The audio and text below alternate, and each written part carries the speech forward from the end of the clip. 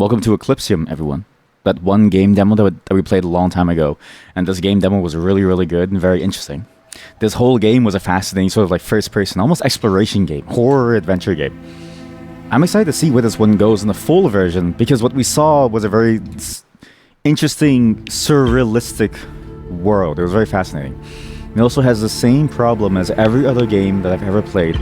Is it hard to add the ability for you to not mute the game when you're alt-tabbed? Like, is that just a Unity 3D don't pause game when alt-tabbed, and Unreal Engine don't pause game when alt-tabbed? Is that like a normal thing? You have to enable run in background, okay? You also have to enable, okay, so it's just a manual setting that you have to do. All right, now I know I'm gonna make it my life's mission to make a mod for every single game that enables that option for you to toggle. Because games like this, sometimes you need life. The hard thing about games like this is that you have life all around you, right?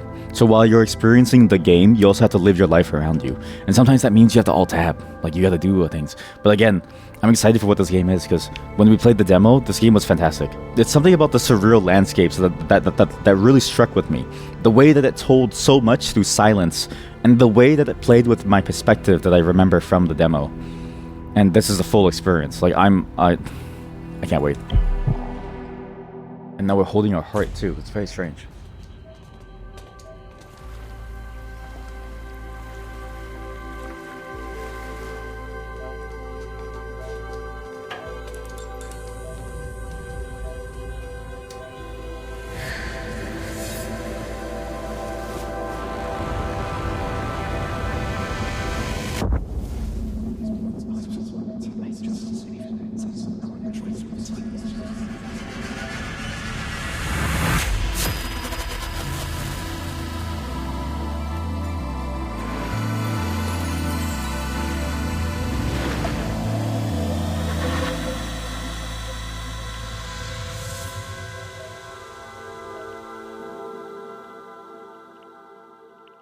That was a very dense intro.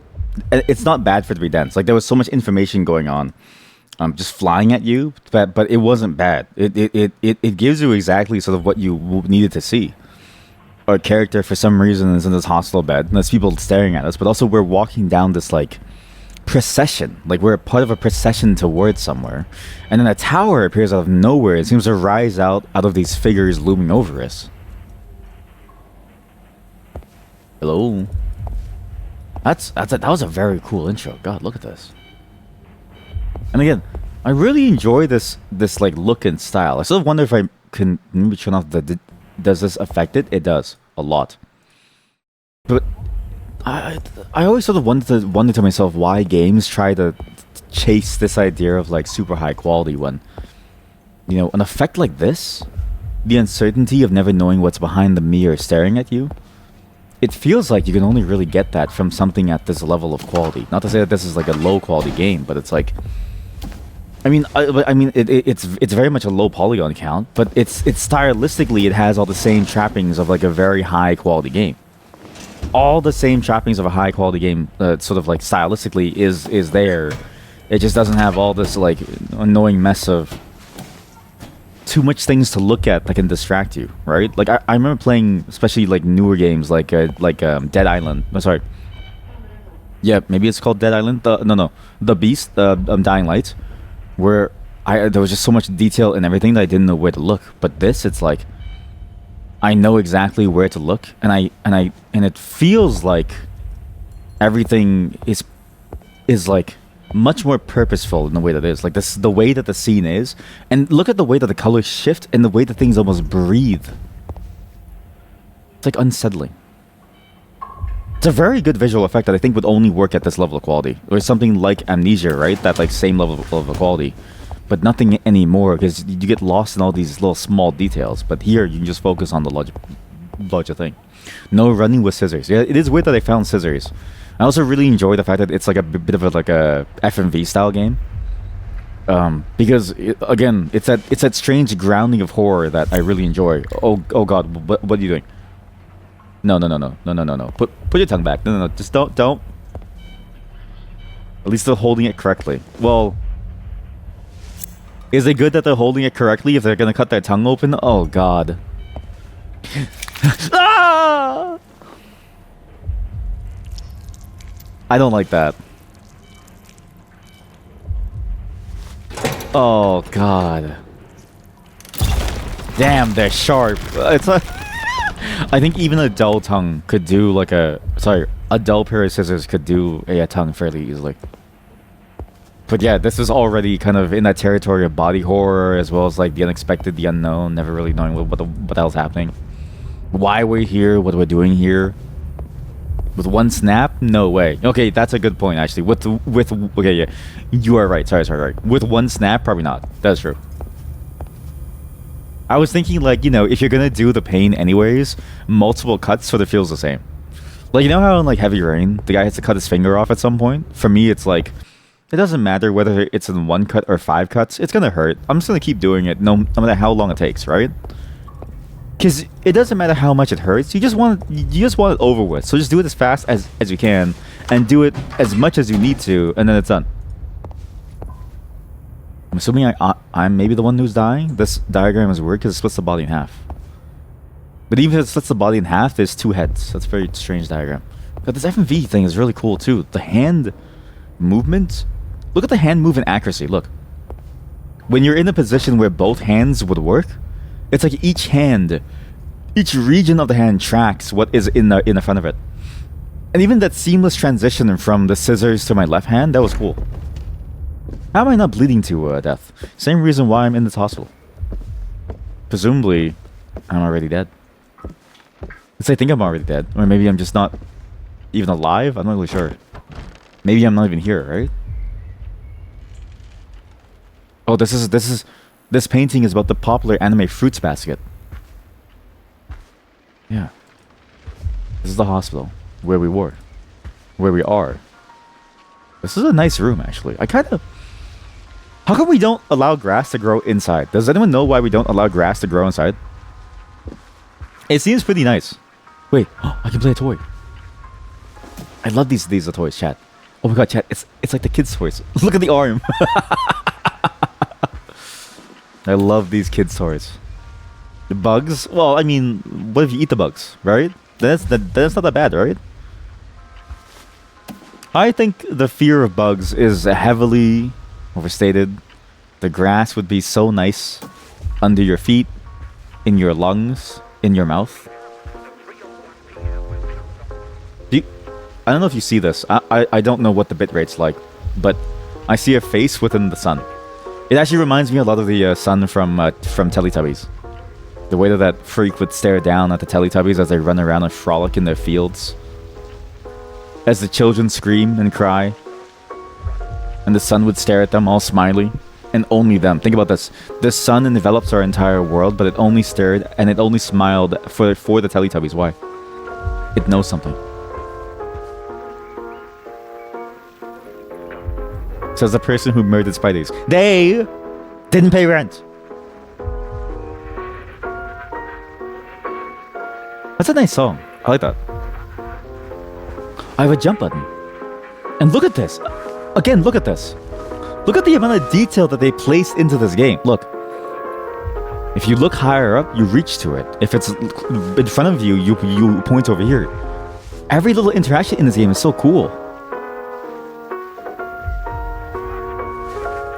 It's a very nice song. I like the song.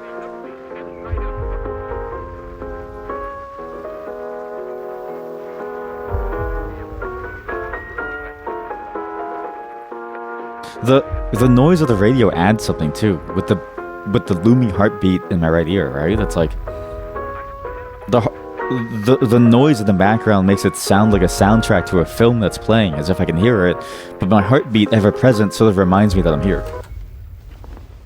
What a fascinating scape, huh? Landscape, soundscape, everything.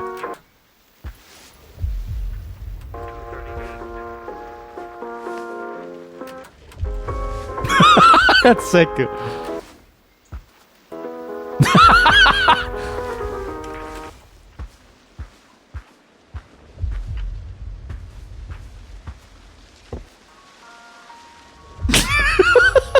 That's really good. good. Sorry, I'm just so fascinated by these details. Wow. Even playing the demo, I think that game had a lot of detail, but this feels like a much more fleshed out version of that level of detail. It's almost so much more that I sort of wonder how they did this. Like look at this. Your hand reaching out to pull the thing. Again, every little bit of this game feels even more high detail than it was in the demo. Wow. And the fact that you can even like do these things is sort of strange, because like, why would you even want to do these things? Not that I guess it matters. It's all the same. No matter what you do, no matter how much you yank it, it never really gets faster. See, it's not about how fast you yank it, how much you yank it. It's about the quality of the yank. What a great song. Is that a... Oh god, is that faces?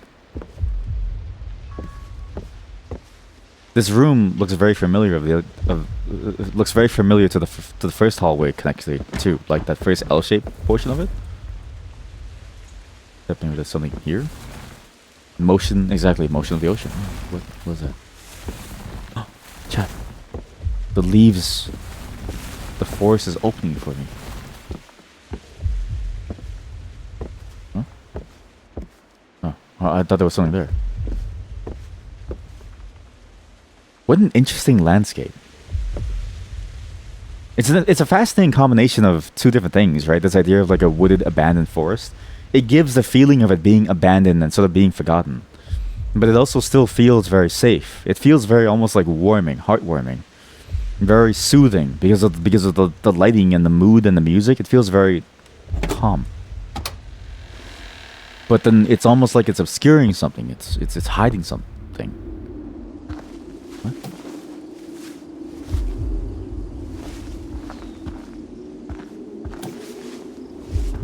This is what I mean by this game was a masterpiece during the demo. Even that trick of like you looking back and you seeing it change, that was what the demo did. That was so cool too.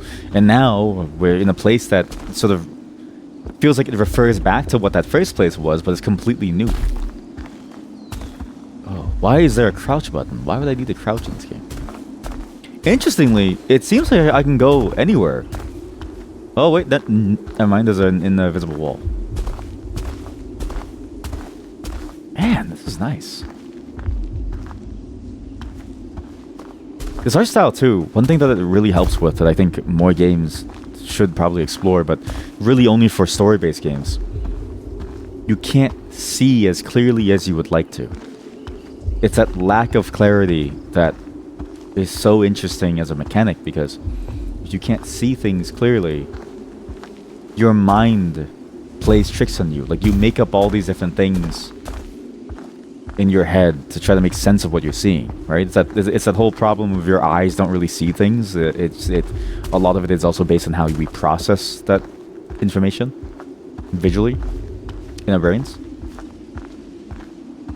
The bit very probably ruins us, actually.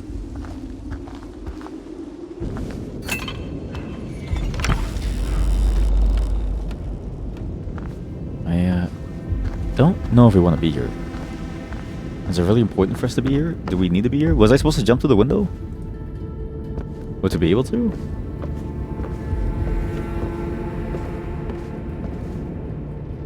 This whole house is ruined too. And it's weird that this house is so high up compared to everything else. Actually, what's even more weird is that there's a pathway to it. There's a pathway down here, a pathway up to it. And it kind of feels like there's different ways that you could go if you wanted to. Like, I might go this way or that way. Or I even might go over here, even. Maybe something down here. But listen to the heartbeat.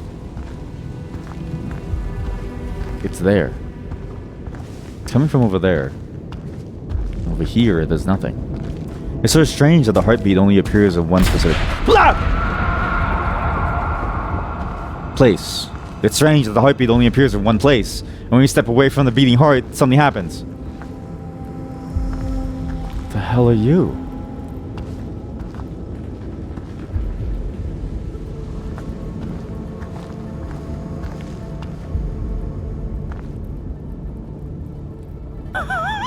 I just get afraid. And it's weird that when we step away from our heartbeat, that happened. The path that doesn't contain our heart makes this whole place go crazy. The gunshot, the scream, the something. Let's continue this way. Maybe there is something here. I'll go back to there afterwards, but I'm curious because there's a fire over here. Actually, there's kind of a pit of hell over here. It looks almost like ribs or something, like a little like bone cavern. But there is a campfire, which is weird for there to be a campfire. Notes. As if somebody was here, camping at some point, and now they're gone. I didn't expect this game to be such a large exploration game. Like the demo was really linear in its approach to how you would go through things, right? I think this is even more interesting than that because you actually seem to get a lot of time and room to explore to whatever you fancy. Oh, I see. It all leads back to the same place. But still, it seems like the pathways you choose are very linear in the end. It's interesting. Oh god, weird. The frog white.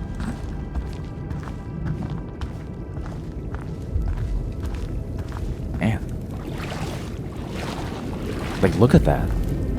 It's like a hurricane starting to form, too. That's why I wanted to play this game. Particularly for today, right? With Karamara is like this idea of like exploring what exactly does make a horror game tick. There's so many different aspects to it, right? It's not just the gameplay, it's not just the jump scares, it's also the environment that you're in. It's the things that you hear and the things that sort of appear around you. It's your expectations in many ways too. It's really cool. It kind of reminds you of Myst. Yeah, it does. It's very Myst-like. Yeah. Whatever that genre of game is, it's very much that, yeah. But almost a little bit more.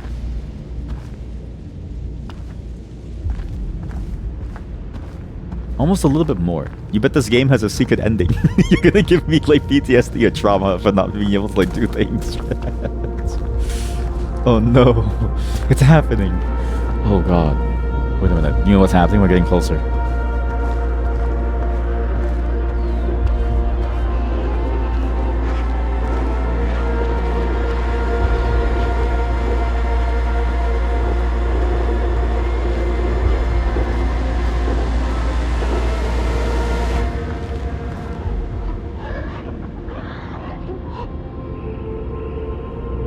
Wow.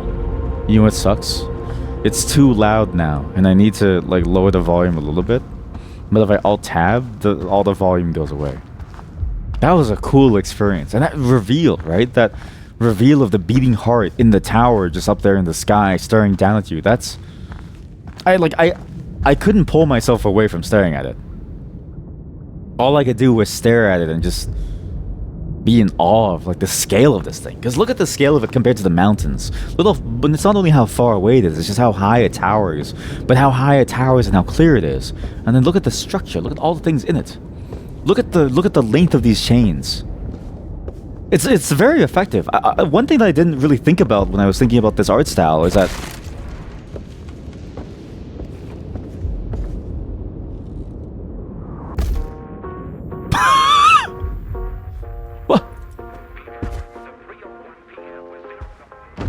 I didn't think I would die there. Sorry. I thought it was gonna be fine. I guess I wake up here if I die. One thing that I didn't think about with this art style that is really cool. What? Secret ending. That's really cool. Is that even the backgrounds, the faraway backgrounds, the scale of it matches in a way that you almost can't even comprehend. Like it's sort of like it feels like an even larger scale than I think a normal 3D game would be able to do. And the door's gone. Okay, that's weird. Like here, look at this background. With this art style, look at this background. If it was any higher quality, right? The foreground and the background having that, like, distance between them in terms of quality, of it being like a static image versus like the foreground 3D would make it so obvious. But here, the illusion is very, very much preserved. it really does feel like all that space is here, even though we know it can't possibly be, because that'd be impossible, just a skybox. But because it's like it's the same level of visual quality and fidelity, it actually does look like it's there and possible for us to reach it. Oh god. Wow. It really does feel like you're in a canyon. It's actually very nice. Oh god. Oh god. Oh god. Oh god! I realize that you shouldn't jump.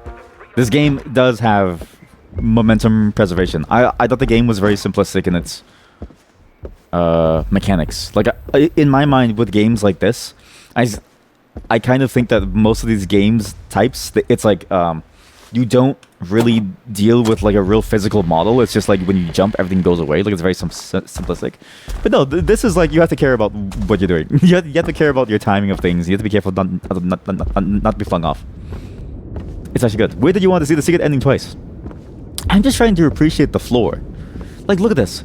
How often do you get to fall into a beautiful chasm, and then get to live to tell the tale, right? Once in your life, you might never get to do this ever again. Like, look. When do you ever get to look down there and just experience what all of this is? Never. You would never get that ever again. Okay.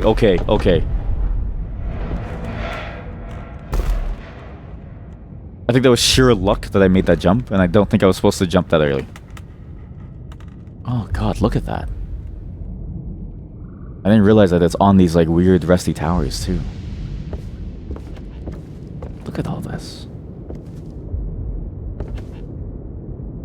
It really does feel like I'm here, as if the scale is real. What a great effect. You know what? That's kind of the thing that I kind of miss in games, I think. Is that like cohesion of everything that you see. The playable bits, the non-playable bits. It's nice to see everything occupy the same space. And it's just distancing sort of being used to determine the importance, right? It's like the quality is all the same. It just feels nice. Very cool. What are you doing? Oh. Oh. Wait, what's down here? What? Wait. Oh, I see. You weren't supposed to jump off. Oh. Oh, okay. Oh, I see. You weren't supposed to jump off. You were supposed to stay in the thing, get over here. You would then climb up this, or maybe you could jump. It just gave you multiple tries. That's an interesting mechanic, to give you multiple tries as the player to make it up to a spot that you'd have to go to. It actually is kind of weird how much space you have to move around in. It does let me see a little bit deeper. Oh god. There's something down there.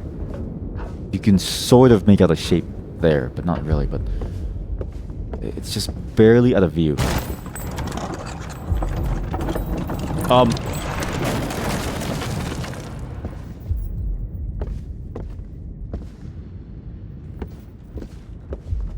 Man, this game is good. The uncertainty of what's going to happen to you. Things just start to fall apart, and it feels like you're just being taken along for a ride. Maybe that's a core part of the experience, though, right? Maybe it wants you to feel like that. Like you don't really have much control, and you're just being taken along for some sort of ride. Because this thing falling is very unexpected, and it made me panic. Like very few games make me feel like I would panic at all, but this one really did make me feel like I'm gonna panic here. Oh god, like I'm panicking here. It's like a Rube Goldberg machine for moving people around. Okay. And you know what? Maybe I was wrong. Maybe this isn't just some static background image. Maybe we do actually go through this entire section.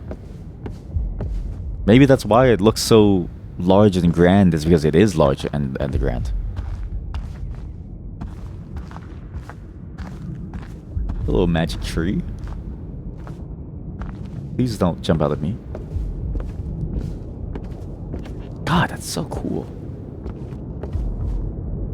And you hear the heart at all times. It's a fascinating framing device. It's a fascinating way to do an objective, right? It's sort of the opposite of yellow paint that you see in other games. It's a yellow noise. It's a white noise in your ears that sort of drags you towards the heart at all times, that makes you want to go there, to remind you that this is what you're doing, ultimately. What?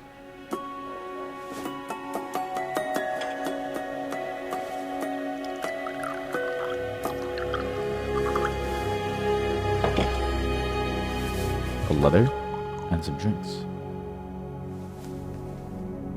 What's in the leather? And those are not my hands.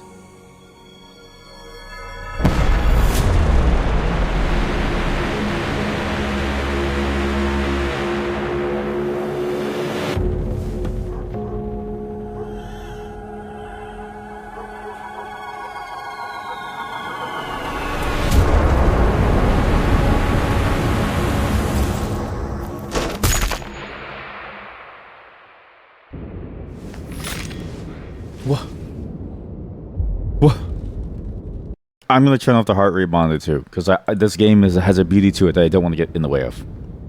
You like the emoting of the hands. I really like the emoting too, but I did not expect that angle. Use the cutting tool to cut through things. I didn't expect that angle. A bomb was dropped, a bullet shot through a soldier, me having a knife and having to do things. That's a very interesting approach for what we're doing here. I can't cut anything anymore. Did I accidentally soft lock myself? Oh wait, no. What did I just press? Yes, I know you have that in your hands. What's the buttons? What's the... oh shit. Yeah. Okay, use it. Use power. Use power. Use hand. Use power. Use it. Ah, god damn, I think I messed up again. I think I accidentally soft locked it again. God damn it, I keep doing this to every single game that I play. Every single game that I play, I always soft lock it in some way, somehow. I know. I know. I know, cut it, please. I'm begging you. What?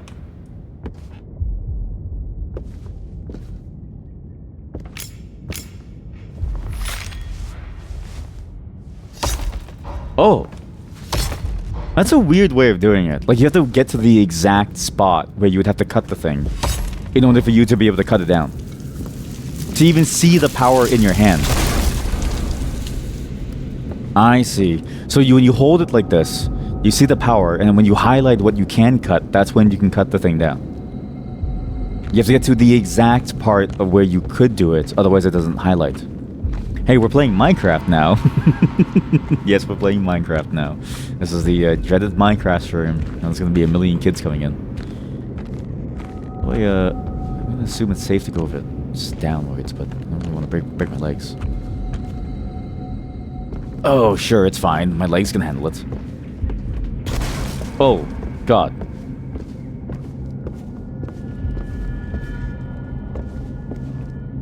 This whole structure is falling apart. Here we go. You literally said I could do this. Oh, I get it. No, it's the way that I use my mouse. So you hold it down, and you move your mouse up to select it. Or something. Yeah. So maybe we get more powers and each one is like a different direction. It's like a directional wheel. It's a little obtuse, but I kind of get it now.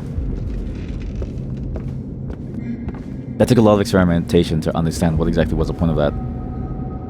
Of it showing up in your hands. And now it makes me wonder what else I could explore, because there's a hole in the side of this building over here. Can I go outside? That's cruel. That's actually like cruel. What would you put hole in building? I can't go in hole in building?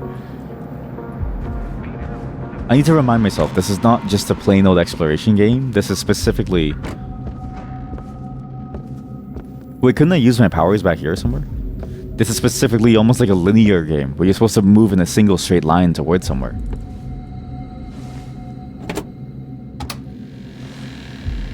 That's sort of the beauty of this game, is that it fools you into believing that there's more. Right? And if you always stay on the beaten path, then you get a very solid experience. It's only when you start to go a little bit too far to explore bits and pieces that you realize, ah, wait, you can't just go out of your way to enter this building with a window that's like there, and the floor and some things isn't real, and some of it will just disappear from your feet.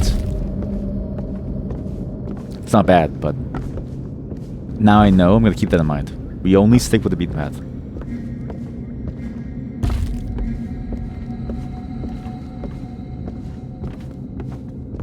I sort of wonder why I'm here. My theory was that we're already dead, and that we're sort of in a hospital recovering. The music that we hear, for instance, seems like the kind of music that you'd hear on a radio or like an old-timey movie. Something that maybe they play to keep all the people sort of happy, right? That they have something to listen to as they're trying to survive. I don't know how far we should be going here. Holy shit. God, I think that level of anxiety of like never knowing when you're gonna stop. It feels like a roller coaster when you're going down the edge or something, and you don't really know when that feeling is going to stop, and it just gets more and more unsettling as you go. Oh god, look how nasty this is.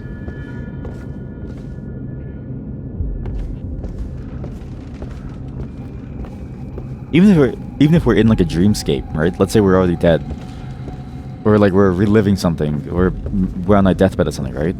Why did we dream of this specifically? These railways, us going deeper and deeper, these like buildings.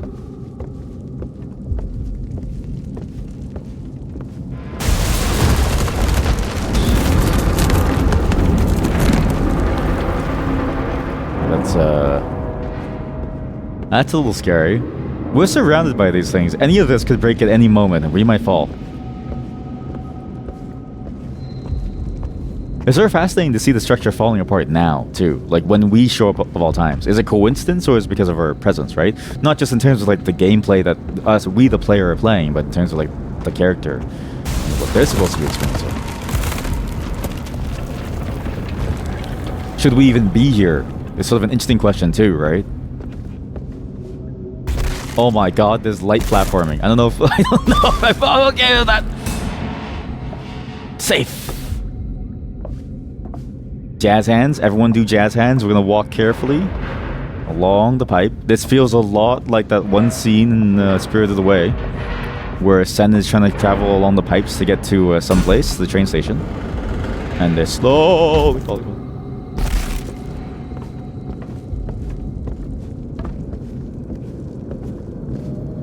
How have I died so many times?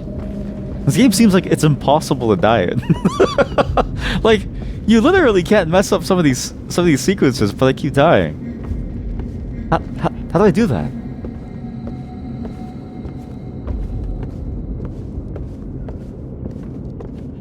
Oh, wow.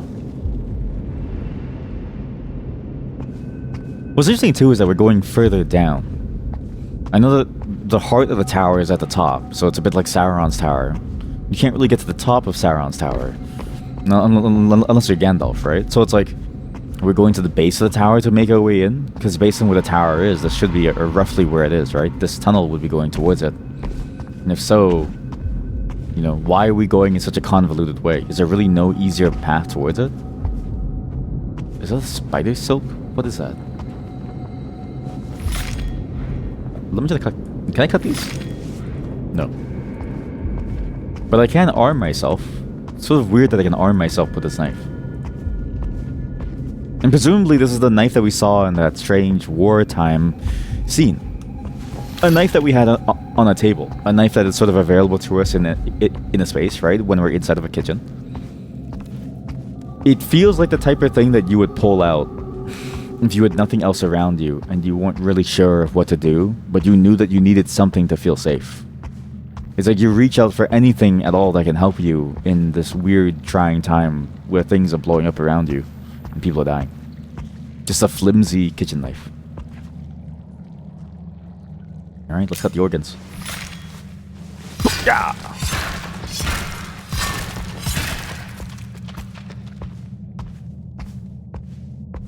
At least it's still working. On the part of our hands now, I guess.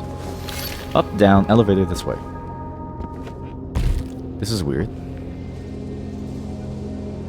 You know, the demo did have this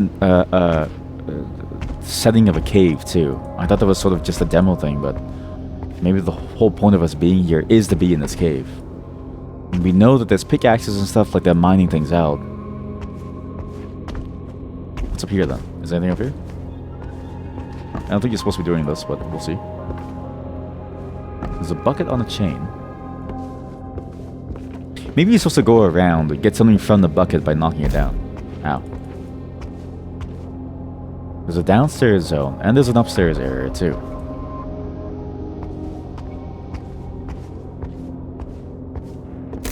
Sure. Hello? The music here too reminds me a lot of, there's a very weird statement, but Resident Evil save room music. Resident Evil 4 specifically, that way it had that quality of like the notes feeling like they were lost in time, being pulled back and being sent forward. No way across. Where would that pathway have even gone if it was there? If it was even possible to walk there?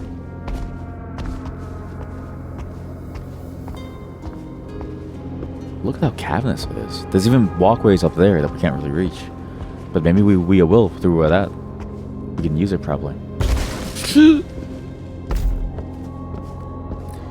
And maybe I was wrong about that space up there. Maybe this whole thing is just an empty space that we're in. But there's only one real path, and there's no real backtracking puzzles. It's just there to show you that there's a scale. Wow.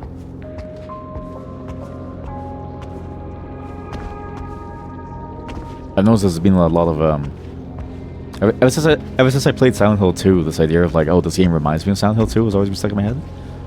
And I've just noticed a lot more that a lot of games try to use the medium as a way to tell a story in a very abstract manner. It's sort of the thing that's unique about games that I really enjoy, is that the mechanics that you play with could be a stand-in for some other larger concept, which is strange because it's like, I don't think you can do that with any other genre. Like, how would you do that for something with like a storybook? Okay, this is a fork in the road. How would you do it for something like I don't know, like a movie? How would you be able to have like a stand-in for something, except for from a visual standpoint? Whereas like for games specifically, the way that you play can be a part of the story. It's sort of fascinating in that sense. This feels a bit like that. That's interesting. That mechanic is a little finicky. This feels like Steven Seagal trying to pretend like he's a martial artist. You know what I mean? I'm not explaining it, but it feels like Steven Seagal pretending that he's a martial artist by doing very weak, like, karate chops on the back of your head. Like, it just doesn't... it's very limp. It's like very limp and weak. Hit it! Not yet.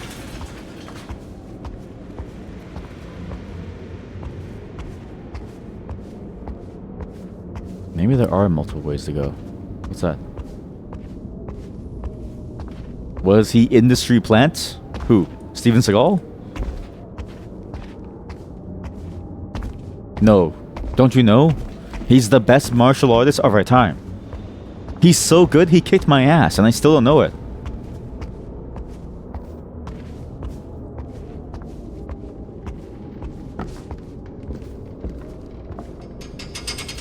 I still don't know that he's kicked my ass. Why are there two different pathways? This is weird. I'm actually getting a little confused now, because it's like, on the one hand, it trains me not to go off on a different angle, but on the other hand, it's like, yeah, maybe you do want to go off on a different side. Oh, no. No, no, no, no, no, no, no, no, no. Hello? I really wish I saw what that other path was. I really wish I saw what that other path was. Uh-oh. But the acting. This is my theory, okay? What if there's an actor that's so good at acting that he's acting like he's a bad actor? How would you ever know that he's an actual bad actor? Think about it. Nicolas Cage, beloved icon, you know, a lost generation of of acting. Just a masterpiece, right? He's not a bad actor. He's just playing the bad actor. Why would I be able to come back up here?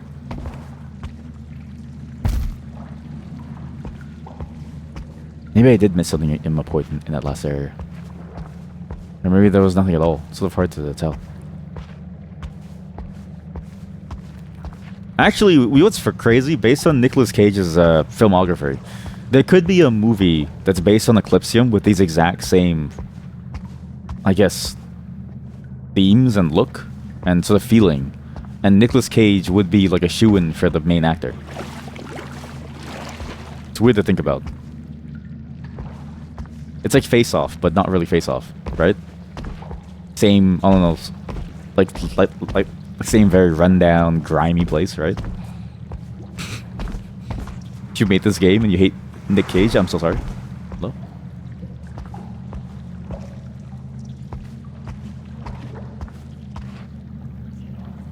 Or if you made Face Off and you hated Nick Cage, I'm sorry.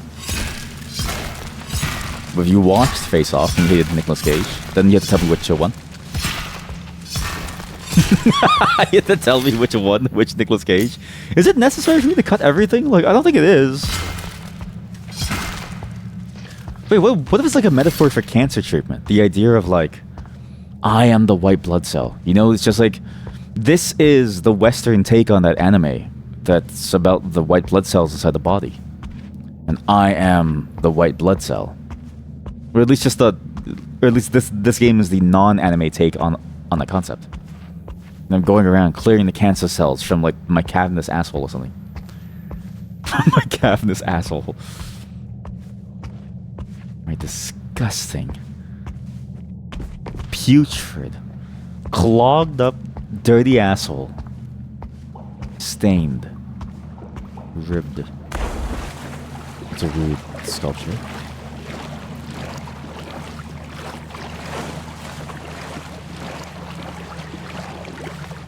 Because why else would we be cutting down flesh? Handblade.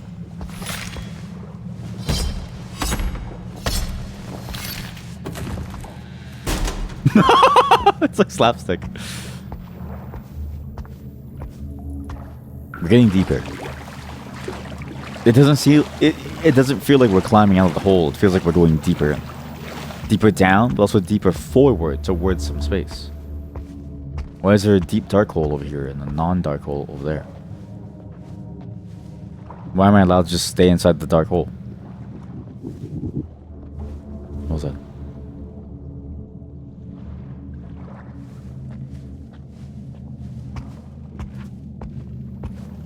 Reminds me a lot of like Dead Lettuce Apartment. The way that game had the entire hallway of your apartment just going nowhere. There to just play tricks on you, right? Hello? Knife hand! I don't feel like... I don't feel too afraid knowing that I can cut people down. Hello? That loading lag is also very painful. Huh.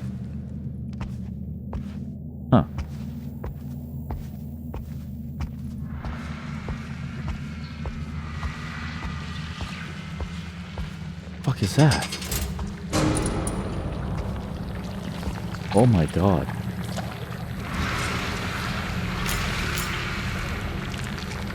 Ew.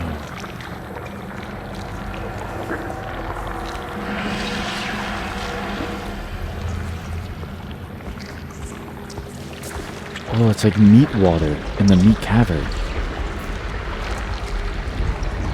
No, it's moving away from me. Why is it moving away? Oh my god.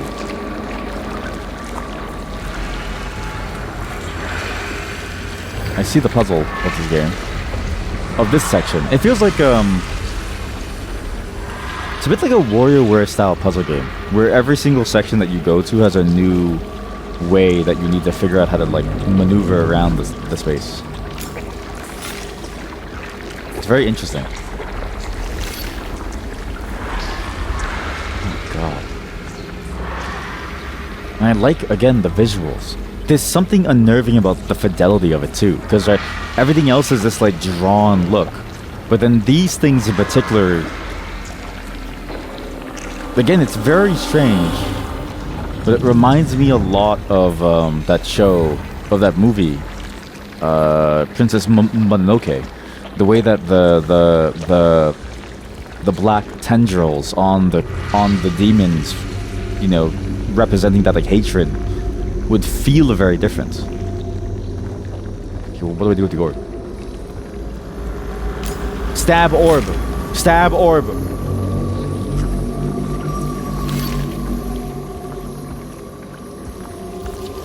What the hell am I supposed to do about this shit? Alright. Oh, wait. We did that one. Right. I know what's going on. You have to do the other pathways.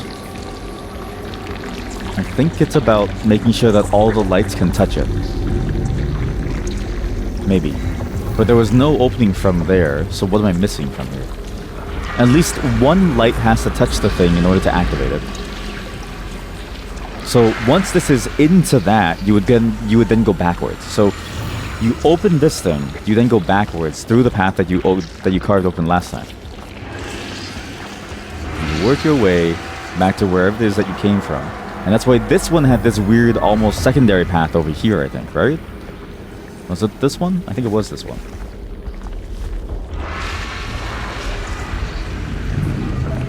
I don't really know. Yes, it kind of was. It kind of was. Yeah, it kind of was this. Though maybe not to that degree. Like, I think I was supposed to maybe be more precise in how I would move it, but it's fine. It worked. 2 of 3, and all you need is 2 to go through now. Okay, cool. This is the third one over here. How did you free yourself? What? I can't move it over there. Why? Oh, because it wants me to go deeper to the hole. Oh, I see.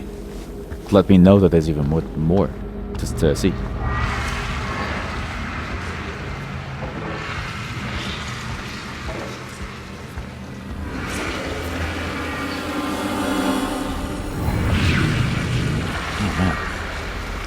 This music is very unnerving too, like very incredibly so. It feels haunting, the way that the notes kind of pop out of nowhere. And then there's this drone. Do you hear that like low humming drone? It reminds me of this feeling. It's like this feeling of you never really know what it is that you're hearing. Like you can't really tell if it's a part of the song or if it's just a part of the world that you're in. If it's something that's there with you or if it's there as part of the background noise. I don't really know what I'm doing here. Why are there 2 different ones? Flip one, I guess? Right is always right, I guess? And oh, you flip both, okay.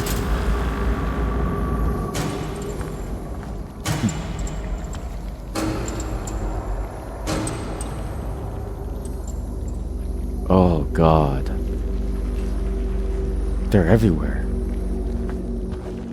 This really does feel like an analogy for a cancer treatment of some kind. This idea of you fighting back. Some entity, something crawling inside of you, right? It's your own body, but it's not you anymore. It's like a decrepit version of you that's trying to kill you.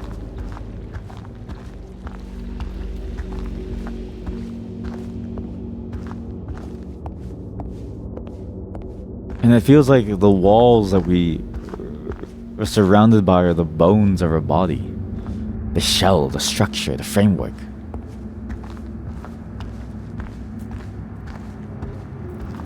I wonder how it feels like to go through all that pain, never really knowing if there's another side to it all. Never really knowing if you'll come out on the other side so the same.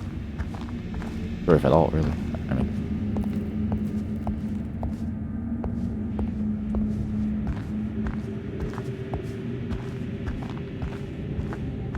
But there's also a bit of hope in me, where I also hope that maybe there's something more to this than just that concept, that idea of like, it is a layer of abstraction for your body. Maybe there could be more going on. Maybe it's something involving your, you know, maybe there's like a cult or something. I don't know. Maybe there's something weird supernatural origin for what this is. Not that I think everything needs to have a supernatural origin, but I think it'd be interesting too.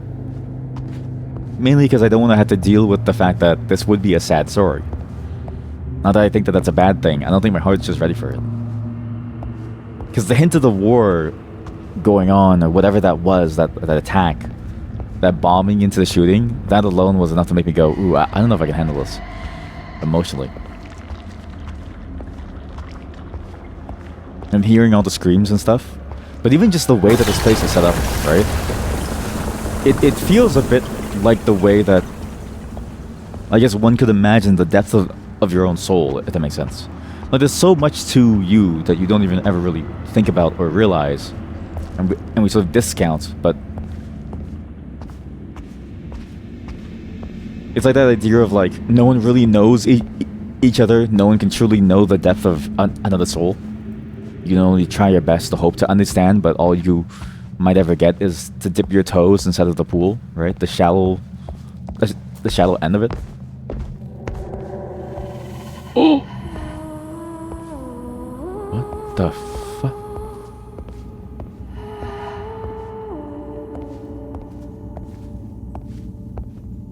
What the hell was that? Yeah, sure, I'll touch the mysterious red orb. What are you doing? Put your hands down. What are you doing?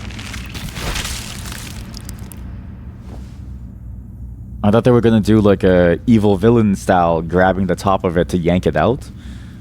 To yank this thing out? I didn't know I would just grab my heart. We can just do that? I don't know if we can, but I guess we have to. This is the Eclipsium that we saw. I'm calling it the Eclipsium, but it was that tower. Something's aligning.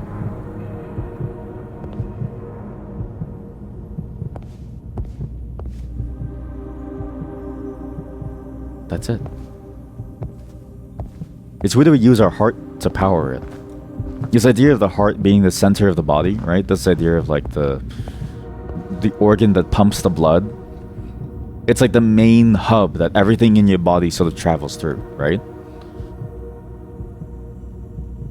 It's a fascinating concept to think about from like a standpoint, from like a layman's perspective of your body, but also then this. To you, it's your brain. Well, I guess your brain too, everything would pass through it too, but like, speaking specifically about like the flow from your toes to your head, wouldn't that just be the nerves then? Although I guess you could then devolve it the same way to be like a thing of like, it's your veins and not your heart. But when I think about delivery of life to your body, I think about the heart. Because specifically, it's the blood that flows through your body, right? And that blood carries the oxygen, carries the nutrients, carries like a bunch of things that your body needs. In fact, your brain is dependent on the heart to keep it alive.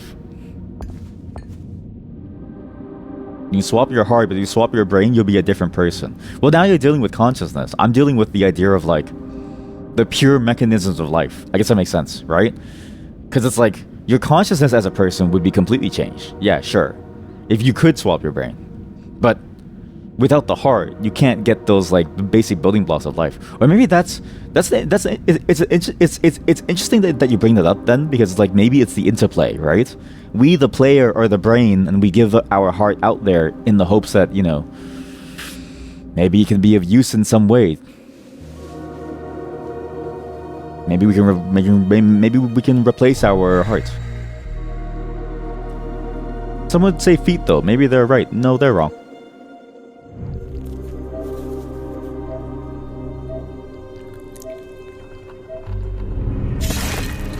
Oh god.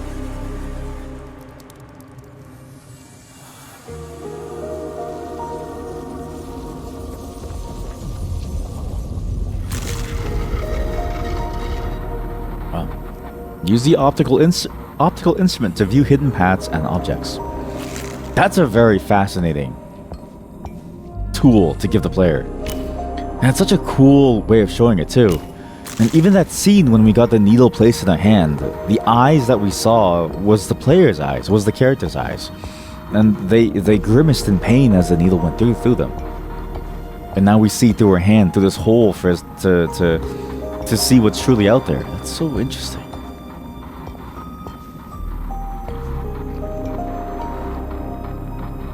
To see trees. Yeah, optical.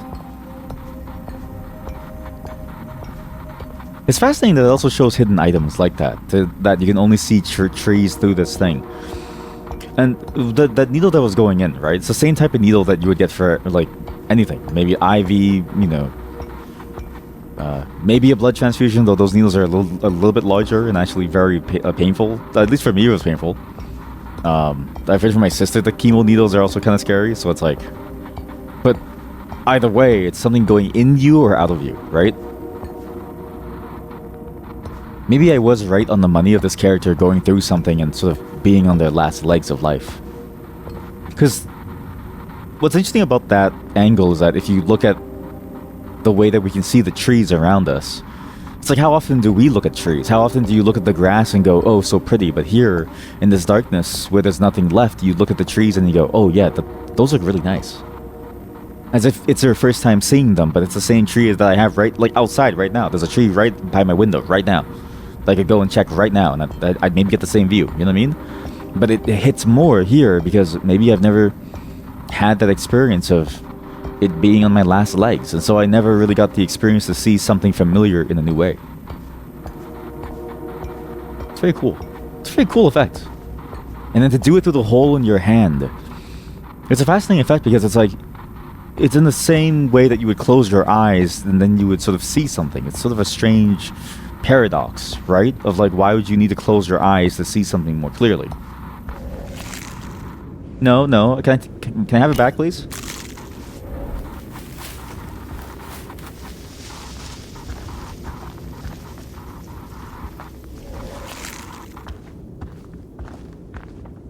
And now we're in the woods.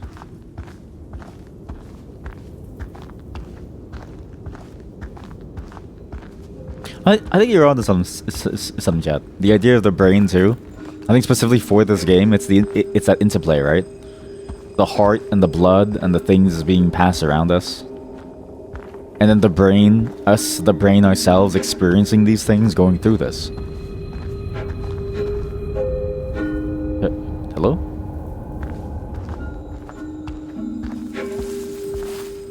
What was that?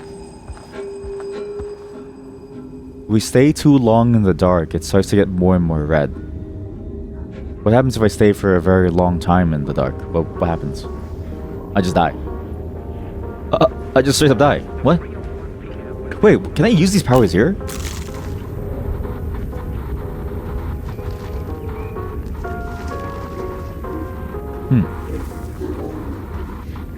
Wait, shh.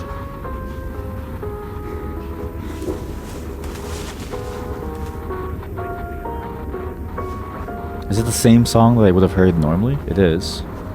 But it feels like the noises in the song are even louder. It's also strange that you can come back here to use these powers, in this zone in particular. This has to be a very important mechanic at some point for us to do. Because they wouldn't bother doing this if it wasn't important in some way, right? Well, maybe that's not true, because I can't even open this door now. Or maybe I can. Let me in! No. Maybe I've just never noticed that noise in the back of someone speaking to me. Maybe it doesn't matter here. Maybe it is just a single linear trek through a space. But then why would it bring you back here every single time, and why would it let you enter this room? But that's sort of the point, right? Is that we're in a hospital. We're in a hospital. We know that we're in there, and we see these faces hovering over us. This is where we really are. That's why every time we die, we come back here. This is our starting zone, because this is where we are. Maybe that's why. It doesn't seem like there's anything out of the ordinary, too. The entrance to the world of Eclipsium is also interesting because it's tailored to what it was that you last were in. Because we're in this wooded area, it's now a bunch of trees. In the previous zone, it was like that tunnel, that like mine tunnel that we had to go through. Where's that ghost?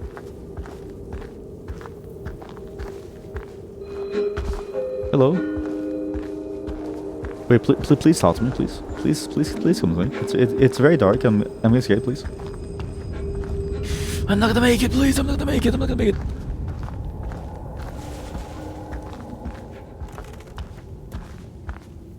It's fascinating to hear those noises coming from the ghost too, like a broken music box. It's the same tune over and over, which makes it feel like a music box, because music boxes are very repetitive, right? And to hear it be broken, you would know, because it's like I don't know how to explain it, but like the way it pitches up and down, or it's like kind of off, it's very wobbly.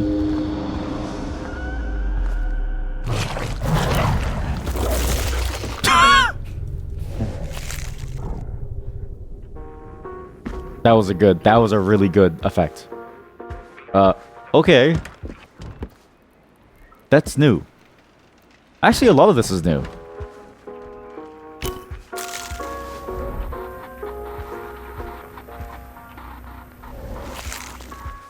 What is the point of this kid's story? A lot of this is really new. I swear that table wasn't there last time. Was it there last time? I don't remember it being there last time. This is the same. Am I going crazy? What if... I didn't die, did I?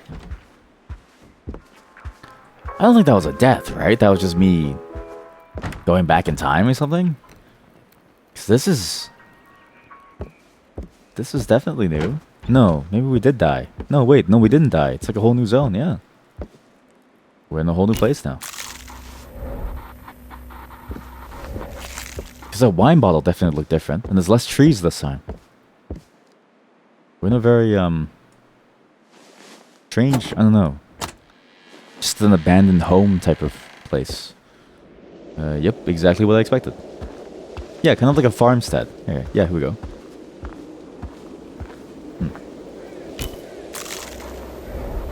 I wonder how important this is to keep going at all times.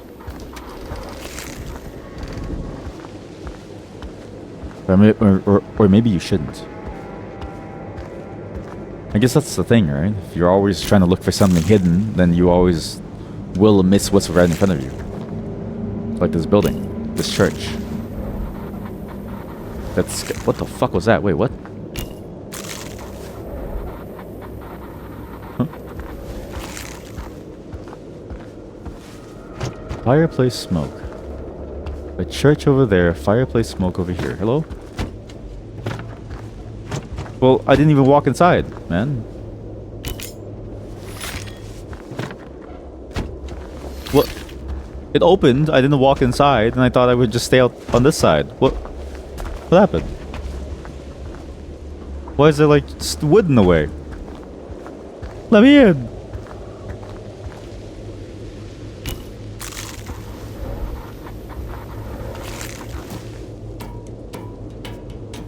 Wow. They even synced up the animation of the hands climbing. Every little detail in this game is so good. Now, why would we need to be here? To get a key? Through the fire? Oh, now that's painful for you? Wow, I can't imagine why that's painful for you. You would think everything else that we've been doing was also just as painful. What? Okay, I know this is crazy, but... use this to pull the key out. Use it to pull the key out. Trust me on this. Oh no, it's a MacGuffin.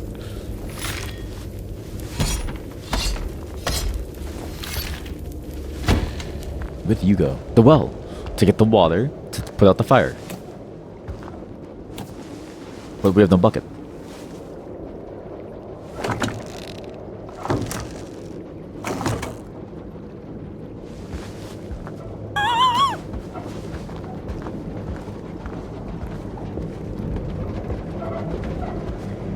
Yeah, we're gonna need the bucket to get this thing.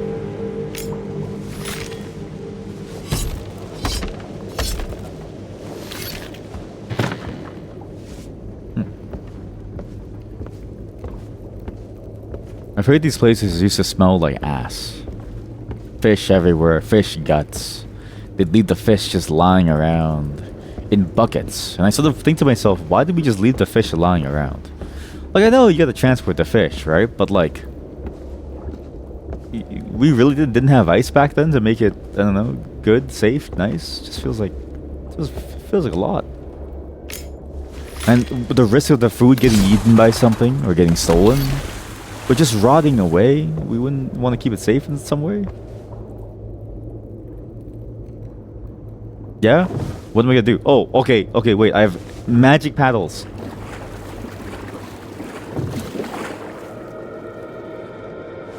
I can't control which way I'm looking. I seem to just be going away from town. I don't think I'm supposed to be doing this.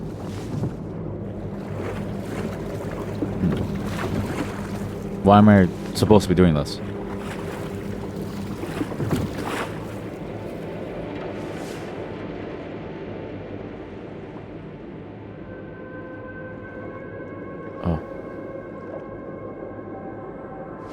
Oh, toxic waste.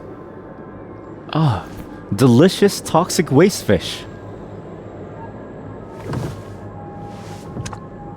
Uh-oh.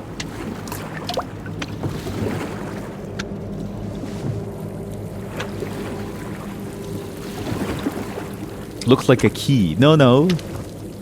It's just a fish after it's had too much plutonium.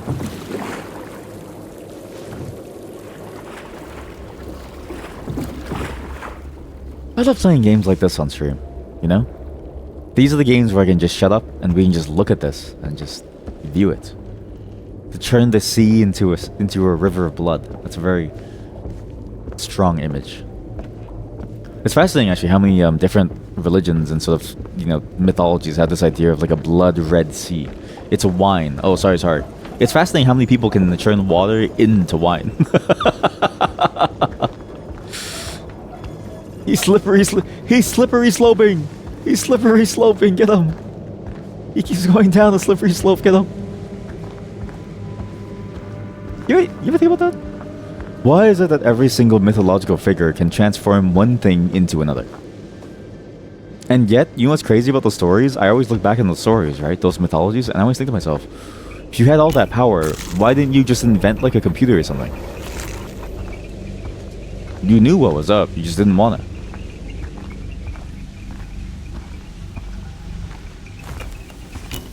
It's a very fascinating map.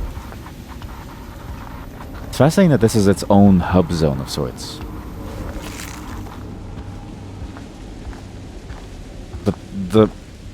It's fascinating that we're just going through different environments as a whole. It's very odd. Wind chimes on the trees. Outside. Someone singing.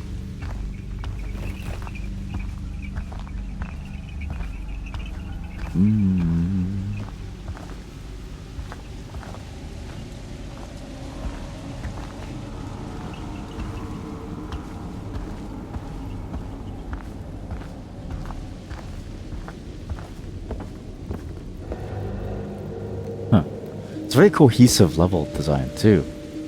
Even in this isolated place, and it feels like a witch's cabin, it still feels like you're part of that same map.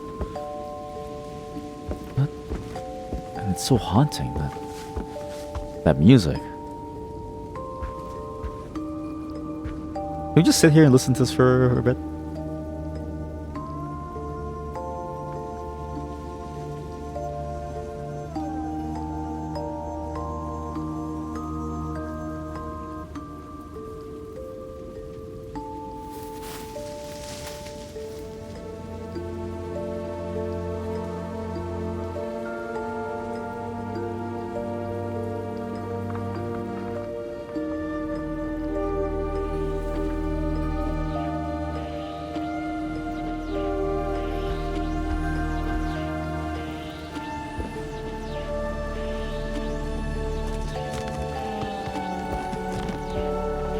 It's a very interesting song. It's a bit like a combination of an electronic song, something that you'd find in Blade Runner. But it also has that almost natural sound of the chimes, right? It's sort of that almost like fairy sounding instrument, if that makes sense. And then but that electronic sound gives way to a sound that sounds like a violin. It sounds like a flute, almost like the wind. In this context, that's a very interesting song to listen to, because we are in this sort of stereotypical idea of a witch's cabin. But even these things hanging from the ceiling, this almost looks like a body. If you look at it from certain angles, it's almost a little unnerving to see everything here. As if we're just one step away from seeing what it really is.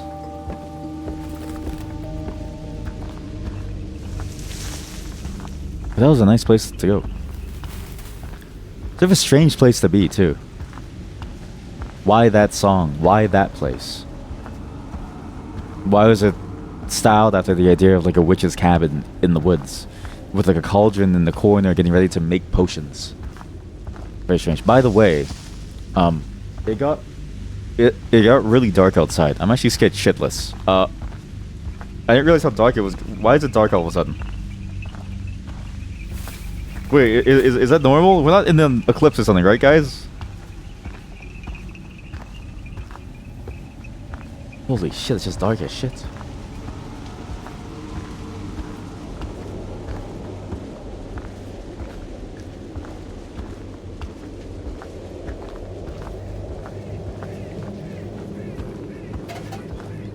Yeah, hook it on. I don't know what you're gonna do, but sure, try it. There we go. We pull it up, we get the key, we go inside. Haven't even been here yet, but the stuff over here as well with the water wall. The water at this point, though, is a little nasty, right? Although I guess it's two different sources, so it doesn't really matter. But keep cranked it.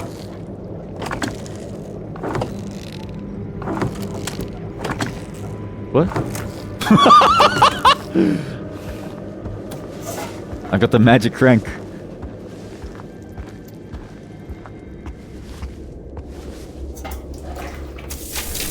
Nice. So now I've got two keys. And both keys looked very similar to each other. They both had that weird knot at the end. Maybe it's a generic look for a key. But it's fascinating that you have to go out to the river to get one key, and you could do that key over here. Was it a choice that I could have made? And did I choose poorly? Or did I need both keys? I guess we'll have to see, but if it was a choice, it makes me wonder why it's a choice and why I chose that key in particular. We can't open this though. That's a bit weird. Actually, that we can open this and go over there too.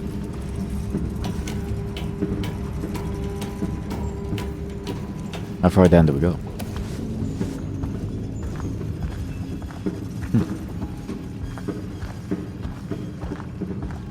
Reminds me a lot of the tunnels that we came from in the first map, actually. What the hell is this? This is where the well was. And this is where we get the keys. So we needed every single key. It's not a choice. This game is a linear game.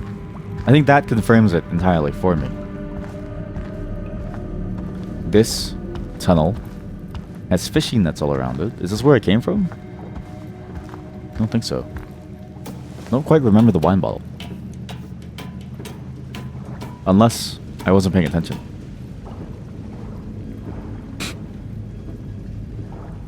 Oh, I see. It's a shortcut that you could have used, that you opened that hatch to go to the fishing zone. It's a much faster way to get around had I known to open that up. And you know what? It's why you can open it up, because when you open it up, you go down here after you get every single key. I bet you this key was in the smith.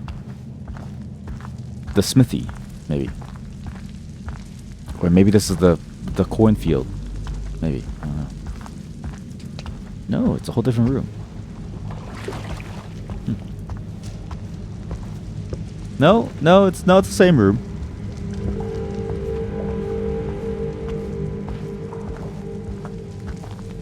It's kind of weird that the game would let you do that. That the game would let you go around and sort of like get lost in these certain zones, especially with the pace that you move at. It's a little bit meandering, which is kind of the point. But for spaces like this, it doesn't feel like there's much here compared to the above ground where you see everything. This is just a shortcut to go back, basically. The wheat hanging from the ceiling. We know this is the wheel. The wheat mill. And the scarecrow. And somewhere in the field, there's the last key somewhere. In the building.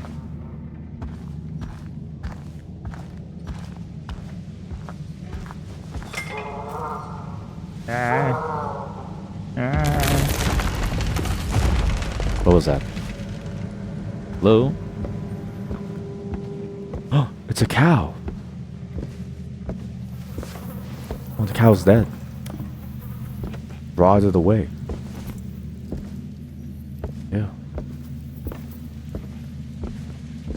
But it was making noises before.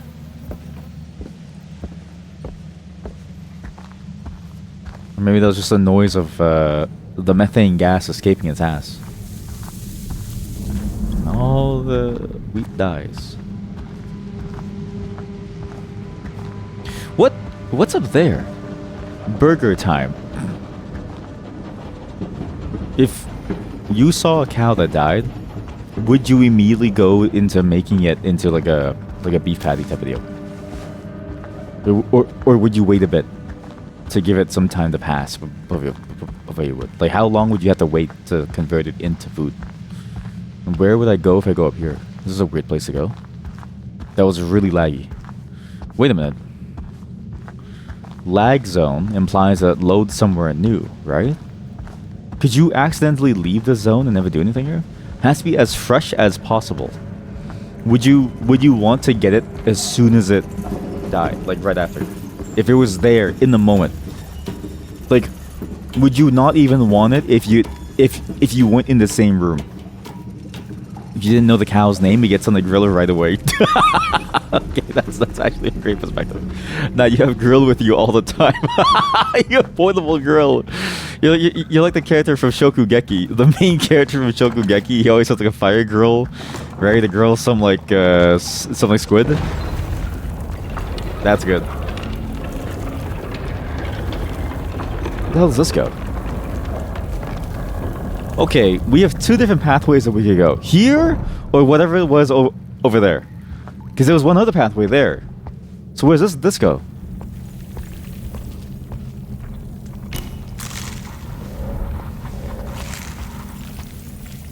Oh god, that's such a weird effect. I know the floor is right there, but it feels like it's infinitely deep. As if it's almost as if I'm falling into something and not really that I'm walking towards something. In fact, it feels like I'm falling even faster towards it. That's such a terrifying effect. And why is it this way but not the other way? Hey, I didn't see you. Hi. Hello.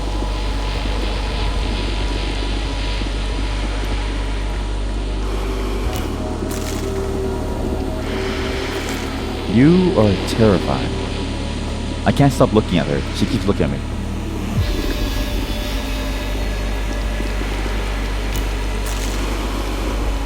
That scared the shit out of me.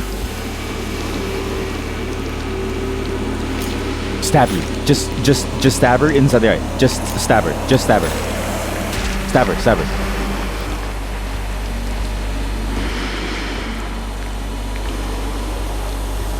Grill her eye. It's strange that she's in here just waiting and looking around. And why I can't seem to look away from her.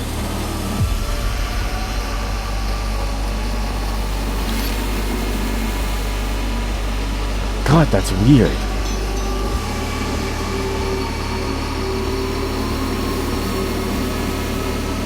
The hell is this?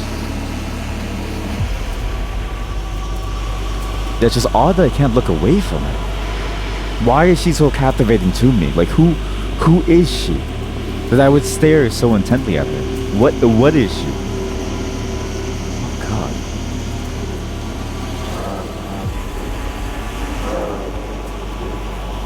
Oh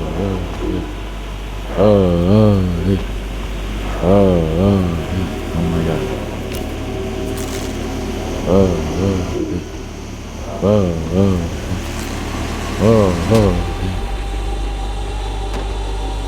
Some awful ritual or something. Such an unsettling character, because you can get so close to her that she can sniff you. She can sniff you under her nose. It's actually terrifying. It's so dark at the moment that I'm kind of freaking the fuck out. Go into the eye. I don't know if I can. I can't really get up there. It doesn't let me. I just have to walk past and continue down my path. But she's reaching out to me, as if she wants to grab me at some point. Or maybe she's trying to stop me. Who knows? Go into the nose. Hey, stop. Wait, no. Honey! Come back to me, honey! No, my waifu, my giant waifu. Why'd I lock her away? I'm a fool! I'm a fool who locked my giant waifu behind the door! And now I'll never get to see her.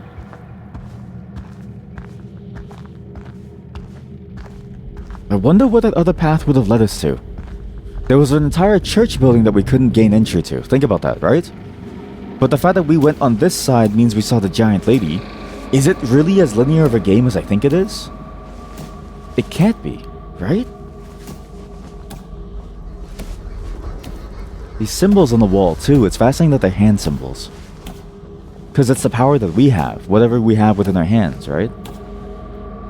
Look at this. Left hand. Wait a minute. If you can see your palm, right hand, left hand, right hand, right hand. Left hand, right hand, left hand, right hand. Right, or right, left, right, left, right. Wait. Right, left, huh? Right, left, right. Right, left, right. Left, right. Right, left, right, left, right. Right, left, right, left, right. Right, left, right, left, right. Right, left, right, left, right. Because you can see your palm. Why is this pattern repeated all across the walls?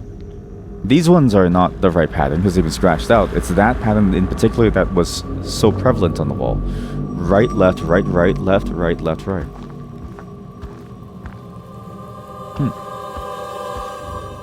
We do know that the character has two hands, but we only really use one at the moment.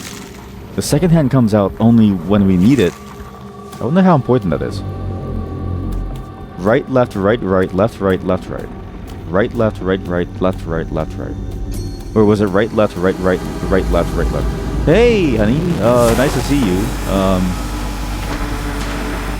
But the music is so loud and haunting. Jesus.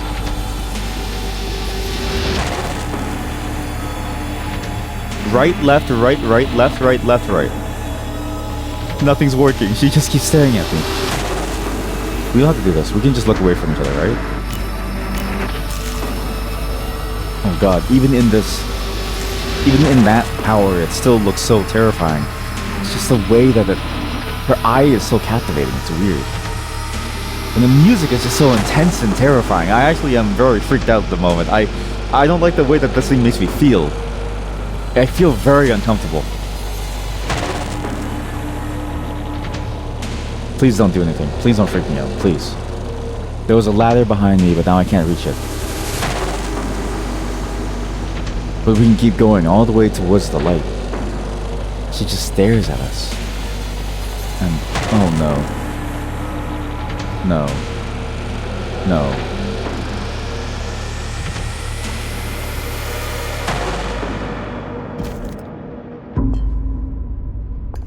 I still can't look around. I can only walk. As if, see that? As if I'm captivated by something. Kinky. Yeah, that was weird. To look into her pupil and go deep into her pupil. Why was that such a fearful thing? Think about that as I turn on my lights. I'm actually like freaking out because it's so dark. I'm sorry. No, I shouldn't turn on my lights. Just stick with it. the same fear that I have when I have to look into somebody's eyes. You know what I mean? It's that same idea of like, I feel like I'm looking too closely at them, as if they're looking too closely into me. Actually, you know what's funny? The mod's technique for getting around this problem is to stare at someone's forehead. That's what she said. What? So now there's candles inside the sink, but we're back in the hospital. The music changed. No, it's the same. But we're back here. Yeah, don't blame me. That's what the mod said. She said, if you don't want to stare at someone's eyes, stare at their forehead. And then the other person calls them out. Yeah, exactly. It's like, are you really staring at me? Hey, my eyes are down here, buddy.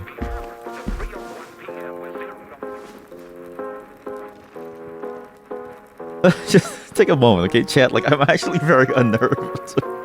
It's cold, too. Like, I don't know. I feel kind of freaked out, chat. This is why I wanted the longest streams today, because I thought it'd be fun to play later, but oh god. I'm very perturbed.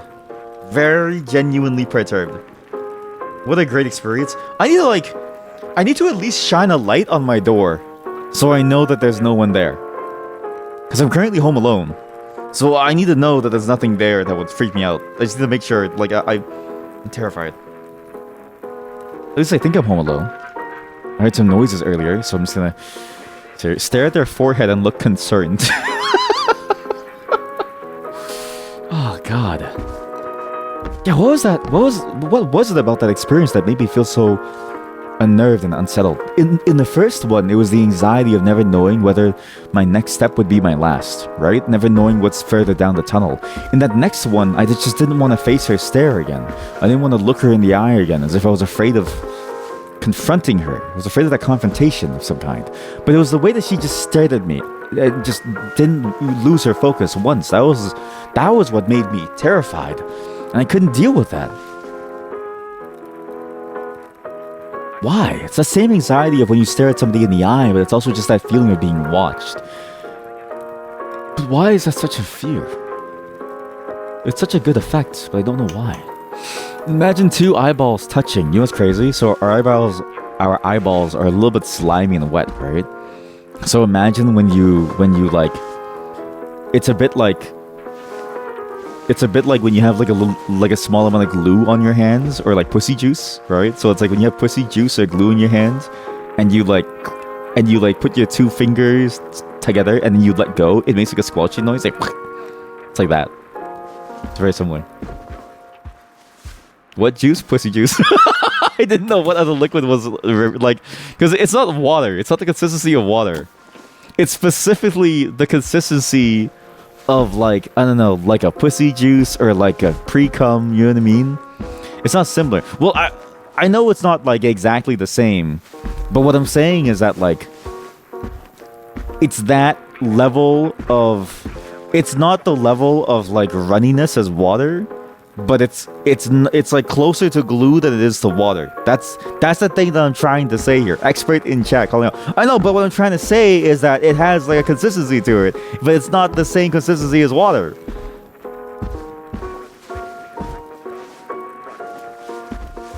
Yeah, it's, well, I don't know if thick water is the way to call it, because is it? Because it sounds nasty. I don't know. I'd rather hear pussy juice than like thick water. Because when I think of thick water, I think of the globs. It's not the same consistency. It's not the same consistency. What I'm trying to say is, it's not. I'm not trying to make it the same consistency. You're not understanding my point. I'm trying to make. I know what I'm trying to say is, it's not the same as water. I'm trying to make the point that imagine a liquid that's not the same as water. I know what you're saying. I know that you own one. What I'm trying to say is that it's not the same consistency as water. It's not like it has that like weird quality about it. That's what that feels like.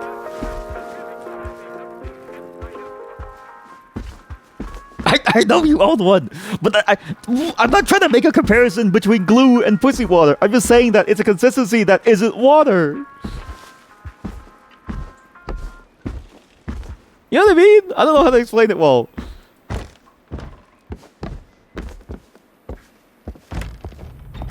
It's more like blood consistency. Wait, for your eyes? Yeah, any consistency that isn't like water, that's exactly what I'm trying to get at. Yeah, yeah, yeah.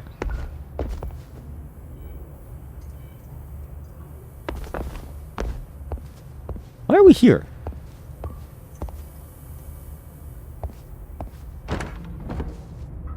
How come I can't use my powers in there? That's kind of weird. Look, it cancels us.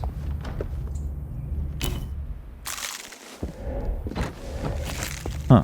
It doesn't even let me select it. That's kind of weird. Maybe the doctors heard me say that and they were like, "Hey, maybe we should like continue operating on you. Maybe you need more help." What the fuck? I thought that was a bazooka. There's no way we're gonna be able to carry this thing somewhere useful.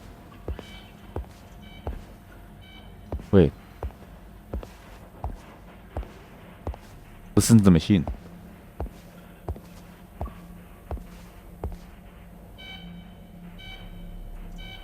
Isn't that the is that like the alert sound? Sounds very familiar to the alert sound. Are we dead? We might be dead. What am I holding? Pussy juice container. It's like a jug of pussy juice. You just carry it around me, just at any moment when I need like a nice little drink. Sigh. So now we're at the church. That's hostile beep sound. You're in a coma. Wake up, streamer. Wake up.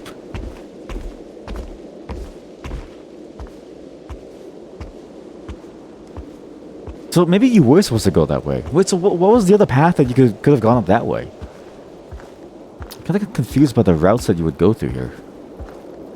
Because there was also the side path that you could have gone up that way. So where'd you go?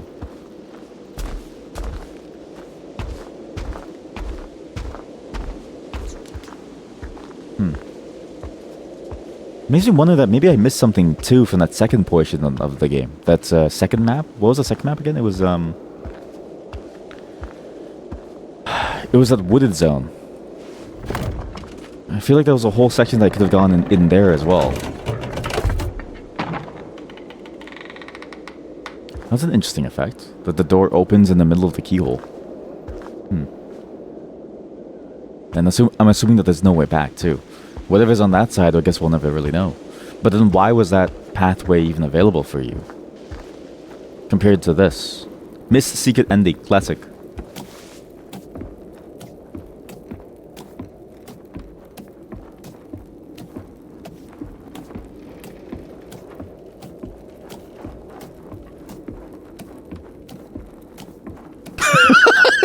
This feels like the Metal Gear Solid thing when you get to climb up a little ladder.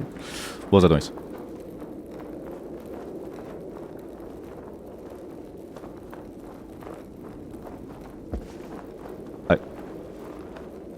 Oh. Someone's home. I heard like a kid. I heard a kid laughing, and I was like, what the hell is that noise?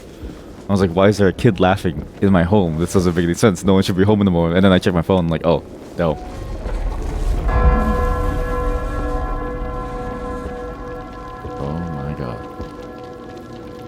The houses are on fire.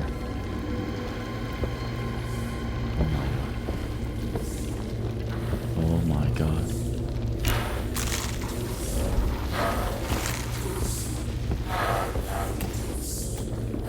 Nah, are you sure they're a real person on in the house? I don't know anything anymore. I don't even know pussy juice.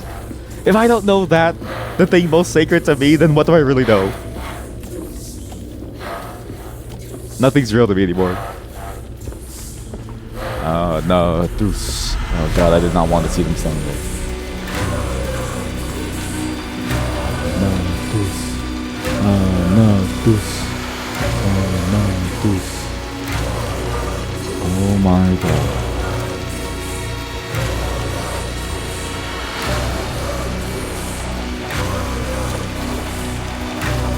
Why are we doing this to you?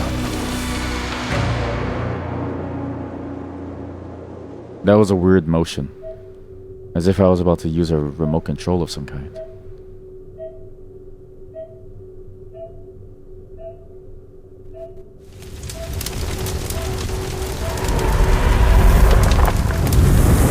But, wait. What was that? Use the burning instrument to light your path. I feel like that cutscene wasn't supposed to be like that. I feel like the cutscene was supposed to be very different. Because, it seemed to get stuck in something.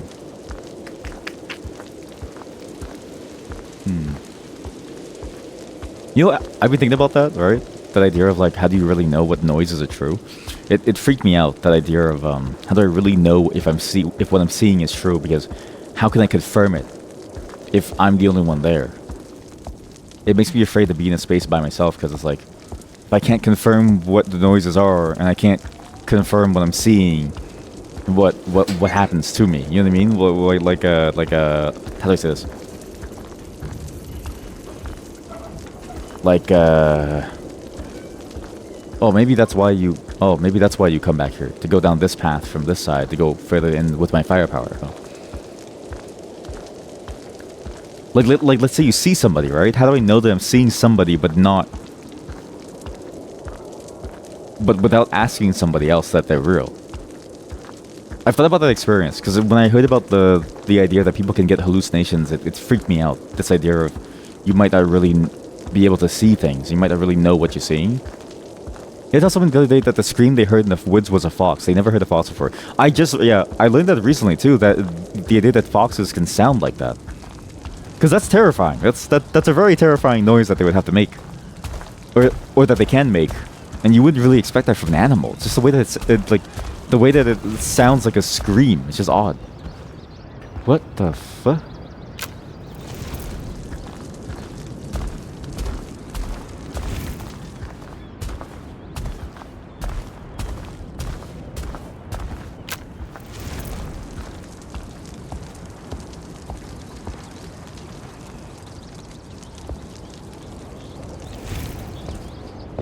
Would you say it sounds like a person scream? Because when I hear it though, right? When I heard the video, I was like, it sounds like a yelp, but I wasn't really sure if I could categorize it as a scream. Okay, so maybe I haven't heard people screaming. Maybe I haven't heard people screaming. Or maybe the video was just a low quality one, because it sounded like they were far away. God. But it sounded more like a yelp, but not like a yelp of a dog, but like a yelp from a person. But not a scream. Or maybe I'm thinking of the wrong noise. It is actually weird, actually, that my city has foxes, but we don't see any. It's sort of odd. We know that they exist. Because, like, apparently there's stats on what animals we have in the city, but I've never personally seen one in my area. Only on the video, and that's the only way that I would know. You live in the woods, you get bears sometimes. Okay, what do coyotes sound like? And coyotes howling, do they sound like dogs? Do bears make noises? Do they actually do the growl like you would hear them within games? What other animals do you hear?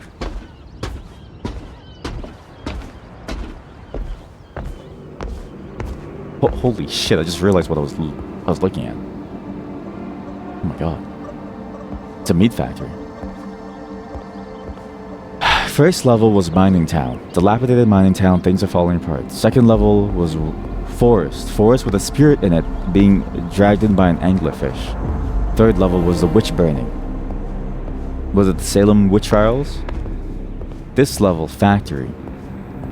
Smoke in the sky, the meat going into it as if it's being packed, but also this idea of like industrialization. Surrounded by water everywhere. Coyotes sound more like dogs. You haven't heard what a bear sounds like. You yelled at the bear instead. Oh, is it like that thing where it's like certain bear you do this, other bear you do this, final bear you play dead, otherwise you will be dead or something? I'm assuming you have the bear where it's like see this bear, do scream. Oh, okay. That okay. Well, I had no clue that works. Yeah, what a weird place. I see why we have the firepower to go into here. This feels like a very oppressive structure. It feels like a mega structure of suffering. A mega structure of meatpacking. Was it? Yeah. Was it a black bear or a brown bear? This is why I would die in the face of nature. Right? The expert is here, okay? The expert is here. We're gonna listen to the expert. Because when I think of animals, I think of myself, I'm gonna die. When I think of, people, I think, I don't know what I'm doing. Black one, you scream. Brown one, you run, right? And then is it the polar bear, you lie down? Or more like you are dead? What? Well, I'm dead regardless.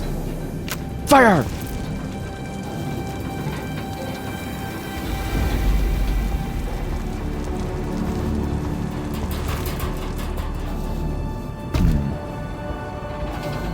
It was a black one. It was in your backyard, so you yelled and shook a bell to scare it. Oh.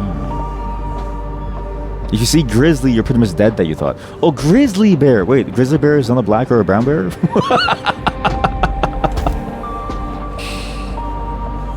See, this is why whenever you hear what I say on stream, take it with a heavy dose of salt.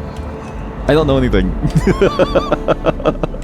It's like it's the fallacy of knowledge. It's that fallacy of expert thing where it's like I'm only really knowledgeable about whatever I program in very specifically, but not everything. Polar bear, you're dead too. Okay, well, looks like I'm not moving to the Arctic then. Can I see the inside of this, maybe? No. So it's not X-ray. Gotcha.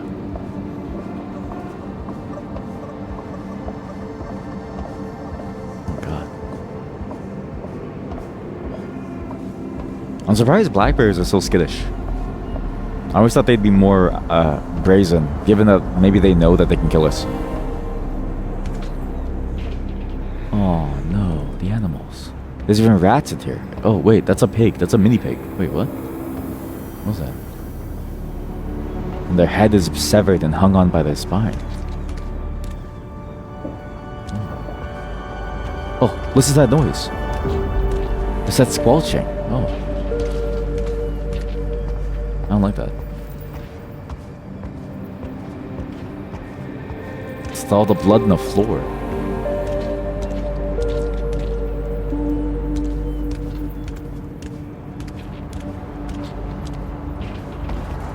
You know, there was one thing that I do have first-hand experience in. It's the whole, like, butchering an animal thing.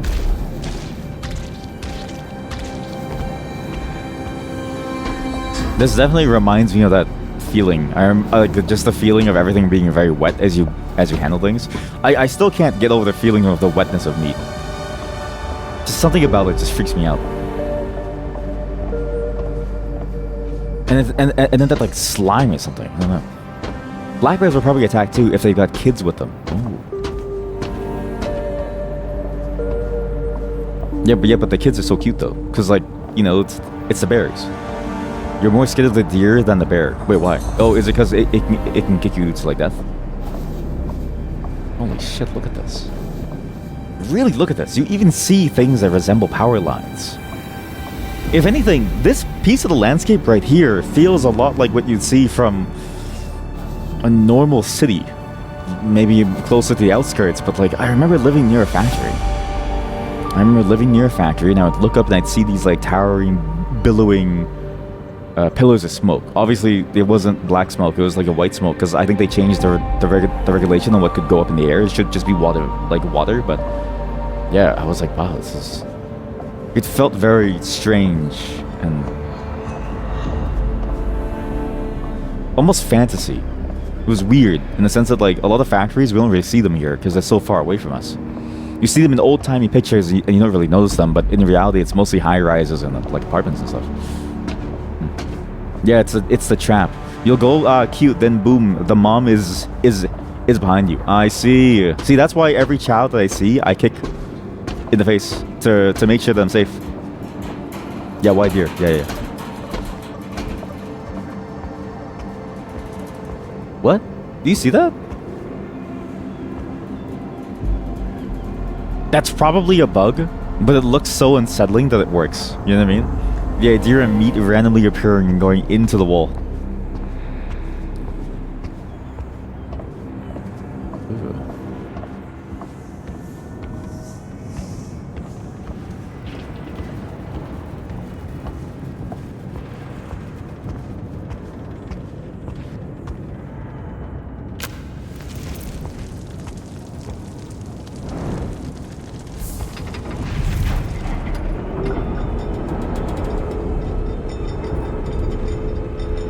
Such a cool design too. The design strikes me as very odd. Because it's just a series of pipes, and pipes do look kind of strange the way that they are. It looks like you're trying to spell something on the wall, but poorly. But then it's the way that it's laid out as in a pattern in the hole that makes me go, it's trying to act as like a symbol, it's like a sigil or something. It's weird. Very weird.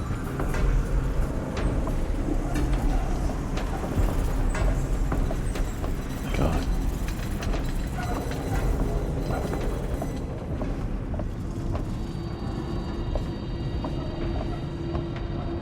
Yeah, the meat farms are definitely very unsettling.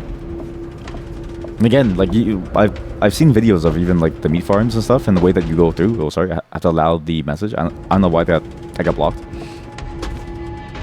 Sorry, it's the auto mod. And the meat farms, like the rows of animals being pushed in just to be processed. It's just like, wow, all that life is gone. You have a dog, so the deer gets scared and end up charging you. Oh, you had a deer do the I'm going to kick you in the face stance on you once. That's scary. Okay, I can see why you're afraid of them. I didn't know they would go to charging you. I thought they were also very skittish. Like, in my mind, bears are the aggressive and then the deer are the skittish one. And so in my mind, like, because it seems like every time you approach a deer, they would run, right? But I can see that I was wrong. Because that's scary, to know that, you know, just your dog doing that can cause them to, like, go and want to do something to you.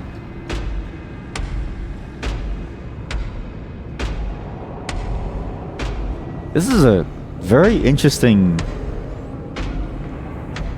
mechanic. It feels symbolic, the way that we hang on to the hook. The way that where meat just be processed. It's very, very interesting in terms of what maybe it's trying to say, or maybe not. I don't know, but that's what I feel when I see this. Someone's scared, but they're stupid and they run at you. You have a GSD, so they might think coyote or wolf. Oh, I see. Hey, you're the second GSD owner here.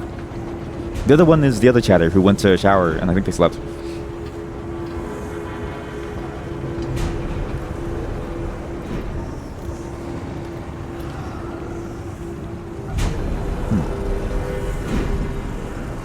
They're pushing me to my death.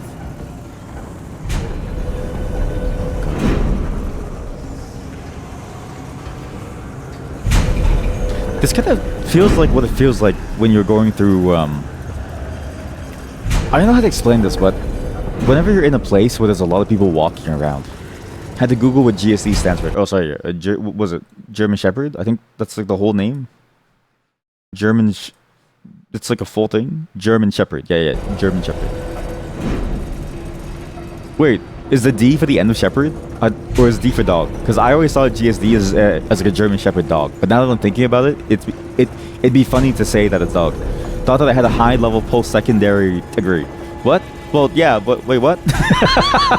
Well, no, yeah, but like, you know, people can stand in like line, right?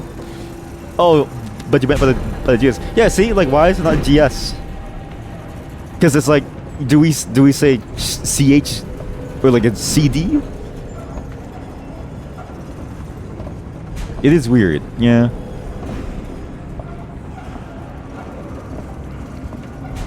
But lots of things are weird. I guess it makes sense. It's like an ATM machine. Yes! I was trying to think of that example. Thank you. Thank you so much. That's a perfect example to use, yes.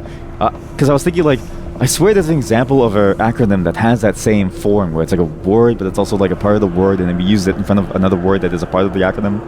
That's exactly it. God. But yeah, when you're standing in line for anything, right, it feels a lot like this. It makes you realize how much we're just meat in the end. You stand in line, shoulder to shoulder at Costco to get a $1.50 hot dog, right?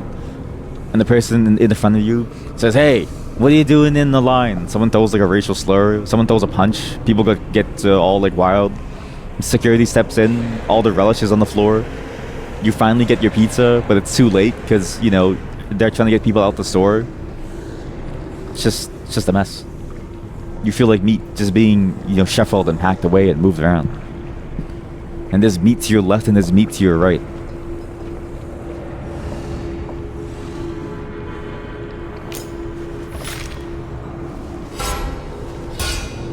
I like how that works. I like how the knife bends it down.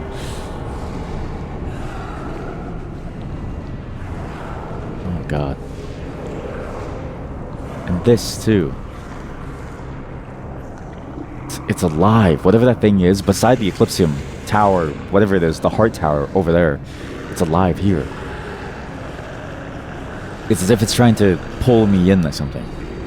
This makes me wonder why I'm going here, actually. I didn't like that. I did not like that. Okay, cool. That's really cool. Wow.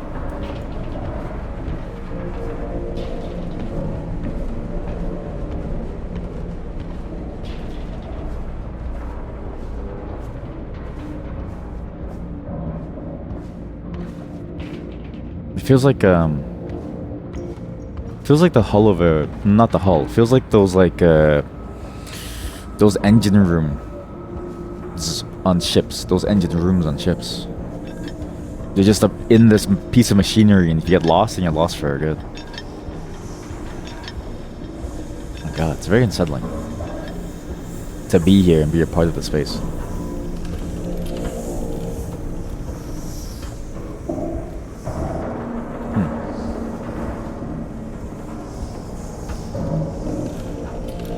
Weird.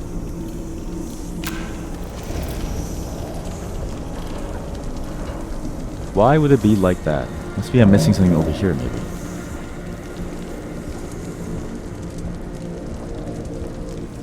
Or maybe I'm using the wrong tool. No, it is this. Okay.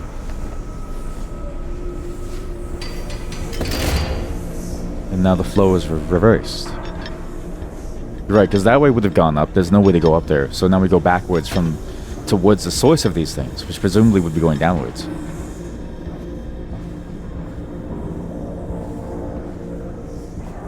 You know, the more I look at the meat, the less unsettling it gets up, right? It looks a bit like a nice cooked pork. Maybe that's the intended effect. It's supposed to look less and less out of place.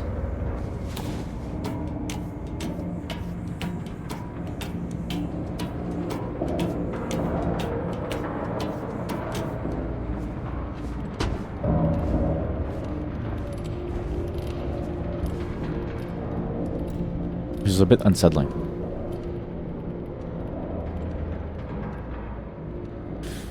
I had a thought about this recently, actually. This whole segment. I had this thought of, why is it that I eat meat? Sort of a weird thought, but the idea was that I never really questioned why I was eating meat. Well, I questioned it, but it's also sort of like the excuses that I made for it, right? The idea of, I'm eating meat because I enjoy the flavor, because I can't get away from it. And sure, I can't get away from it because it does taste nice to eat meat, but at the cost of this, something like this, to see all of it sort of hanging there and rolling around, all that life almost wasted. Not to say that it wouldn't have been wasted. It's sort of weird in the sense that I'm part of this. I'm a part of the consumer collective, which means the more that I spend on it, the more that they make it, which leads to more and more of the animals being turned into meat. Because at the same time, I, on an individual level, can't really stop them from making the meat, you know what I mean? Like, how do I explain this? It's like, me on an individual level, like, the meat that's in the stores, it's not like me not buying it is all of a sudden gonna bring those pigs back to life. It's a very odd way that you could sort of be so far removed from the effect of it. Strange. It's very unsettling.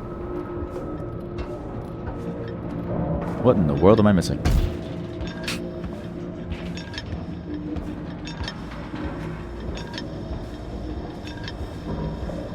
Maybe that's why you would come back down here to flip it back around.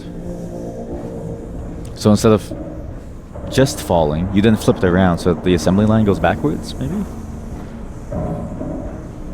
That's the only thing I can think of. No. What? Why are you using that emote?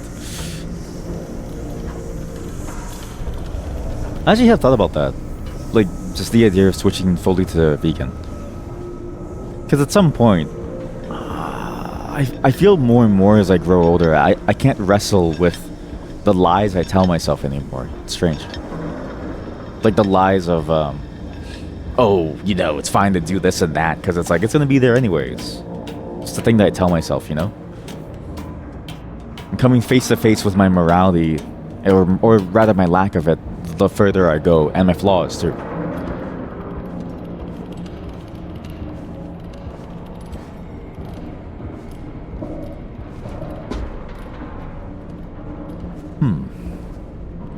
Was it really? I'm stupid, sorry.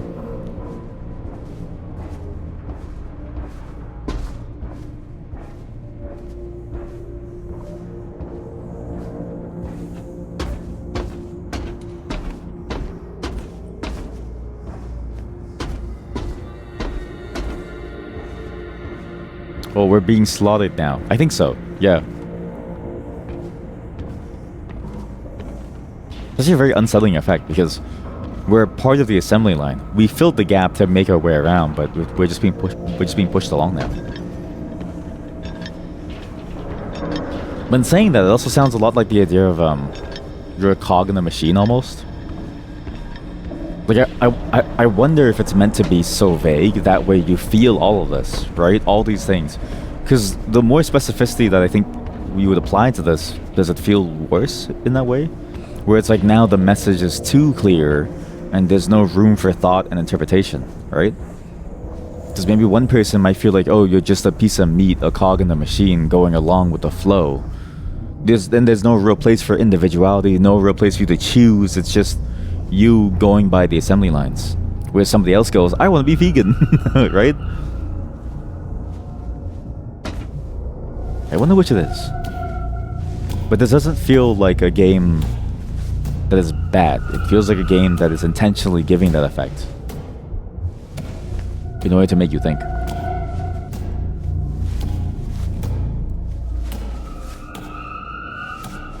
I love games with this idea of your hands kind of like in front of you doing the thing. There's something funny about you being able to just see your hands in a very awkward position. Like this says your scale is so off, but this says your scale feels a bit more accurate.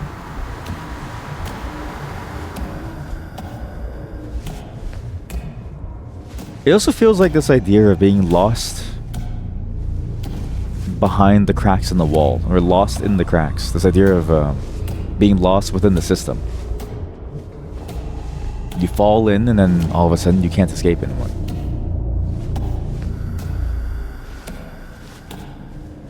And you're just there, stuck underneath all the machinery.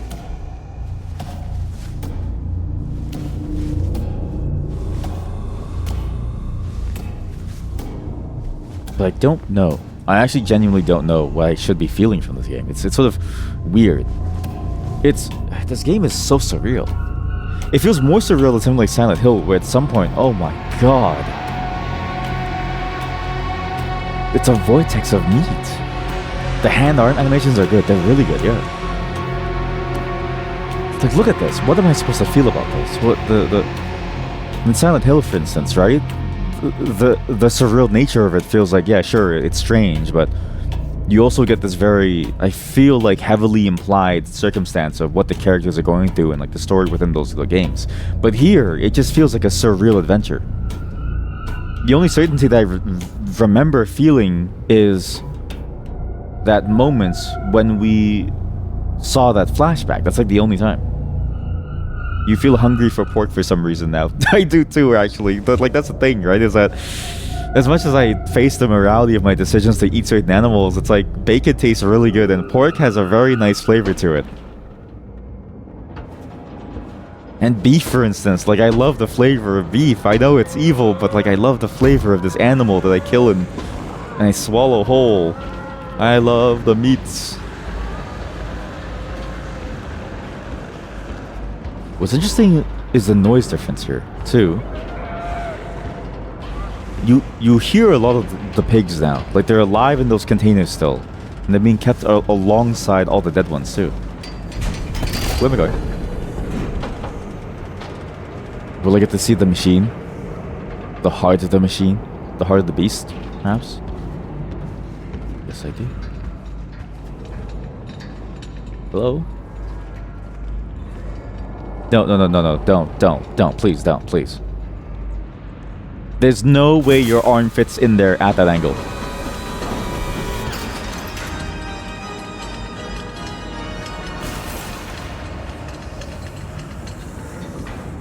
What?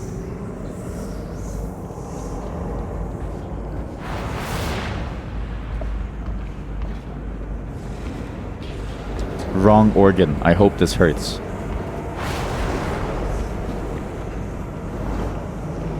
What a madman. Yeah, I wouldn't stick my hand in there either.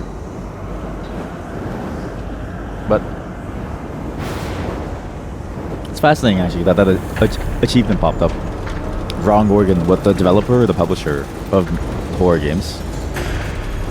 And then that phrase of "I hope this hurts" from mouthwashing, right?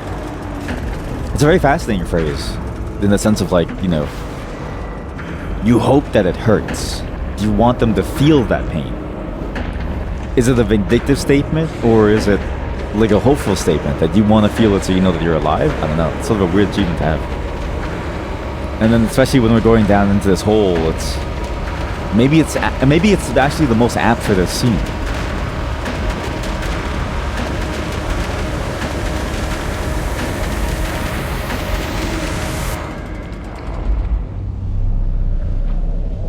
Ew. Oh, that's disgusting. Oh man, I'm waiting in like, oh god, it's like meat water. Oh, that's disgusting. Maybe that's maybe that phrase of "I hope it hurts" said right there at that moment was actually very accurate.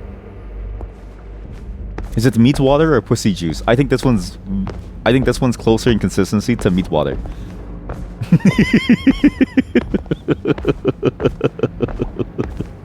By the way, you know what's funny? I basically mansplained you. I basically mansplained to you the pussy juice, and you're like, I'm the expert. And I'm like, no, I know, but you're wrong. I basically mansplained you, just to get back on it.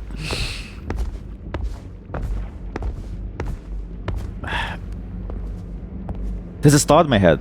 You know how we're going through this, and I'm having this idea of like, oh man, like it sucks because it's like, I'm trying to think of that you did. Sorry, I was trying to make it like a joke, but I realized it was like maybe getting too much. That was my bad. What I was trying to emphasize was that I know that you're right, but I'm trying to like scramble for like an answer, and I'm sorry.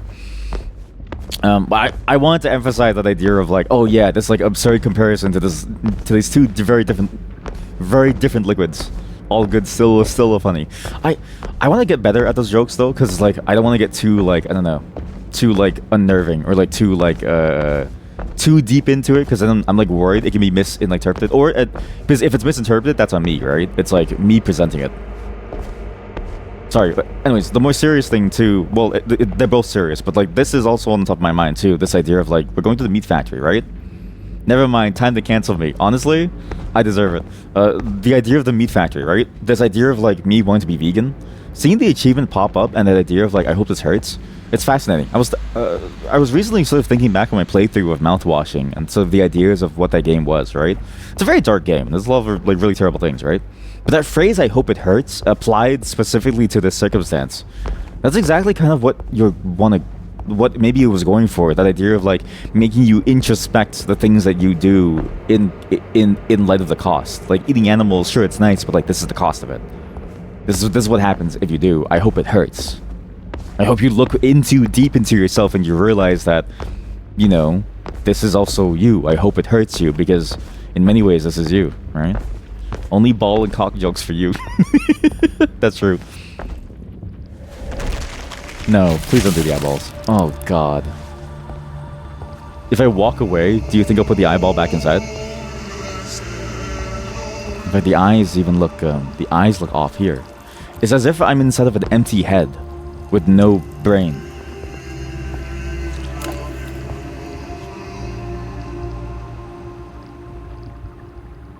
What a strange song.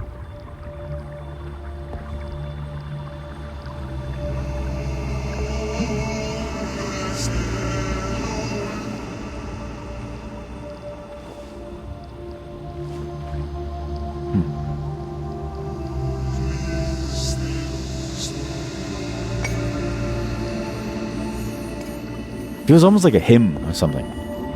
Not a chant. It feels like... Yeah, it feels like a hymn of some kind. Or the kinds that you would hear within a church. It's very odd. And it's interesting that we suck out all that liquid and now all the life is within our eyes.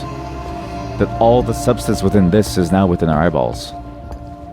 And these two eyes are still looking up and down, but ultimately it's all dead. And even these bulbous growths, maybe it is a cancer thing, like a growth thing. But it does feel, it feels like something was trying to form, maybe a brain of some kind, something alive was trying to form here, but it couldn't. This would go hard with some trap beat. I was about to go back into the room and then do like a trap beat thing, but it would probably ruin the experience. Oh. Interesting. That's weird. I can leave or I can go back. Why do I want to go back? Even more interesting, all the meat's gone. Huh.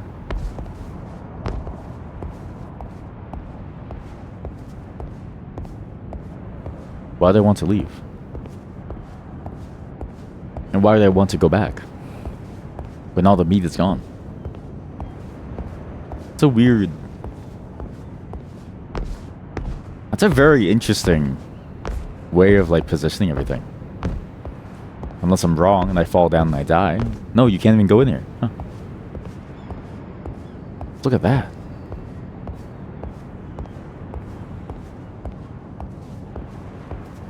The eyeball sucking up the blood too. What other motifs so far have we seen in the game involve blood? We give our organs, because I think eyes and tongues are considered as organs, but I'm not sure. There's blood left on the floor. There's puddles of blood everywhere. The river of blood in the fishing zone.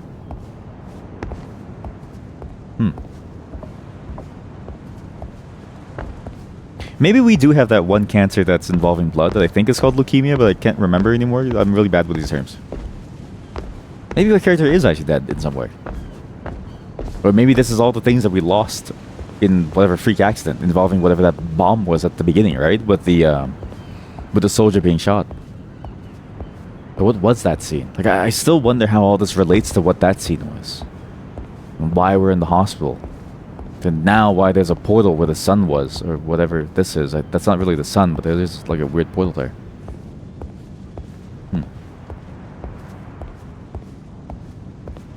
This is a much better experience than the demo, which is it's obvious to say that, but it's fascinating how this experience differs so much from the demo. The demo was so different in terms of the levels and the pacing and like the ordering and the structure. It was nice. Like, this is so much more interesting to me now. Like, the flow works so much better. The goal is to find your tea at the end. It's so true. Right? I can't believe someone died in my backyard. Like, buddy, I'm drinking tea. Why can I go up and go down? Why did I choose to go up, but not down? That's the thing that I didn't really think about here. Maybe that's the reason why there's so many different pathways, right? Because why would we choose certain pathways over others? And how come this one's blocked off by a tree? Like, why would they choose to go up here? It just doesn't really make sense. Why did they even think that they wanted to go up here? Why didn't they choose to stay on the bottom side? Consequences of my actions.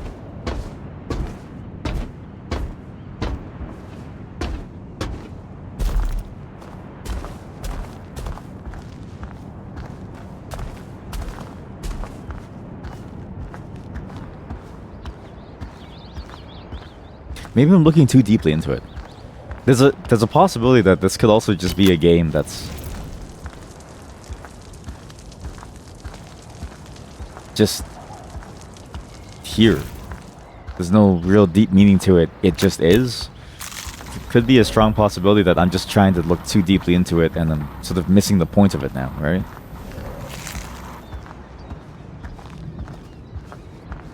I sort of wonder if that's ever going to be like a larger problem.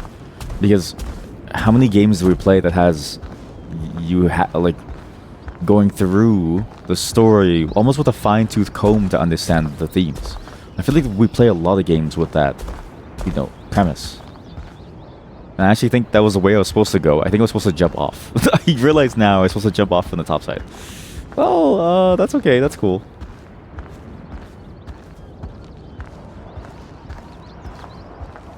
Not to say that this game doesn't have deeper themes, but there's a possibility that these scenes in particular, a lot of them could just be surreal for the sake of being surreal. In the way that sometimes you just want to make a really cool looking thing, or you want to make a really nice looking, I don't know, motif or something, I don't know. Like a painting or something, I don't know. Whatever that same feeling is, right? It's here.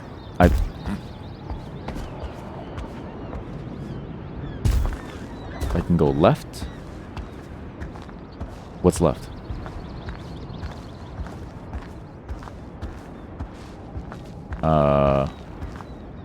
Huh?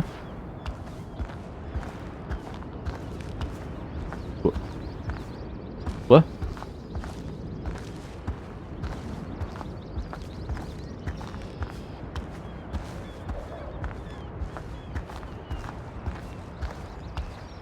How about we stick on the beaten path? We ignore all the things around, right? We ignore the side paths. I don't think a side path leads anywhere in this game.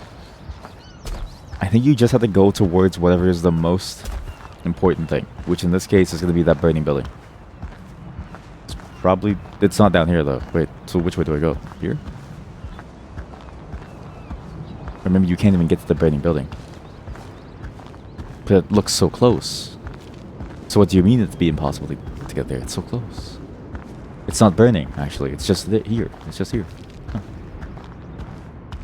So, this one does have two different ways. One, you go down towards the water. Here, you can go up to whatever the fire watch tower. The lookout tower? Maybe both ways lead up here, because that has a pathway there.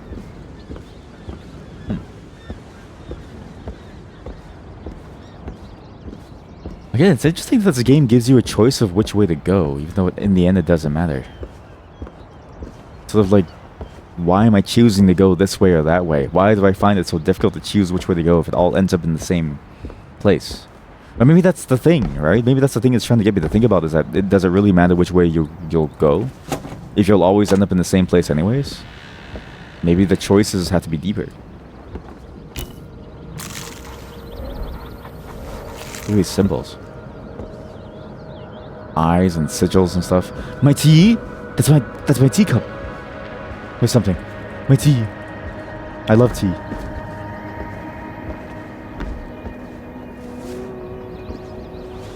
No, put your hand down. Put your hand down.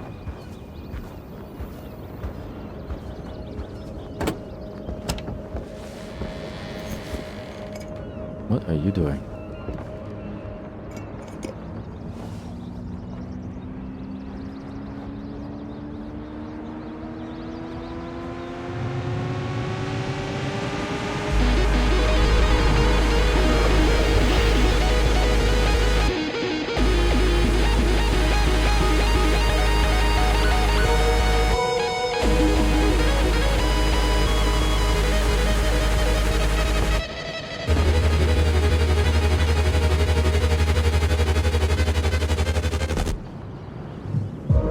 Holy shit, that song is amazing.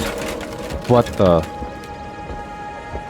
That was a really interesting song. That was very cool. That was a very cool sequence. And I was thinking to myself, is the ball supposed to be flying that far? But then I heard everything fall and I realized, yeah, probably. What is that? What the fuck? Yeah, I had that same feeling. What's going on? I mean, it did suck up all the water. And I realize where I am now, actually. I think we're on top of the whatever that structure was, that giant tower with the eyeball in it. No? Or at least it has the same shape, that idea of like a claw holding on to it. As well as the orb on top of it has that same ring structure.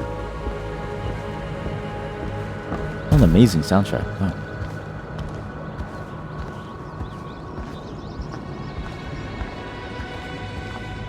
It's a very diverse soundtrack too. There's so many different types of sounds in here. You have ambient, you have like almost classical sounding songs. You have electronic songs, and you have songs like this that are a mix of all of them all at once. It's very fascinating. And not a single one sounds out of place. Every single one sounds like it fits within the context of the game.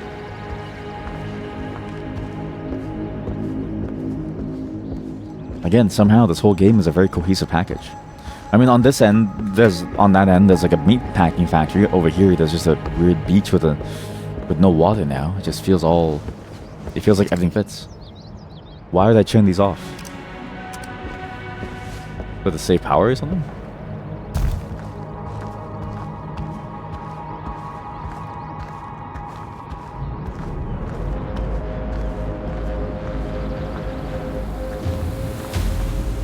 Now here, bottom of the ocean, where somehow fire existed.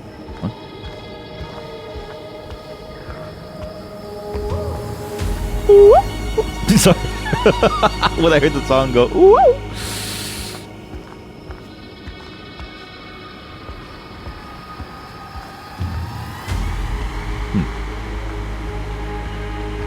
Beached whale. This really does feel like an interesting commentary on a bunch of things.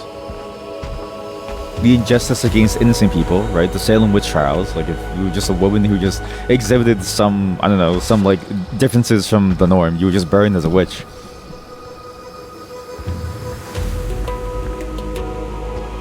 This idea of like injustices against nature, the animals being killed for what? The water's receding, the way that, you know, the environment is dying and melting away, burning away, right?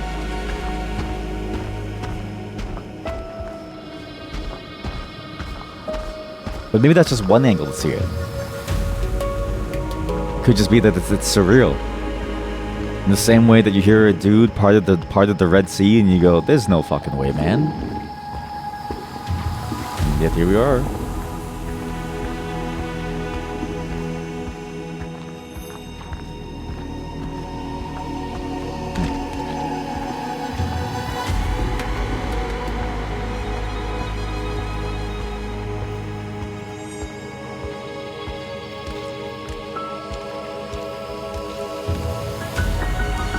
Ew. Oh.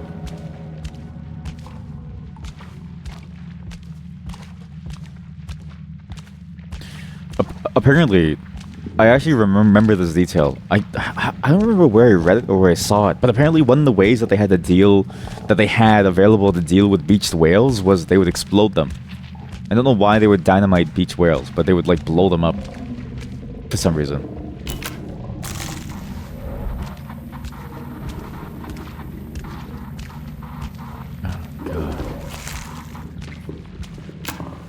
My fire out. Push these things away, I guess.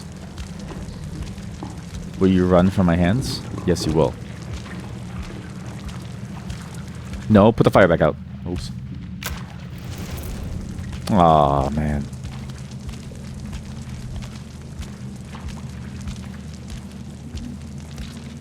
Oh, God.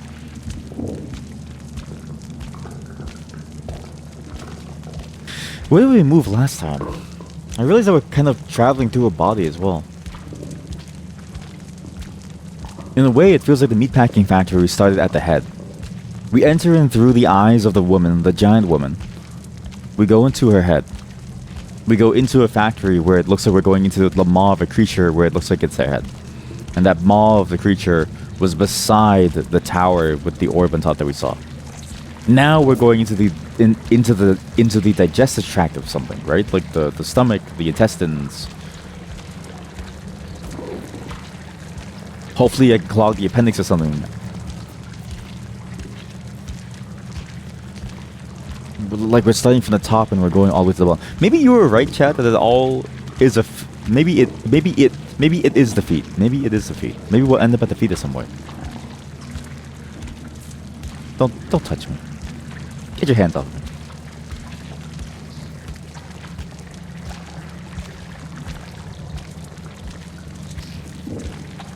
Am I in a colon? I don't know. It feels like it. It feels like it. Like, if I were to imagine if I was stuck in a colon, I feel like this is what it would feel like. Doesn't feel particularly nice. Am I in an infected wound? How do you know it's infected? Everything looks infected. It's all green. Wherever we're going deeper. What's the next stop after the colon? We all know it.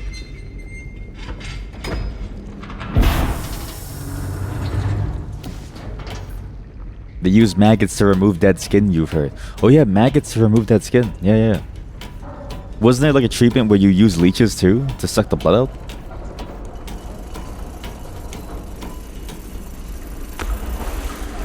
Hello?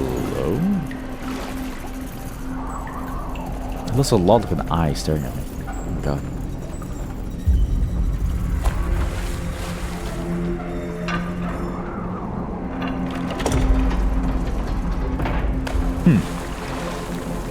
What was over there? What's over on this door? That's locked off. They still use maggots. Your nurse friend was telling you about it. Wait, they still use maggots? I thought that was like an ancient solution. Wow.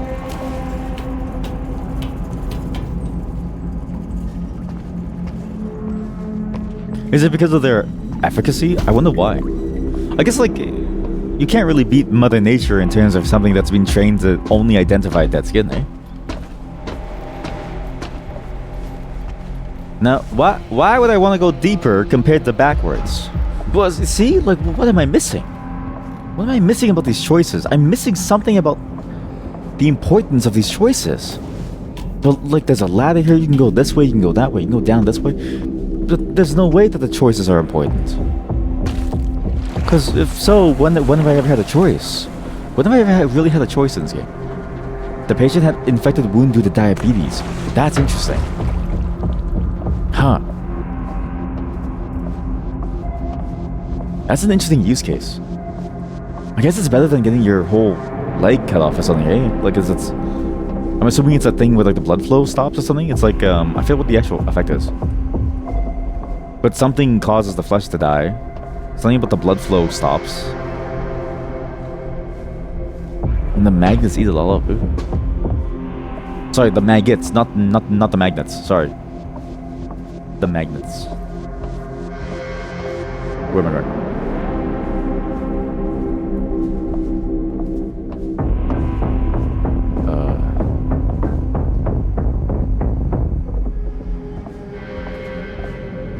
It's one of 3 choices, I guess. God, this music is so haunting.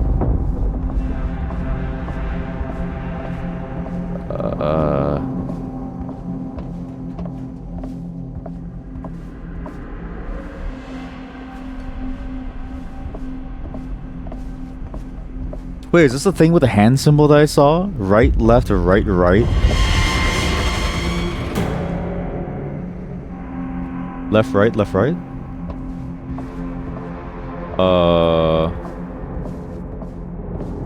That wasn't because of what I did, right? That was just like an intentional, that was like a scripted thing, right? That wasn't because of what I did?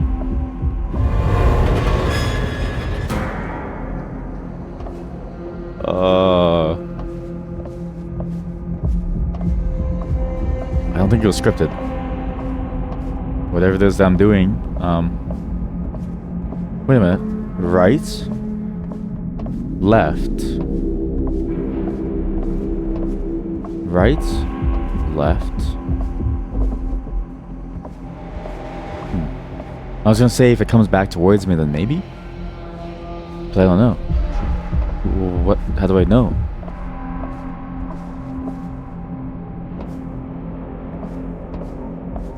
They all look the same to me.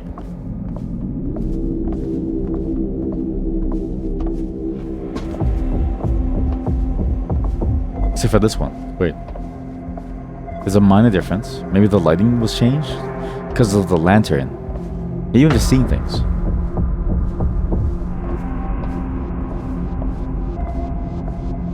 This doesn't make any sense. You would have to go backwards. It doesn't make any sense to go forwards if the solution keeps getting harder and harder, right? You would just go backwards. And I'm here again? What?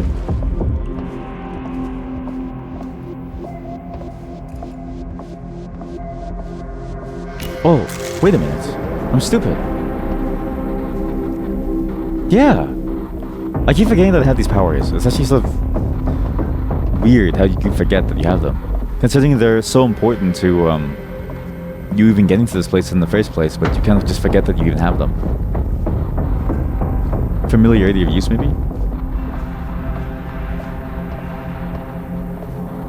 Now it's making sense. I think I accidentally solved it somehow, but I didn't know I would. So this is right. And now it's broken. Left. Right, left. Maybe the hand symbol that I saw on the wall didn't matter. The idea of right, left, right, right, left, right, left, right.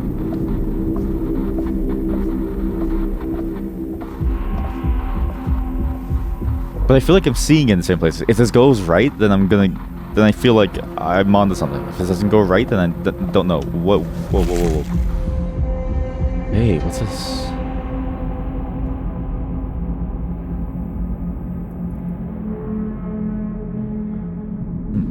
It's weird. Oh, I know. We cut it open. We break it with our knife. And then we press the button. What happens when we press the button?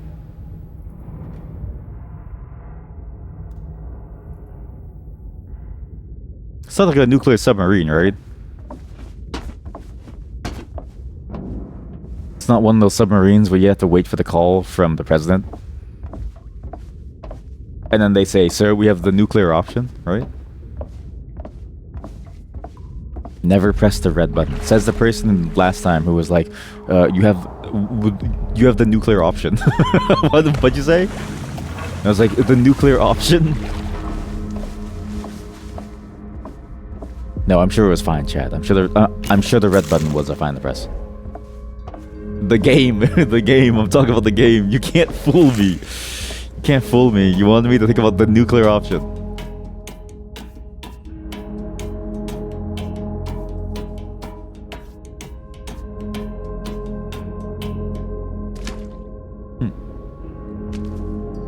It's a weird ladder.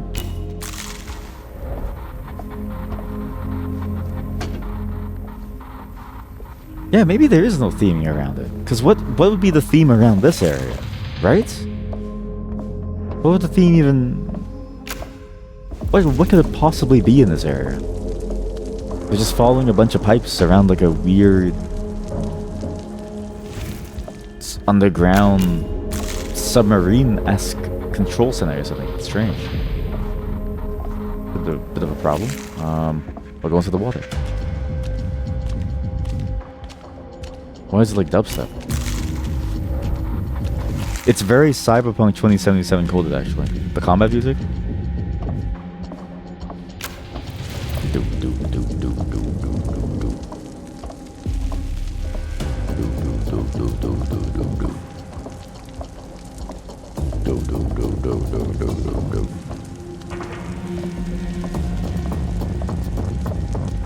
Oh god. What? Wait a minute. I'm not getting any further from that thing. Why? Why would I not be getting any further from that thing? Because it's the wrong way. In fact, what?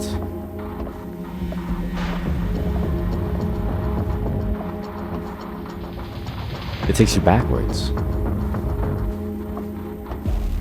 So same deal, you choose which way to go. You just choose the right way to go. But the eye isn't gonna help you here. Doesn't seem like.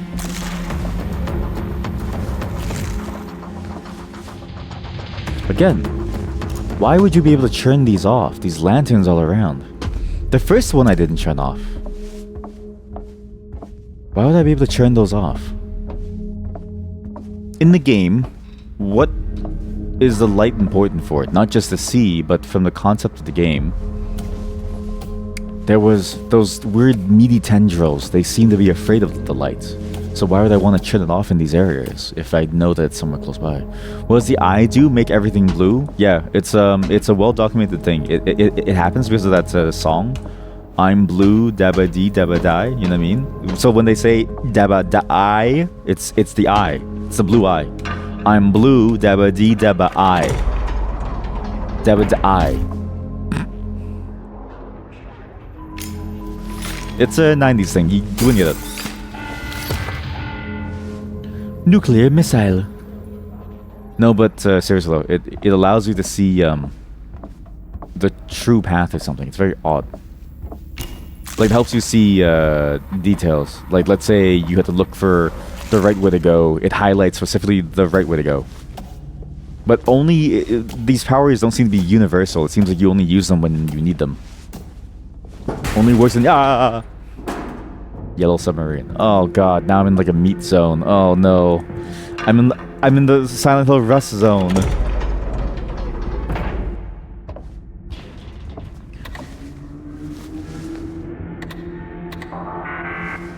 Watch this. 666. 419. 416. 911 000.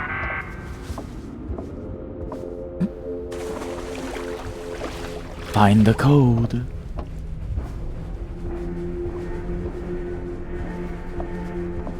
What do you do?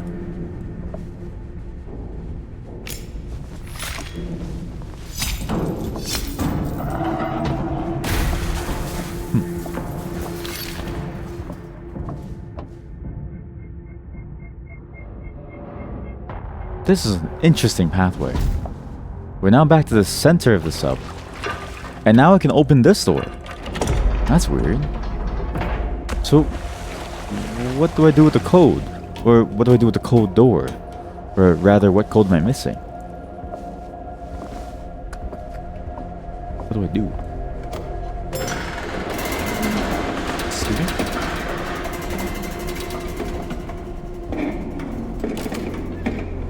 Blue? Oh. That's weird. Ah, the doors that are there that I wouldn't be able to see. Before it was tipped down towards blue. And now we tip it towards red, which lets me go into a door maybe on this side, where the water will no longer occlude it from me. Hide it from me. Occlude it from me. What a strange phrase. It's getting very late on my end, actually. I will see this game through, but this will probably be the last one.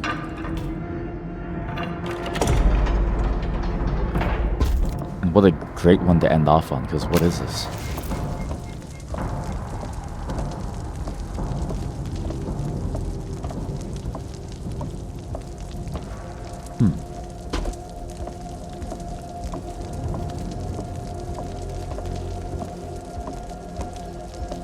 God, that's so weird.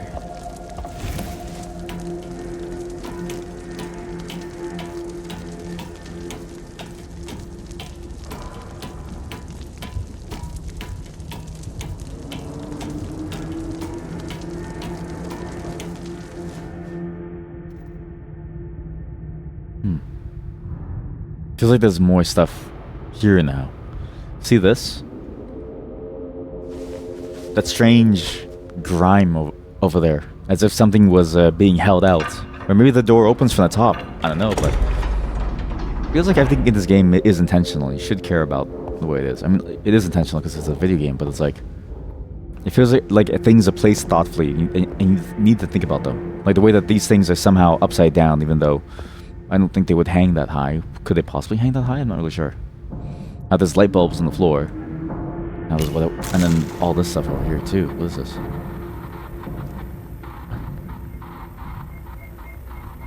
Oh, oh, it's the number 3, 2. Wait, 2. You've returned. Welcome to the perspective game. 2 something 1. 2 something 1. How have the games been? The one game, surprisingly, really good. That's a hand. This game is a very strange, surreal game. Also, you're the one with a GSD, right? You have a GSD, or you knew somebody that had a GSD, a German Shepherd. Is this a 6 or a 5? I'm gonna assume this is a 6. Wait, 5? 5? 6. It has to be a 6. No, a 5. 5. 9? 5? Ah. Yeah, 5. That's Moro Duragon-kun. Yes, but I think I remember this other chatter saying that they had a GSD too, because she's one of 2. Wait a minute. There's people here. I didn't notice the people. I did not notice the... What? That's... Oh, that's creepy.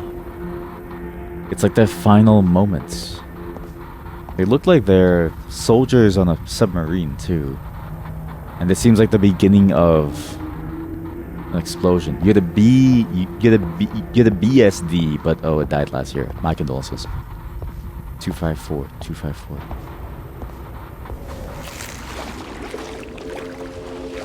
Well, I wasn't as off base as I thought it was.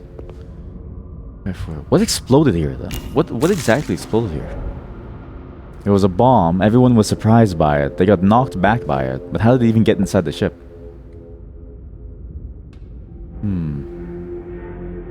Maybe things rolled around. Not really sure. But 254 is the code, I think. Oh, it's 264. It's sort of either way.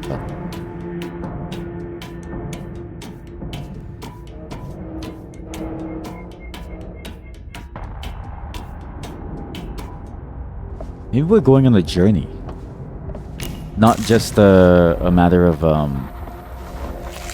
like maybe where we're going isn't really a matter of something abstract internal, like say a human body. Maybe we're traveling through places that we've been to, like a journey of our life taken so far. Maybe we used to work at a meatpacking. Maybe we used to live in a small village and then a meatpacking factory. Wait, you know this climbing animation? Is this the game with the big girl that Magne streamed the demo of? Yes, this is exactly that. That's the game. Yeah. Eclipsium. And of course, Magne has good taste. Should I balance the ship? Probably. Given I can't even go down there. Alright, we'll balance the ship. We'll go back down there. Both sides have a ladder, so it's not too hard to get around. I actually, you know what's crazy? I remember playing the demo, but I don't remember the giant girl. Unless there was a new demo, but... Although I did play the demo that was like 2 or 3 years ago, so maybe they had a later one that was more fleshed out.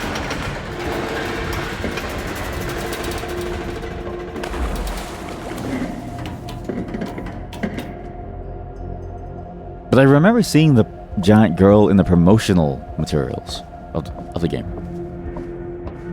I also like how you recognize this game not by the look and the feel of it, but specifically by the climbing animation. I just love the how niche that is. 2, 5, 6. Okay, it's 254.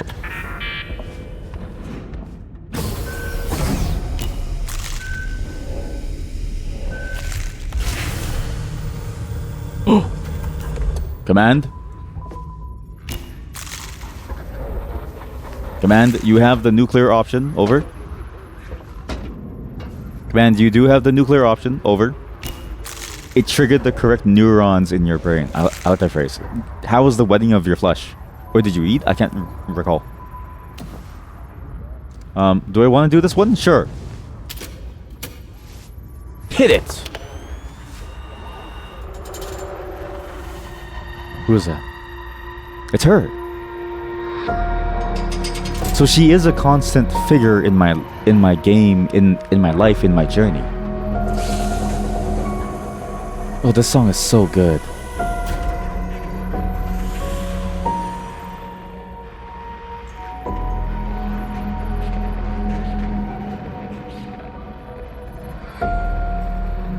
Maybe it'll come up again. It's this part right here. That. It's a technique that you see in electronic music, but usually done with, you know, the virtualized, I can't remember the actual term for it, but like the virtual instruments, but never with like a piano. It's sort of weird, or with any like real instrument sound. It's such a good effect because it sounds so cool, and it sounds strange at the same time. It sounds unsettling, but it also sounds captivating and soothing too. It's very contradictory. It's strange. You both worked out and wetted the flesh. Both activities went well. I'm glad to hear. I need your wet flesh to help guide me through this game. To help keep me... Oh god. It's dead. Well, not to literally guide, but just to not be alone, because it's really dark outside. It's scaring the shit out of me. Jesus Christ. Why am I doing this? I touched it. Oh, what have I done? Oh no, it's just like the movie The Mummy. Oh no, it's just like the movie The Mummy. Not again. Oh, not again. I always cause a problem.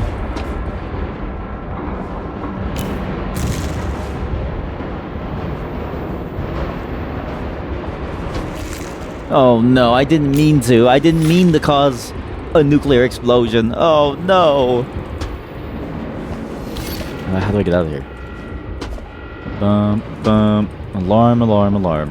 Okay. A lot of alarms. Kind of stuck at the building. Don't panic. Don't panic. I can still... Oh, it's right there. Sorry. You are truly moist now.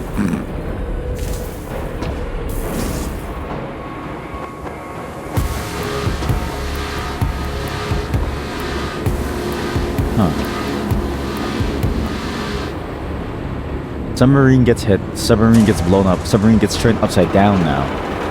And now we have to run from something. Not sure what. Whoa! Oh god, that perspective shift was so confusing. Where am I going? Here? Banger alert? The whole game has had really good songs. Every single moment has been extremely powerful so far. If I leave the submarine, where do I... Huh? That's not a submarine, that's a... Is that a facility? Where am I? The heart beats behind me. What's over here? Nothing? Nothing.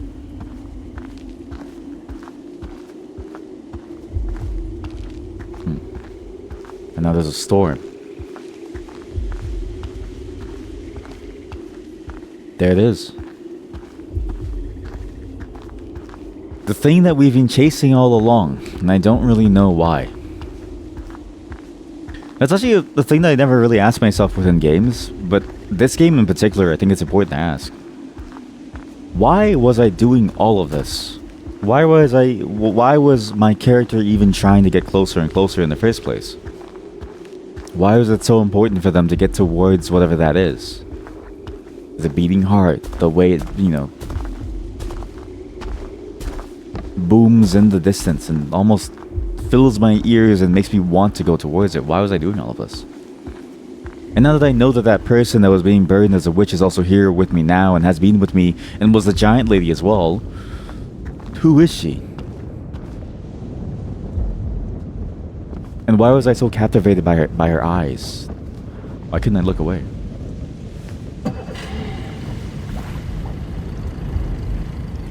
I can't control this.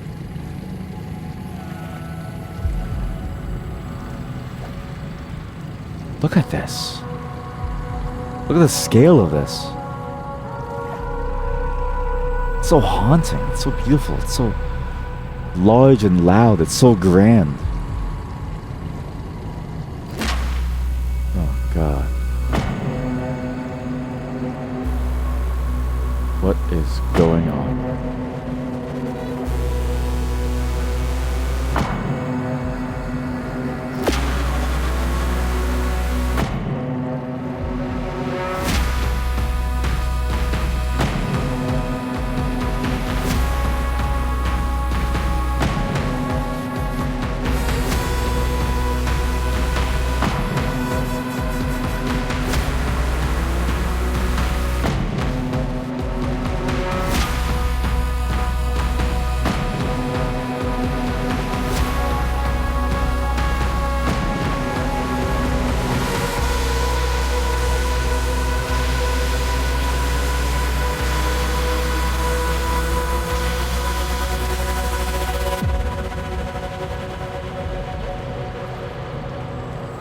That was a cool effect. That was a very interesting scene. To see the whole thing start to shift and move, I thought that the world itself was being displaced. With the scale of the thing, and when you focus on that structure, it makes everything feel like it's falling apart, but it's just the structure turning around. And again, this idea and the motif of the heart and the veins, right? But then this idea of, too, the tower having a root under it, like a root system. Almost like you would see in a plant. It's very odd. And then it flips over, and now we're going towards the bottom of it. But how come we don't get to go towards the tower? Like, why did it flip over? And again, how does this all relate to the idea of whatever that flashback scene was with the war? Also, I'm choosing my powers right now. I don't know if you can hear it, but it actually lets you press the button.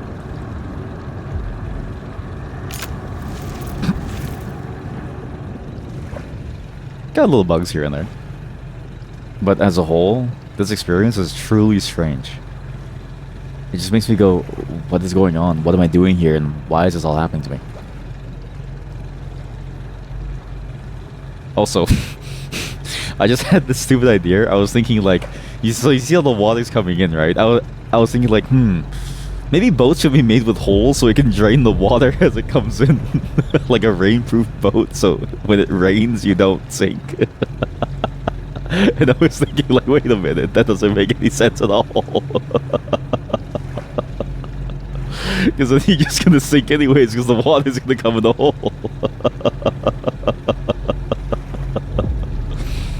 You'd rather have the umbrella. Or like an awning, or like a, you know, like a top. I forget the actual term for it now. A top of some kind to keep you safe.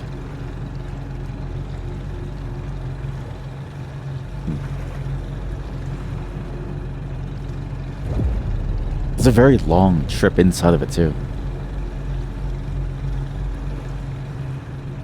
It really puts into perspective how large this whole thing is. It's sort of fascinating that this whole game actually, there's very few jumps where you fast travel forward. It feels like a lot of the game, you always travel a distance that feels accurate to the space that you're in.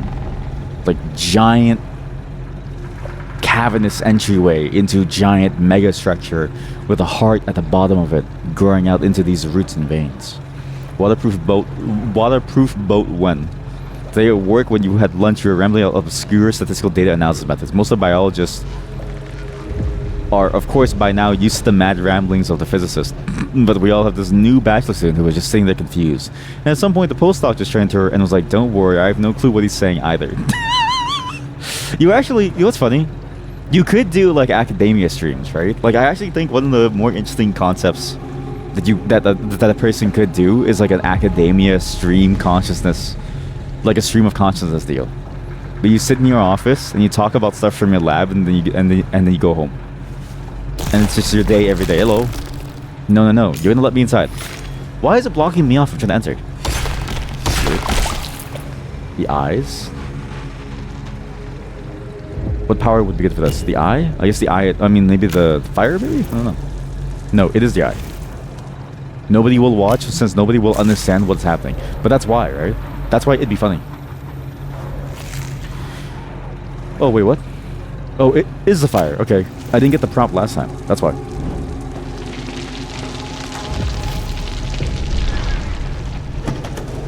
And now it's which doorknob is true. That does sound like a good concept. Exactly, see? It doesn't matter if people don't understand. It just matters that it's niche enough. It's like grocery shopping POV ASMR videos. And here I am. The music is gone, and there's a book. What is this?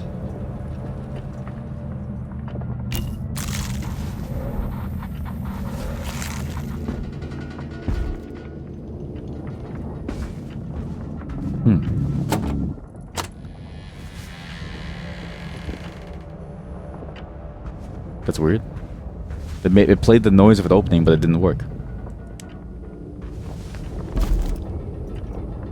Academic rambling, soft-spoken. Yeah, exactly. That exact same vibe, yeah.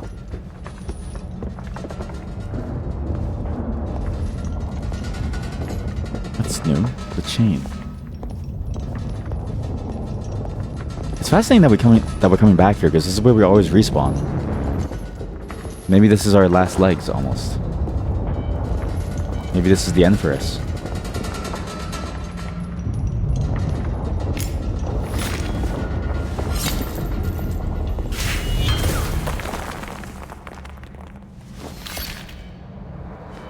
What the hell is this? That is an insanely cool effect. That's a really cool effect. Look. Now look at this thing too. I can't even use this. Do you see this? In the middle of my screen, there's like a little haze. There's like a little mask there blocking me. I need to follow the noise. That's floating. Not that matters. I mean, this whole place is just strange. What am I looking for?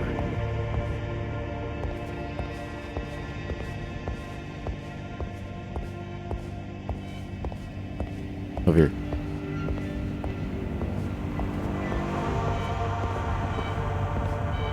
Here.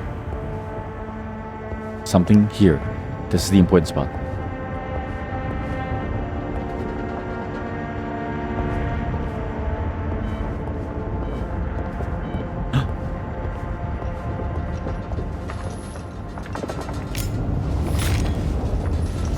That's a fascinating mechanic, because you have to use a sound to guide you. Wow. Oh, that's such a cool effect. Oh, the music. Listen to it. It's like the idea of all your memories being jumbled up and you're falling through them. Done in such an interesting way.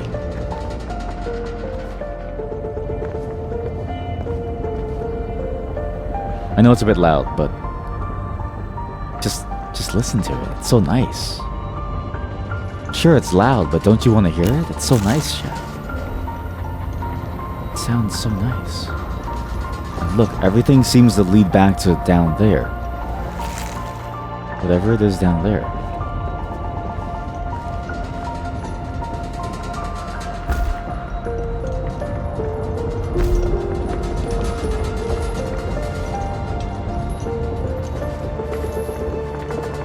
Not loud, just dank. Oh. God. It's so beautiful. It actually just really is beautiful. Wow. That... Even just the way that the scenery is placed is laid out, the way that you move through this space. It's so beautiful.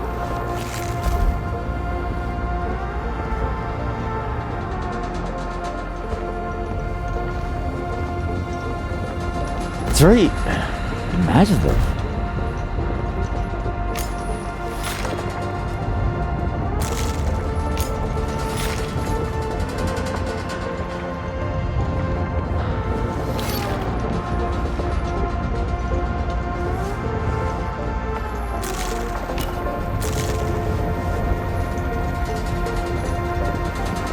main problem is I don't know how to open these.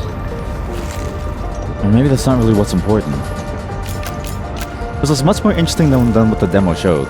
I think the demo maybe wasn't good, the new one, but I feel like even the early demo showed a lot of what this was going to be like. This just surreal landscape environment that you're going through. Just my opinion though. I just feel like this is really, really cool to see, like, all of this. Well, I'm in now.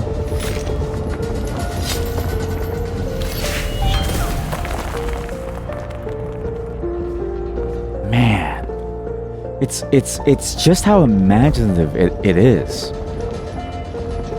The concept itself is what's so interesting, right? Like when I think about this idea of you being lost within a world that feels so familiar, but it's all these like jumbled up parts of you, parts of what you sort of know and remember. Because these are all things that we saw before too, but it's all the way it's laid out and placed, and the way that it all feels like this, and the way that it feels infinite.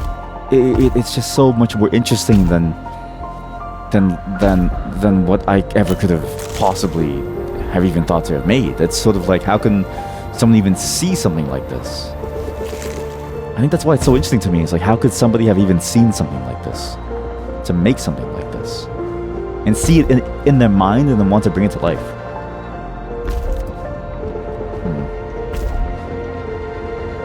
I hear it.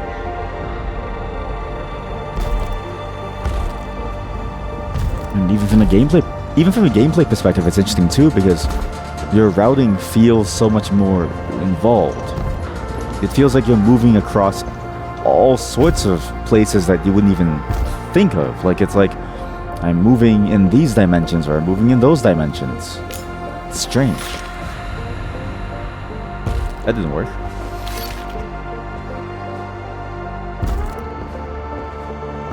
When I'm going down and up, and when I'm going left and right, when I'm going in all different spaces, it's all connected. It's just a looping version of itself. Oh god, that's disorienting. But I see now why I did that, because I can use that to go over here. There, here we go. Follow that chain. That one. I need to do it again. I need to go even further. I need to turn myself around a couple more times. I need to go upside down again. I need to find like a passageway, like a track or something. Here we go, a track. That one. Maybe that one? This one. Here we go. That didn't work. This one. Here we go. Okay. Like, as a perspective puzzle, this is fascinating. It's almost more interesting than other perspective puzzles that I've seen so far. Maybe all of them, because it's like, you have to deal with your positioning and your perspective relative to something else. You have to, like, kind of contort yourself to see it, but it's so cool. I haven't really seen a game like this. It's weird. It's almost like a Fez 3D type of deal. Huh.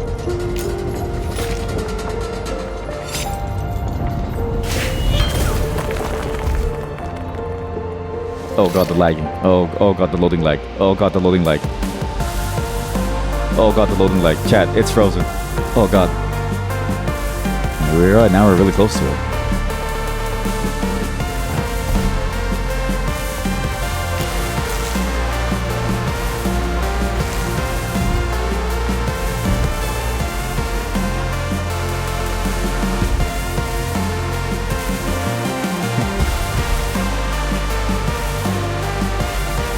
Okay, I did not expect that. There's one over there. At this angle is good.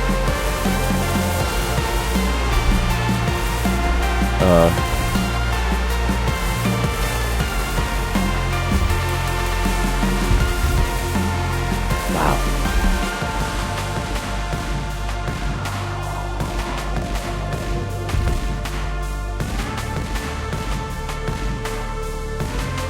If I'm correct, no.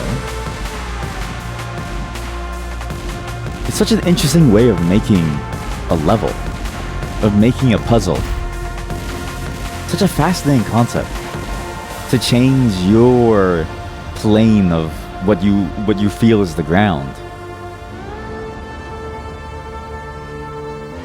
I suppose in a couple cases it's a bit confusing, but it does work to some degree. Uh-oh. Okay, so now, okay, that didn't work. Okay, cool. Huh. So that's why you would go over there to flip yourself around to go this way. And then I walk on this thing. Here we go. Now I can break this thing.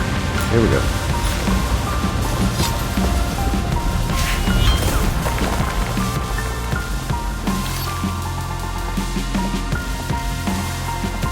Oh, the soundtrack is so good.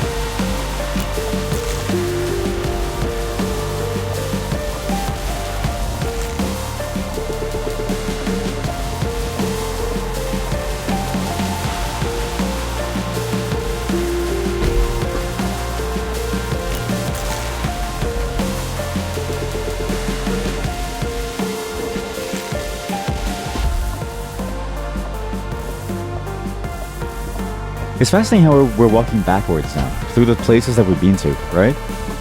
We started out in the submarine as the final thing, and it's almost like we're unwinding through all these spaces. But even where we started, it was very reminiscent of the first zone that we entered. It's like we're doing almost a replay of what we went through. Just even more chaotic. What a strange place. You're really enjoying the music. It's honestly amazing. And the whole game just feels amazing. Song by Hudson. Yeah, we'll have to check out the if there's an OST for it after, because it's very good. Though I will say, the loading times really get annoying here and there, where things are slowly loading in. Obviously, I don't blame them for it. It's sort of hard to make things load well. And even these puzzles, right, having to get to the exact correct spot to fall onto it, it's sort of frustrating to have to get the exact positioning for it. It can feel very much like trial and error, I think. But maybe that's the intention, is to make it feel a little bit like trial and error. Otherwise it'd be too easy. Okay, here we go. And then, here we go. Should be right underneath here. I'm stuck on the floor.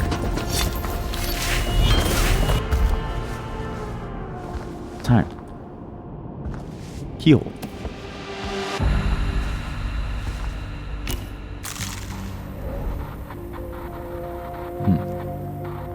That's a weird effect. You look at some direction and it shows that portion in the middle even larger. And that what we were seeing in the tower seems to be a painting. Chairs all around us. Fire extinguisher. Hospital bed. Where are we? Hey, it's you. Who are you exactly? I didn't mean to fall. I didn't mean to fall.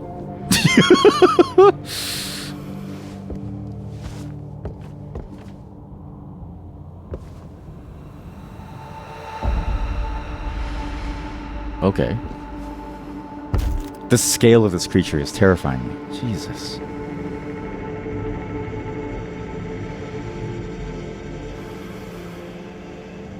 Huh. Oh. I thought you could, like, I don't know, go talk to her more. Get closer. Be like, hey, what's going on?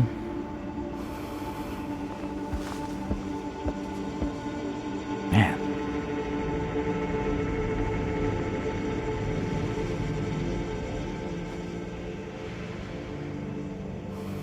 I wonder why she's helping me. I wonder why it's now so sparse compared to what we saw before. There's nothing really here compared to those other landscapes that we were in. And this concept of, like, the giant key has come back again. And the key on this hostel bed too.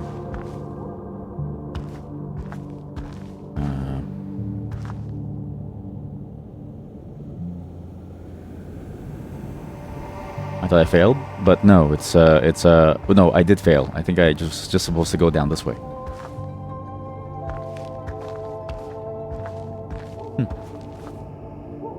And it leads me right back to where I need to go. What's this light?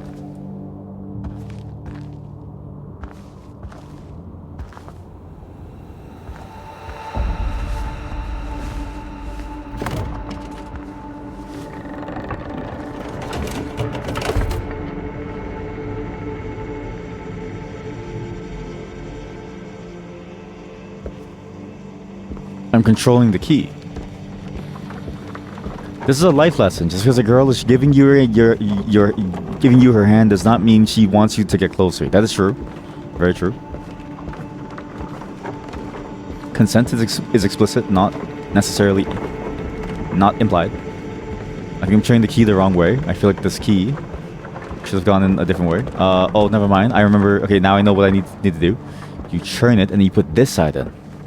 You're like a hamster on a giant key wheel. What's a strange effect?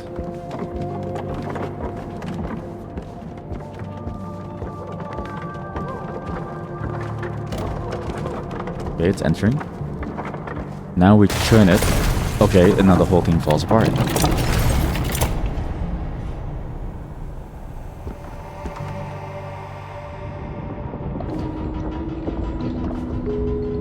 It's getting a little bit more terrifying. In fact, there's a whole chain here that's attached to something. And the chains we could usually break, right? But now it's this giant, this character, this person is staring at us. Why? Why is she watching us do this?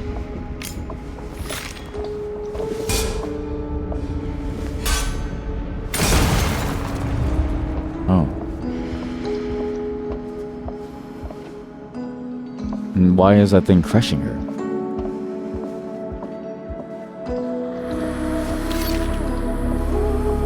Oh.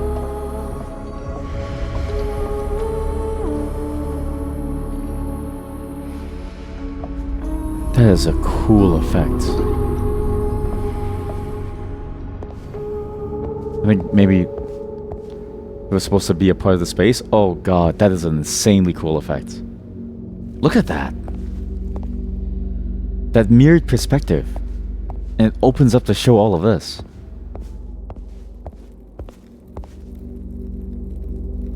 Two statues.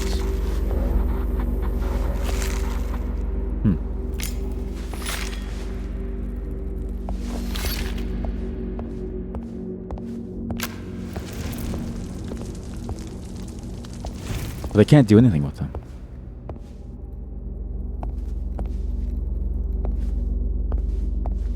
I guess that was the point. The room would shift and it opens up even more. That's such a cool effect. This whole game feels like somebody's pet project to make something.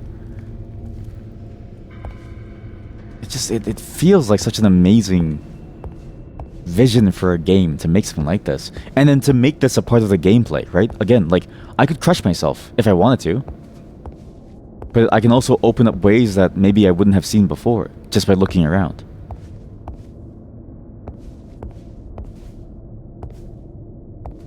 That is interesting. Two stairs. There we go. That was the way that I came from. These stairs will probably take me outside.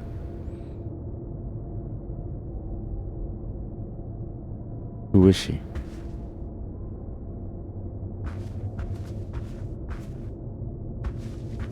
And it's interesting when you pull the portrait away is when you see her. If you left it in the middle like this, you see almost like a warped version of her. Like you wouldn't really see her for who she is.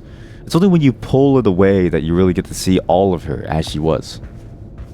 Or as she is, whoever she is.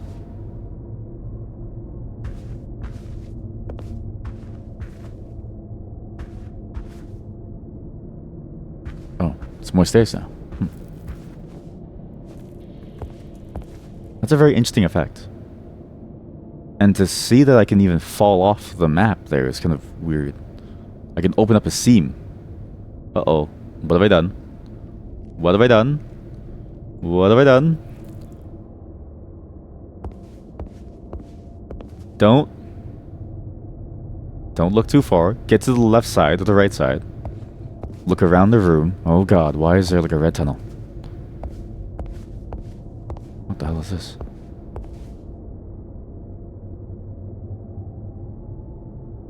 That's where we came from, over here. It's a single wall that leads nowhere.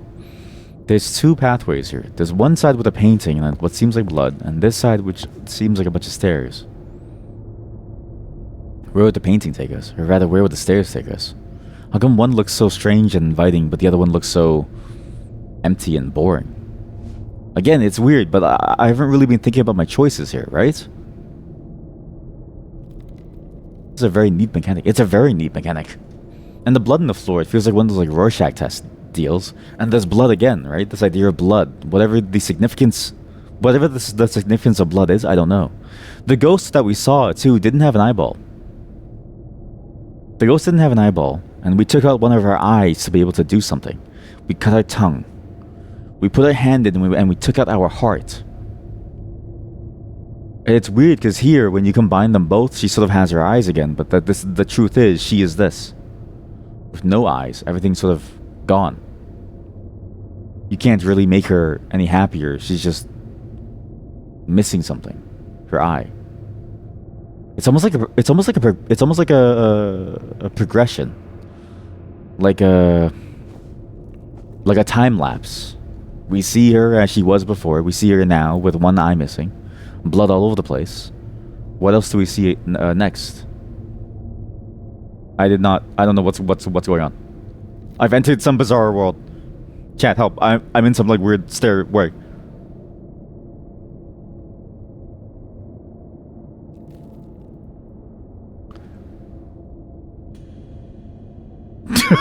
Oh no! Oh no! Oh no! Please! Oh no! Please! Please free me! Please free me from this hell, please.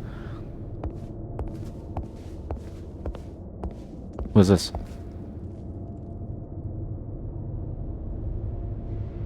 There's blood in the walls too. What I'm noticing is that there's blood in the walls smeared everywhere. That's a weird effect. And upstairs and downstairs, and look at this. On the walls everywhere, actually. Blood. The beating heart, the heart carrying the blood, the witch trials, her missing eye. She was being burned away. But why? And a door that can only be opened if you have this type of view. It's interesting to have this type of view too, in light of the character having one eye. Sort of a strange effect.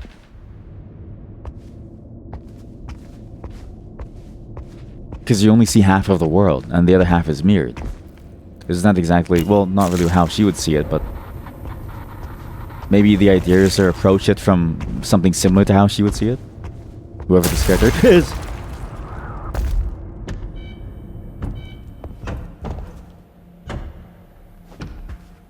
Hey.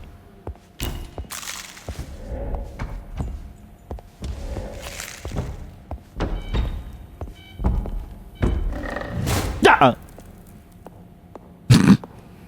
What are you? No, there's a pig. What? What?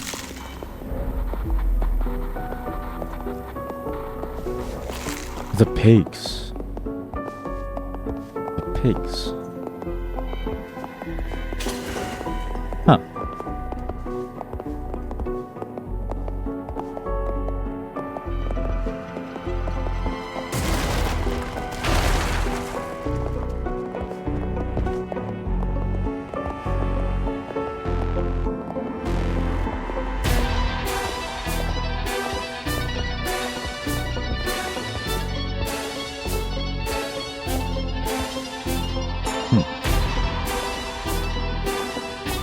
You're not going where I thought you would go.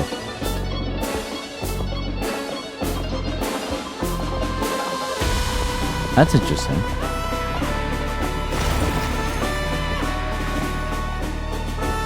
I really like the idea of a procession of pigs opening the way forward. Kind of like horses in a cavalry. But why the significance of them being pigs? With the music, it feels almost surreal, and it's sort of like I feel like what am I missing from all this? Why can I still play with this toy? Like, what does this toy even matter? Why do I care about this toy? Why are they making a mess of everything?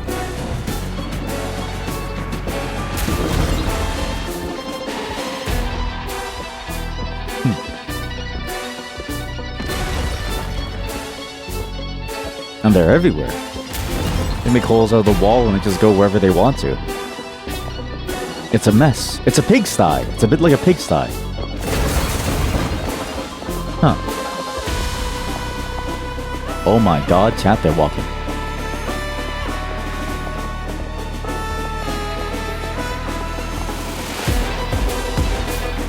Initially, we were all on the factory line together, and now we're all here.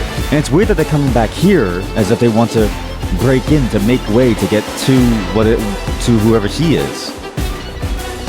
And she's sitting on a throne for some reason.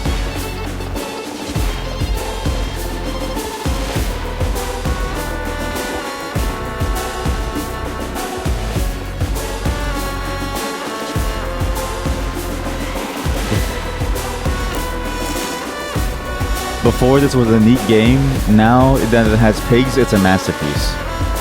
Now you're seeing the game for what it really is, a masterpiece. Can't climb over, can you? I think we just fall in, just like the pigs. We fall in line. Oh my god.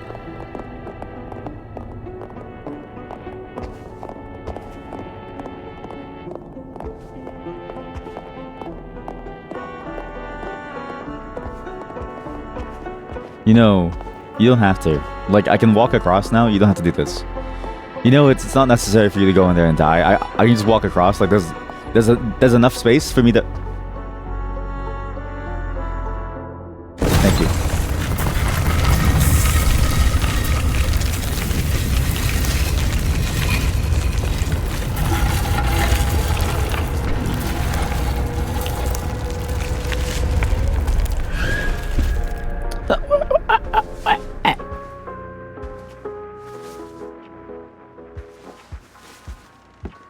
That was cool.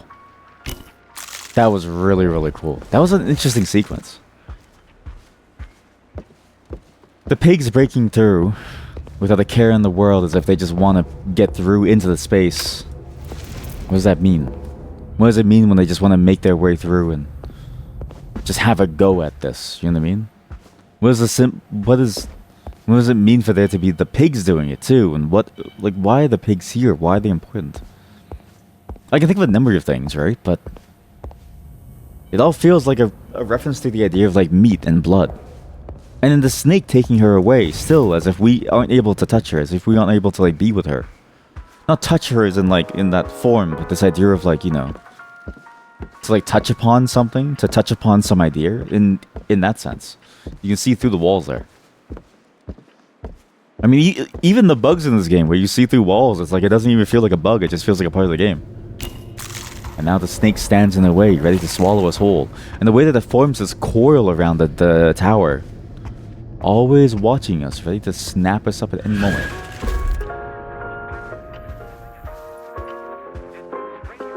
So why would we go back and back?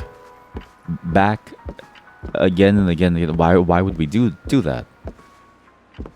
Why would we do any of that? What am I missing? Or is repetition the goal?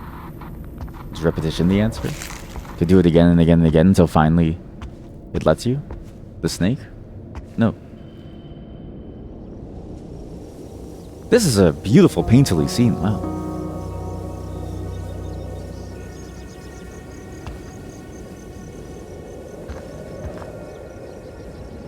Blood.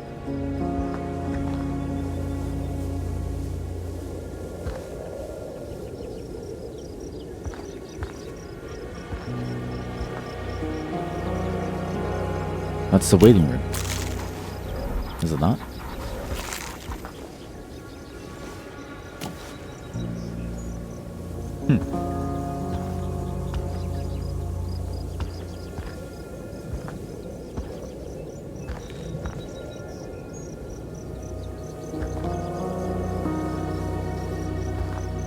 This feels like a bunch of games wrapped up in one. There's so many different puzzle types in this game that you always feel like you're never really bored with the gameplay. But there's also so much to explore from the landscapes that you never really know what to expect next. I didn't expect a scene of peace and serenity after that. I almost like half expected it to go into more of a horror segment there. And now I've got whatever this is. Just put that down right there. Yeah, just leave it right in the middle of the room. Yeah, sure, okay. A deer that was killed by an arrow. Now I'm covered in blood. Blood. Now I'm covered in blood. Why would the blood matter?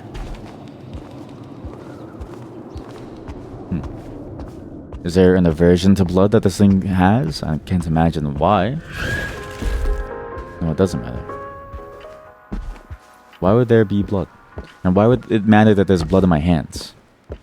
But that's an interesting statement of like, there's blood in my hands, right? You killed a deer, you pull it out, you were responsible for its death. And here the blood is on my hands for this, like consequences in a way. Hey, you're alive. What happened to you? Sword?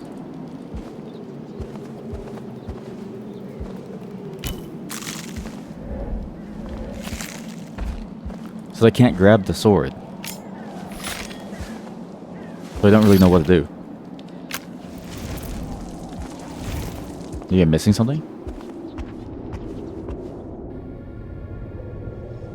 Because now I'm walking around. I am a little bit worried that I don't know what would a soft lock look like in this game. Because I did notice, like, as we got closer and closer to this portion of the game, it got a little bit buggier, but I don't know. No, it's not a soft lock. It's just now I'm filling in the color of this painting. That's interesting. It's a room. It's a table. It's not the hostel waiting room. Hey little fella. Hi little cat. How are you?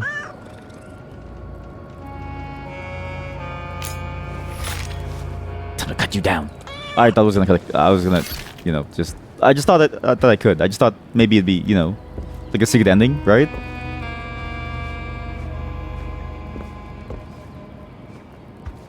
Well, goodbye, cat. I'll see you later. And I love how everything behind the frame, it doesn't exist because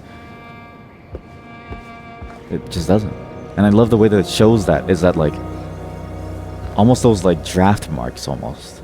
How could you even think about it? Yeah, every game that has an animal, I always like to try that out to see exactly how far they let you go. Is, you know, that idea of like, will they let you do that? And if they don't, why? But also like, why would they let you do it in the first place, right? I like to examine, sort of think about what these things are. And I like to test the limits of these games, just to see what happens. You never really know. Well, Psycho. No, I'm just saying, it's a video game. It's a video game. What do you mean? You wouldn't do it? You wouldn't do it, huh? Oh, you think you're so high and mighty where you wouldn't do that to like something? If a video game... I love my dog, but if a video game let you like, I don't know, like kick a dog, I think I would try it just to see like what happens. You know what I mean?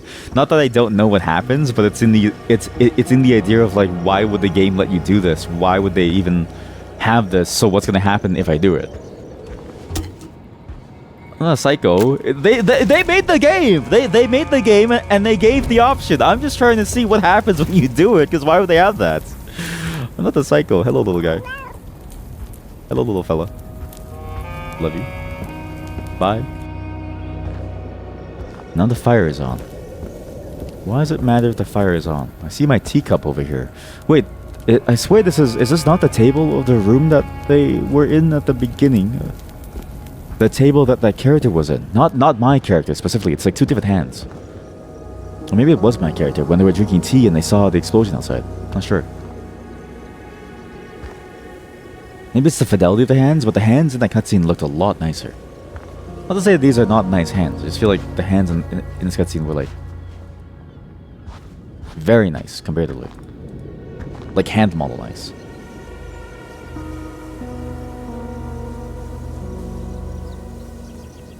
Like GTA. Imagine if GTA had animals, right? Or like kids, you know what I mean? Like, I don't know, wouldn't you be curious to see like why they added them? And wouldn't you be curious to see what happens if you just like drive a car into them? Like, I'm not saying that I would do it. I'm not saying that it's like something that you should do. I'm just saying that like, you have the possibility to, right? I'm not saying that you should, I'm just saying that like you could. Okay, do you like fire? Oh, wait a minute. Oh, I thought it was gonna let me burn the painting to kill the bird. I don't think that's the solution. What am I missing? Do you want to eat a cat? What? I must be missing something very obvious.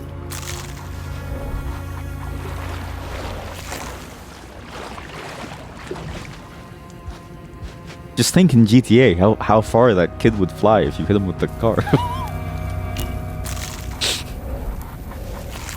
Again, I'm not saying that you should. I'm just saying that like they made the game and they put the option, right? Like it's I'm not the one doing it. You know what I mean? Like I'm just doing the options that they give me.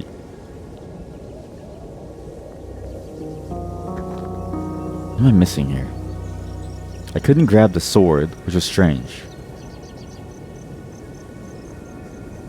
Because you would expect the sword to be used to kill something, like the snake. But I don't really want to kill the snake. I know it's a crazy thing to say after everything that I've just said, but I feel like the snake is not the problem here. Wow.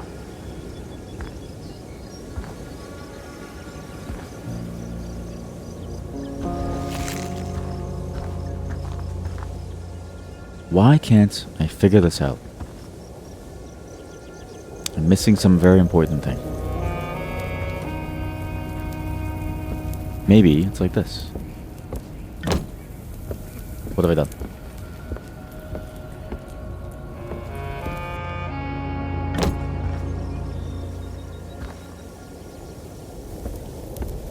There's now a fire. What do I do with the fire? Cat? You okay? What do I do with the fire? What do I do with the fire? Answer me. Answer me now. Answer me now. What do I do with the fire?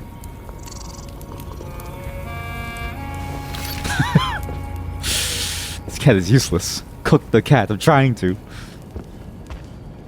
But nothing makes sense. Nothing's working.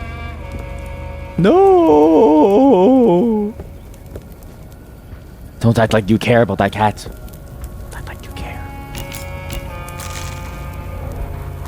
Medium rare. I feel like a cat of all animals you should cook to be like well done. You know what I mean? I feel like cats are just like the well done animal of the pet animal kingdom. What the hell do I do with you?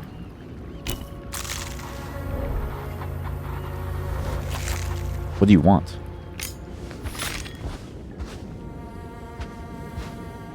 What do you want from me? What do you want? What do you want? You're an ostrich. What do you want? What do you want? I'm gonna put the painting in front of the cat. See if the cat will hunt the bird. And then we'll cook the bird as a meal for us to eat on the table. Plate.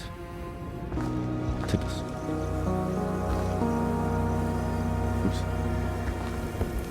Hey, look. Look. Look, bird. Look, bird. Eat it. Go. Hunt bird. Go. Hunt bird. Am I missing something very important? Am I missing something obvious? The same fruits basket painting, actually. It looks like a giant key. I can hold this painting, but I can't do anything with it. Can't do anything with it.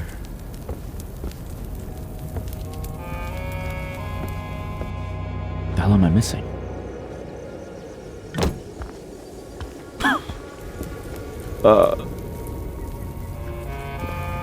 Wait. I'm a fool. Light the candle, right? No. Touch the fire? No. Cut the wood? I don't know. So, put on this side of the room. This music is making you sleepy. It's making me sleepy. It's why it's so peaceful here. Maybe that's the effect. Maybe the game has it's hooked up to like a heartbeat tracker, like, and it's waiting for you to fall asleep. Because why else would it be so peaceful here? It's so quiet. If only to make you fall asleep. And then when it falls asleep, that's when the game progresses. Because how else do you get past this zone area?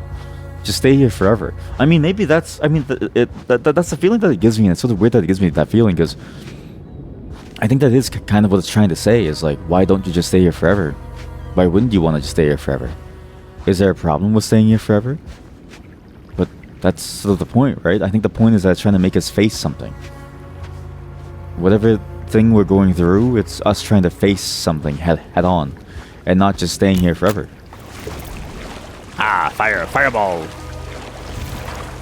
I don't get it.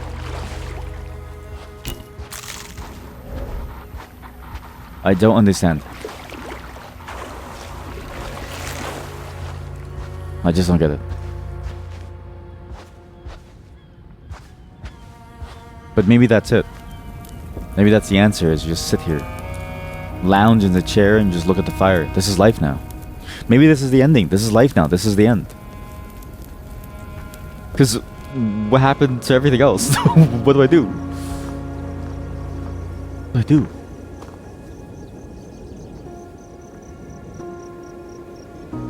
In 30 seconds, I'll go to look at the walkthrough because I don't know why. It ends when you put your hand down. Please, sir, please put your hand down and trigger me out, sir, please. Sir, it doesn't need to be so high. Knife to your, okay, knife to your throat. Tell me what to do, please. I'm begging you. Alright, I'm looking up a walkthrough. My fear is that when we saw the sword and I couldn't pull it out, that we're stuck in some way.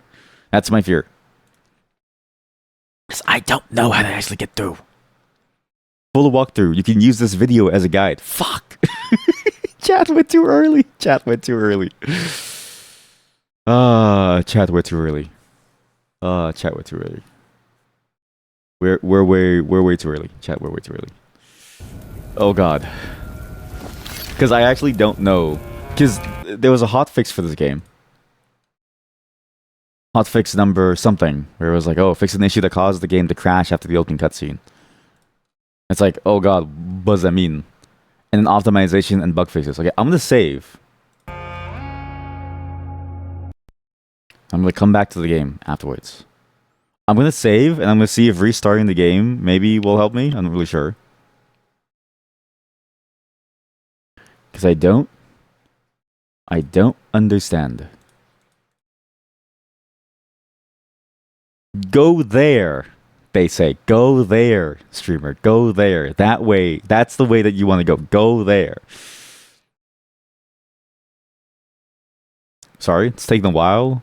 I don't know how to explain this, but sometimes when you close the game on Steam, the play button, like it's still a stop button for quite a while. Eclipsium. Optimization and bug fix. Especially the issue that caused the game to crash. And the iron gate not to open. Additional save points were added. Fixing the issue that caused visual errors in the looping. Improved the thing above. UI is working. Soft locks in multiple zones have been fixed. Soft locks in multiple zones have been fixed, including the painting. Soft locks.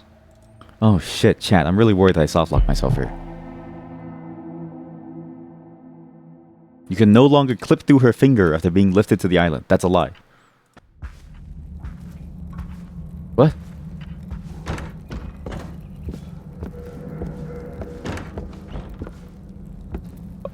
Huh?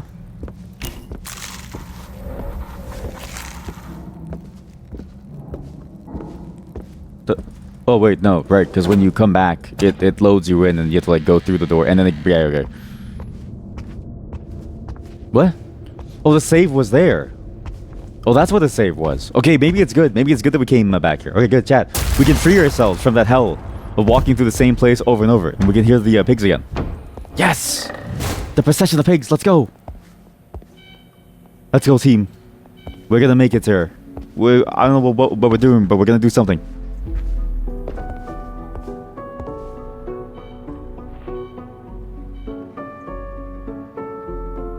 Okay, second time around, I wish I trained them to go faster. I wish I could train them to go a little bit faster.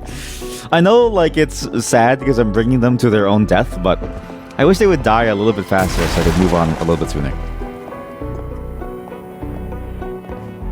So we've already been here. It's like Princess Mononoke. It's actually, that's a very good... This whole thing actually has been very reminiscent of Princess Mononoke and Spirited Away, right? That idea of, Like the parents turning into pigs, that's walking on those pipes. Everything. It feels like everything is similar. It's never enough pigs. I agree. We need more pigs to fill the entire floor.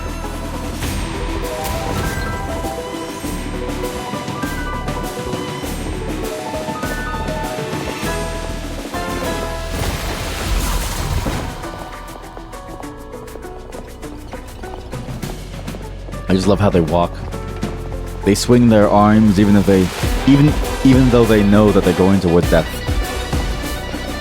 Even if they know that that's gonna happen, they just don't care.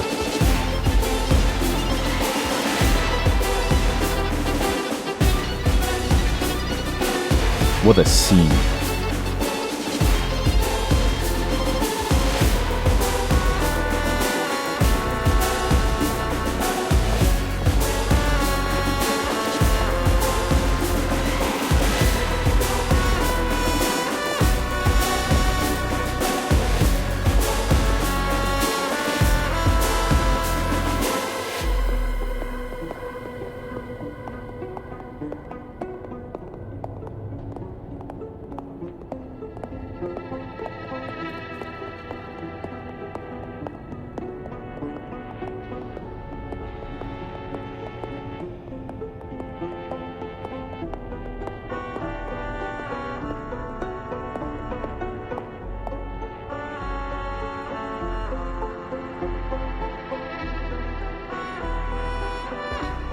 I literally don't need you to die. I don't need you to die. You don't have to die. You don't have to... You fool!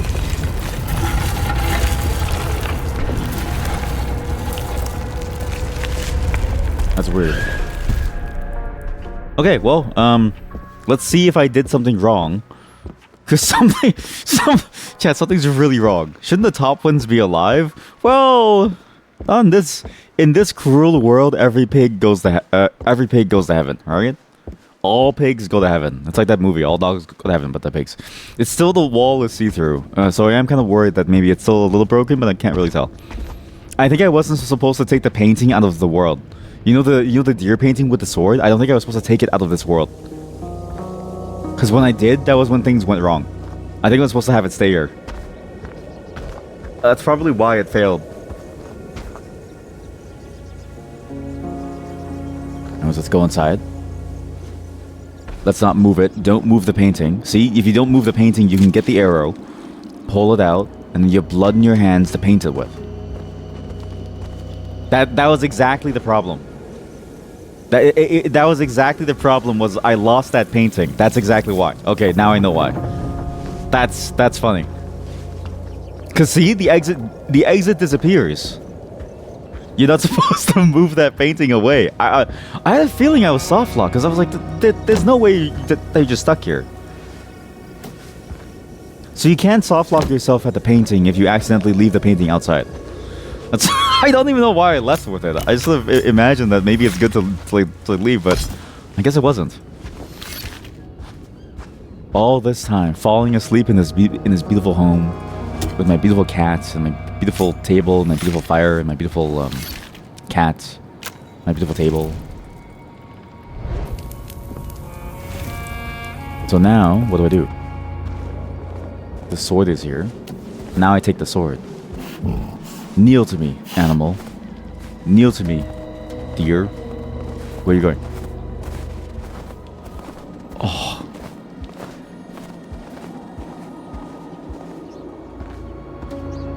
Wait, where's my sword?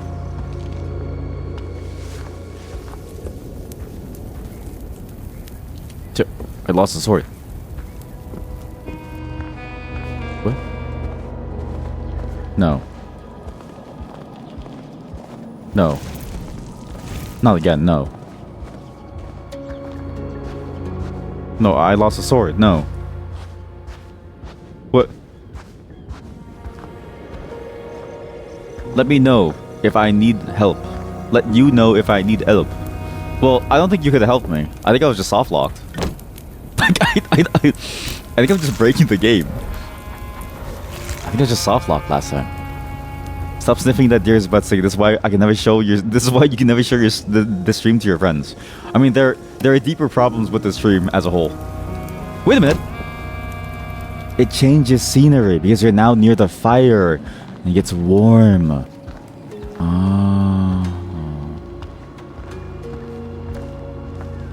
That's a cool way of showing that, you know, what we do in the real world can affect the world within the paintings. That's a very fascinating concept.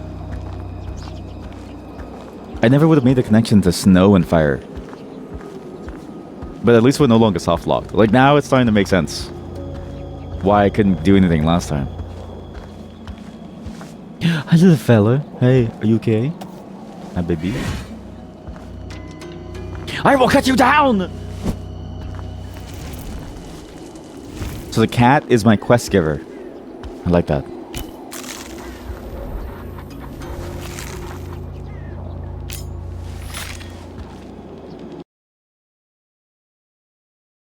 You don't need to see this. You don't need to see what I'm about to do to the cat.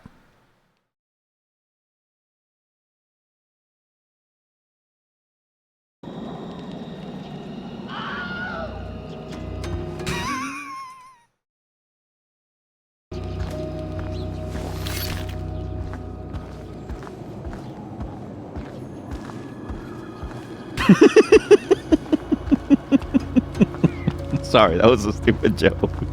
I don't even know if you heard the scream because it was so quiet. Good bit, thank you. That's why I wish this game didn't pause when you all tab so I could do it seamlessly. Those bits only work if you do it seamlessly, but I can't. Okay, bye little fella. I'll see you later. The other version of you died, by the way.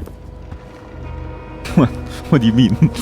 Oh wait, right. Bring this painting in this painting. Huh? Well, wait, what? Wait, no. Bring this painting into this painting. Bring this painting into this painting. Oh, but it's warm here. Right, it's warm here. So I gotta bring this painting into this world here. And then I bring this painting into outside to make it cold. And then I bring this painting into the cold zone to freeze the bird. There you go. Now it's dead. Now it's dead.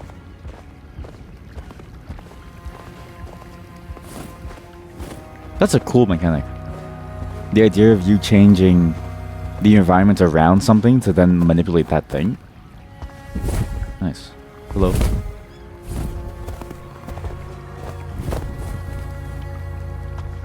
Why did you leave? Oh, the blade.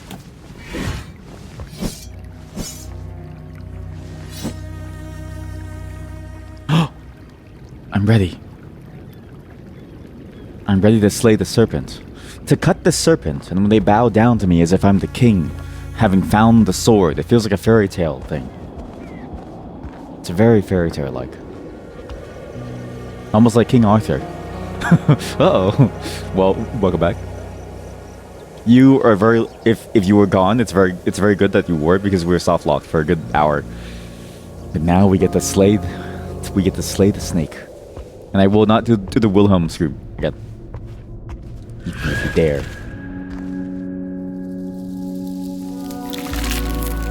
Oh my god.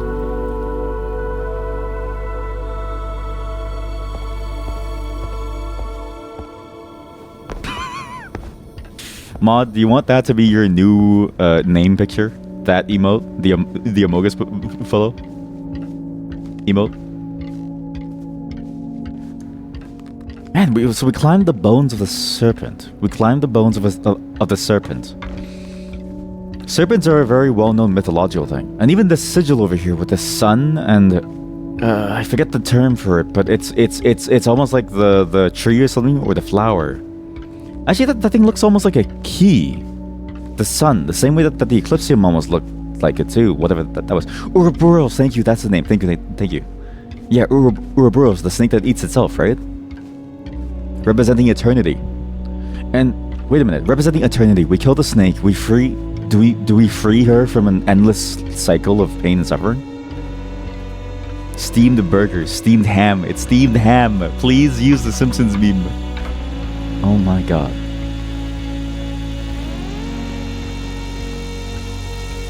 But maybe that's what we did. Maybe we freed her from that endless cycle of pain. You're bad. No worries. Wow.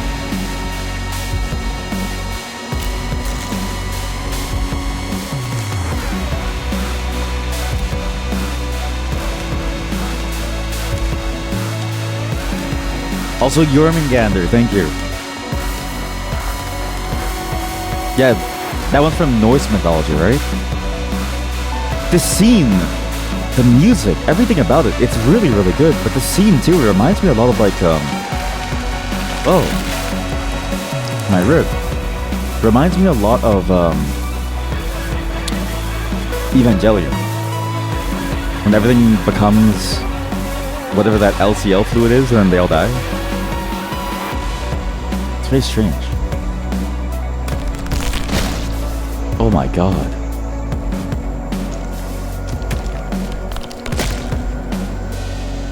Oh my god. Why don't I reuse my ribs? Why do I need to use new ribs? This is not a barbecue. This is not an all-you-can-eat barbecue joint. They reuse the ribs. Please, I'm begging you. Yeah, how many ribs do you have? Wait, how many ribs do humans have? I actually don't know. Right? It seems suspicious that I have that many ribs.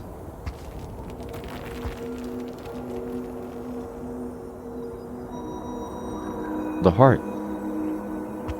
What a strange place. 24? Is that actually 24 ribs? Males have more? Wait, what? Men have more ribs than women? Men and women have 12 pair of ribs. The idea that men have fewer ribs than women is misinformed. It's widespread. Oh, it's from the Bible story of like him using one of his ribs to make Eve. Yummy. Wow, look at this. Look at that almost divide being made. And when I turn left, everything feels strange that we're moving. Oh my god.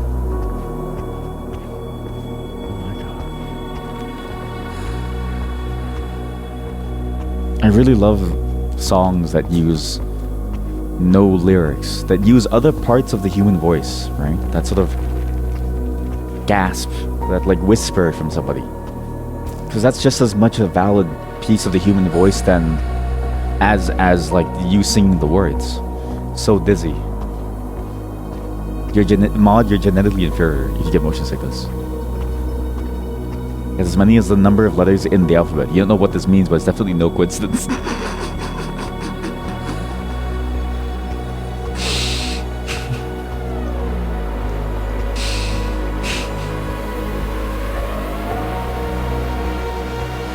As we get further and further up too, look, the cycles get longer and longer and longer.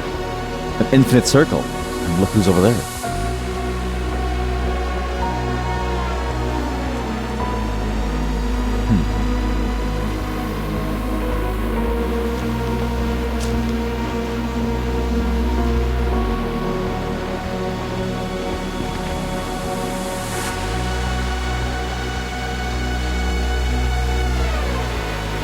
It's you. I can hug her.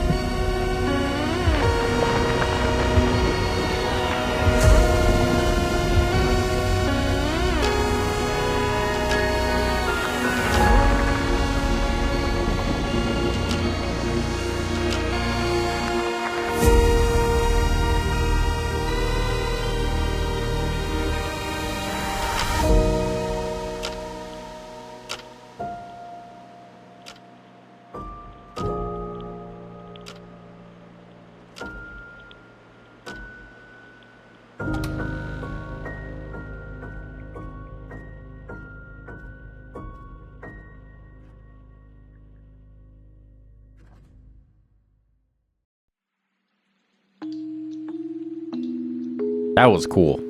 That was an amazing game.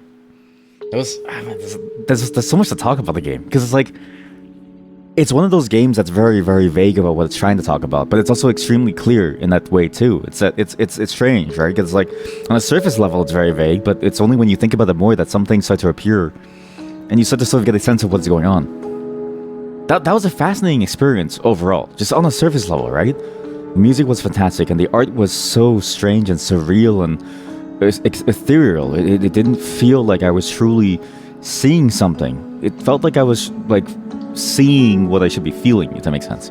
It was sort of odd. You saw a Finnish name. Look, there's oh yeah, I see dog. Like an actual production babies. What's a production baby, chat? What's a production baby? Is it a baby that's like born during the making of the game? You missed most of it, but what you saw looked really good. I mean, that's the thing, right? It's every single segment was like a self-contained piece of a larger whole. But I think you need all of it to sort of piece together something. I have some ideas of what it is, but it feels like there was some deeper meaning to it all. And I didn't expect it to go the way that it did and to show what it did there. Clearly, it's a baby made and born in the office. No child labor.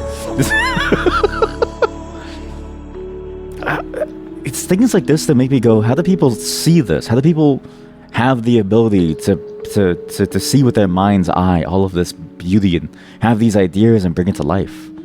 Like that idea of that looping world that you keep falling through to eventually land with drugs. I mean, it could be drugs, but like, if it isn't, then what am I doing? You know what I mean? Maybe I need drugs to be able to see what they're seeing.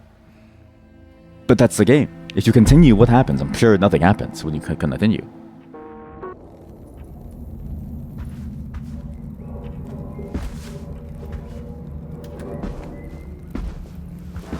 Yeah, nothing happens when you continue. You just end up in the same spot again with the cathedral. And it's an LSD stream tomorrow. Okay, chat, we're doing LSD. The scene was fantastic. The hand is up, so it's not over. I mean, let's see if it puts me back to where it was. But that whole scene, okay, like it's from the very beginning. There was this idea and this constant thread of your heart, giving your heart over. We started in the hospital room and we see the hospital layout from above. That layout is actually on the posters over here as well. Now we need the secret ending. You're gonna give me PTSD. And then you have this poster. You have this poster. You see the faces looking down at you, as if they're like doctors, right? And you hear the machinery all around you, the beating of your heart this whole time, the machinery around you. You get this flashback all of a sudden to when you're in some home and as a bomb falls and as somebody gets shot.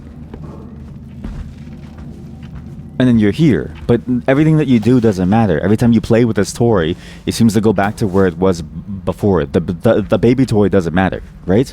Every single time, the baby toy doesn't matter. You know what? I know the perfect scenery to go to like talk about this, because it's like the perfect time for us to end as well when we get to that scenery.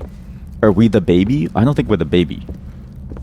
Because at the end, we're sitting in the seat, and we have human, like we have adult hands. I feel like baby hands are really small, so I'm like, the hands that we saw at the very end when we were there, that was us at that moment when we're, why is it so quiet now? When we're just hanging out there and we're waiting for someone. It's sort of weird, right? So we're waiting for somebody at the end, and maybe it's better to start from the end because the end has that whole sequence of her walking in. This person we've been seeing the whole time, right? The giant with the eye who was staring at us. But why was she staring at us? And then she comes in and almost like we were anticipating her, right? That doorway that she came in through was the exit, because the table that we saw with the document on it frames us as sitting in that room with the radio. It's why we hear the music. It's why we hear different sort of variations of it too. It's also why we hear the machinery around us, right? And maybe that was our discharge. Maybe that was when we were able to leave, but I can't really tell. What I think it is that maybe it was a journey through some surgery that we had to have. Presumably a bomb fell down and we grabbed a knife trying to defend ourselves, and then things started to go very, very poorly, right? That's why we were there doing all of this, to make sure that we didn't die.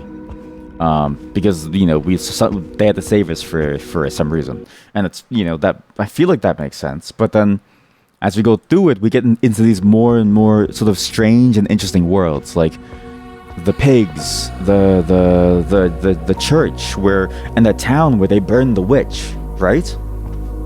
And so I almost wonder, are we really here still within the world?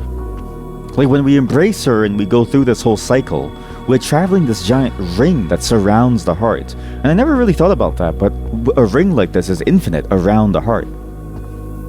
It feels a bit like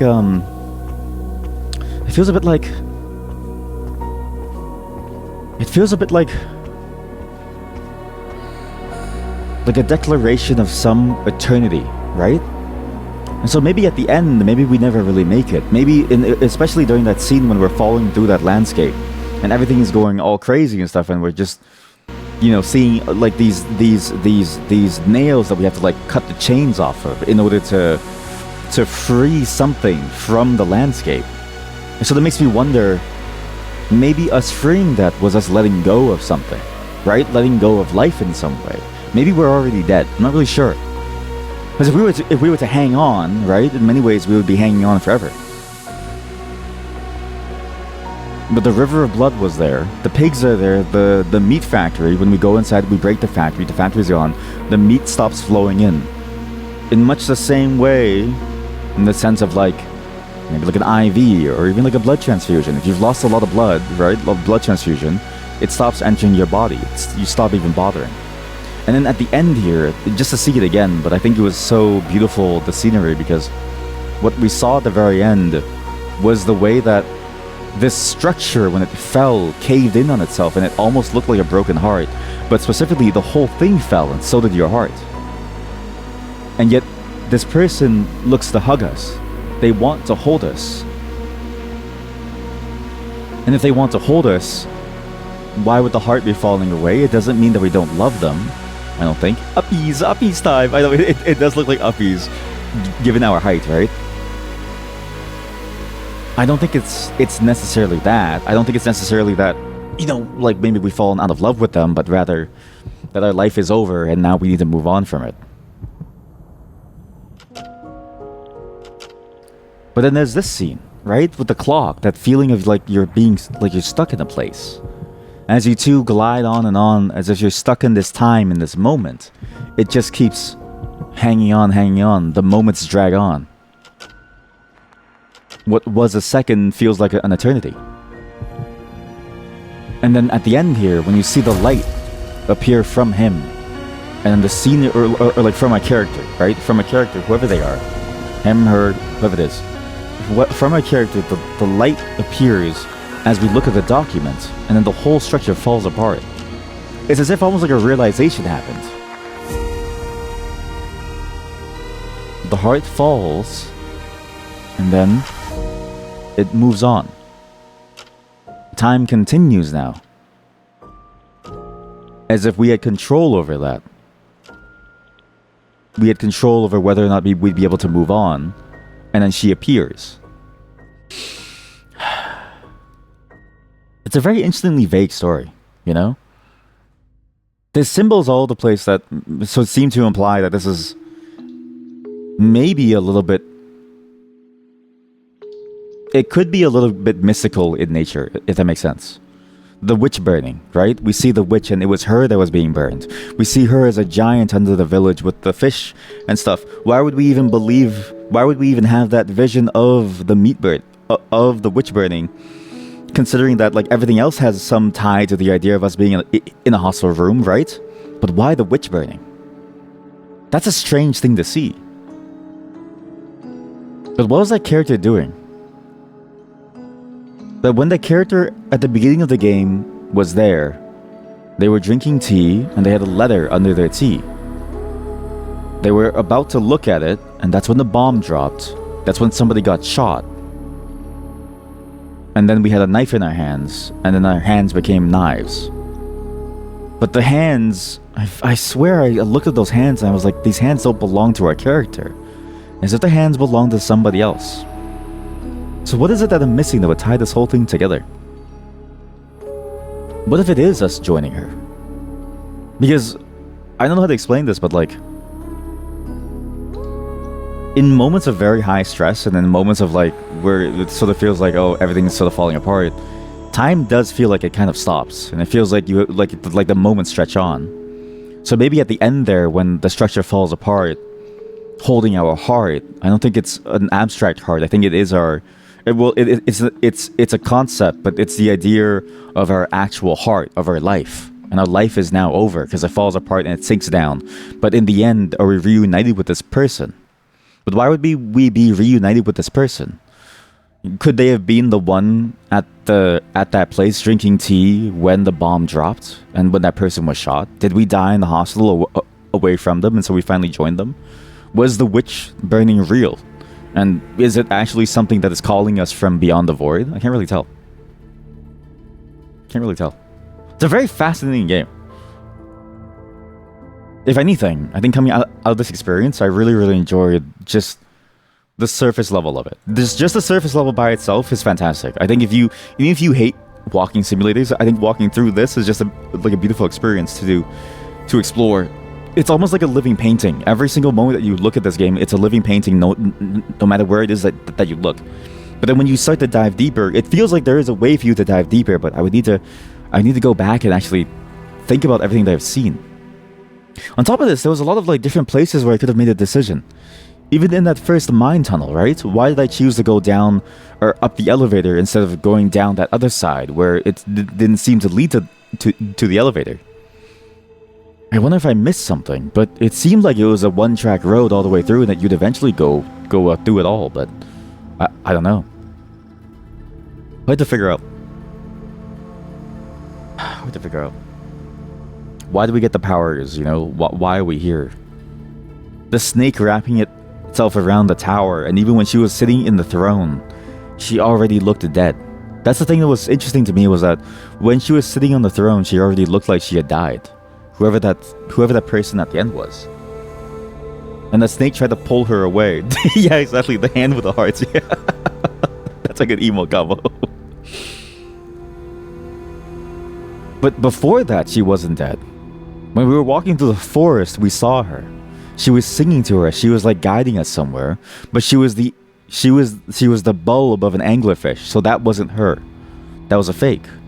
When did we see? Where else did we see the real her? I almost can't remember. It's strange how all of it sort of passes by like a dream.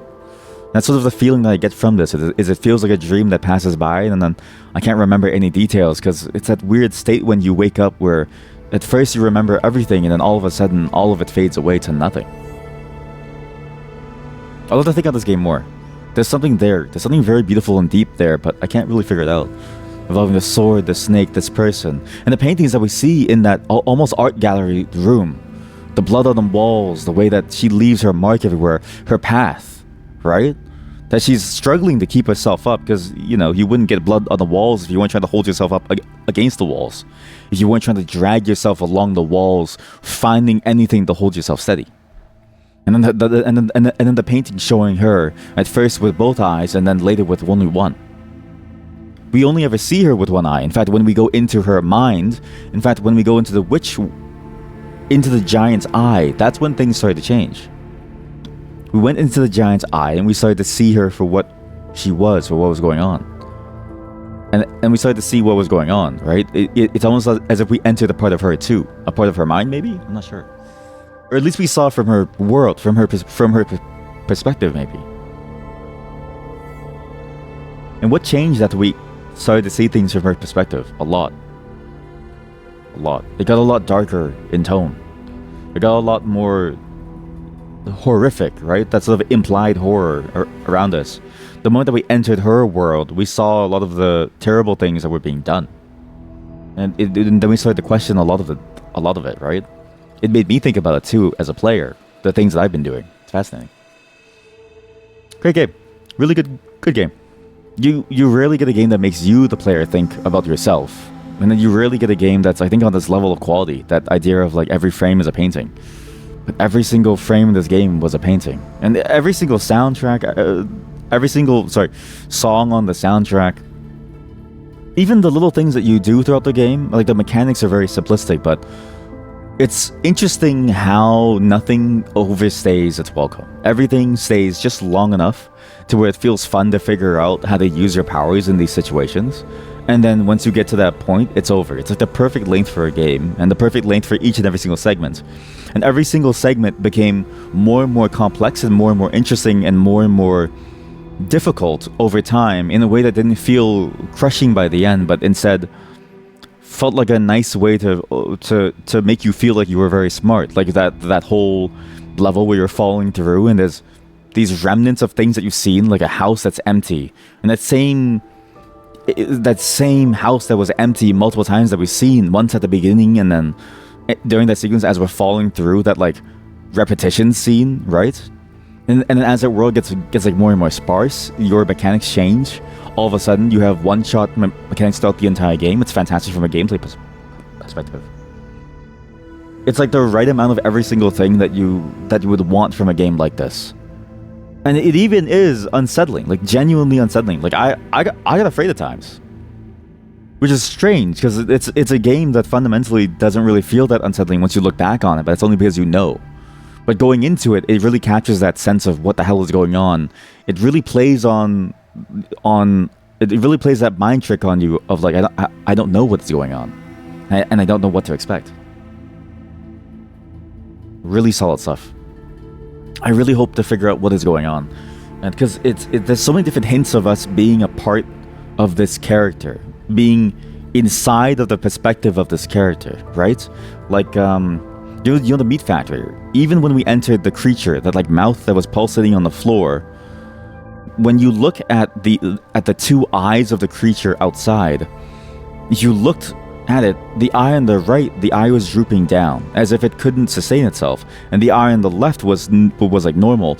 But that's from the inside. If you looked at it from the outside, it would be that the right eye would be normal and the left eye would be drooping down, just as that woman was, right? In the paintings, the woman's eye was gone. The woman's eye was gone. And even as her character, only her left eye was something that we could see. It feels like everything was tied back to her in some way. It's a very strange thing to see. Maybe it was us that was drinking that tea. Maybe it was us that saw everything happen. But then what was that bomb? What was that person dying in the street? What was that bomb? What was all of that? You know? My special eyes. I love that video so much. Can we just... No, I won't play it. But like, I love the idea of those like memes just being just a constant in people's lives, and I just love the way it was just so surreal. But yeah, this game feels like that video, but on crack. It feels like a times 100 version of that video. What a great game. Honestly, I think it's worth it to try this on your own. Like, especially if you miss pieces of it, I think it's worth it for you to take your time and experience it on your own and see what you think about. Go at your own pace. Obviously, if you've seen to this point, it's too late, and maybe... I wish I could say that at the beginning of everything, but this is definitely one of those experiences where if you know somebody's going to play this, tell them not to spoil themselves. Or if you know that somebody's thinking about playing it, tell them, like, honestly, truthfully, that they should experience it themselves, not just watch it. This is one of those experiences that I think is deepened by you being in it, by you being truly immersed in it by playing it, right? Because there's that difference between watching it versus playing it. When you play it, you get to control all your actions, and it feels like you're trapped in there, like as if you are there. What a beautiful game.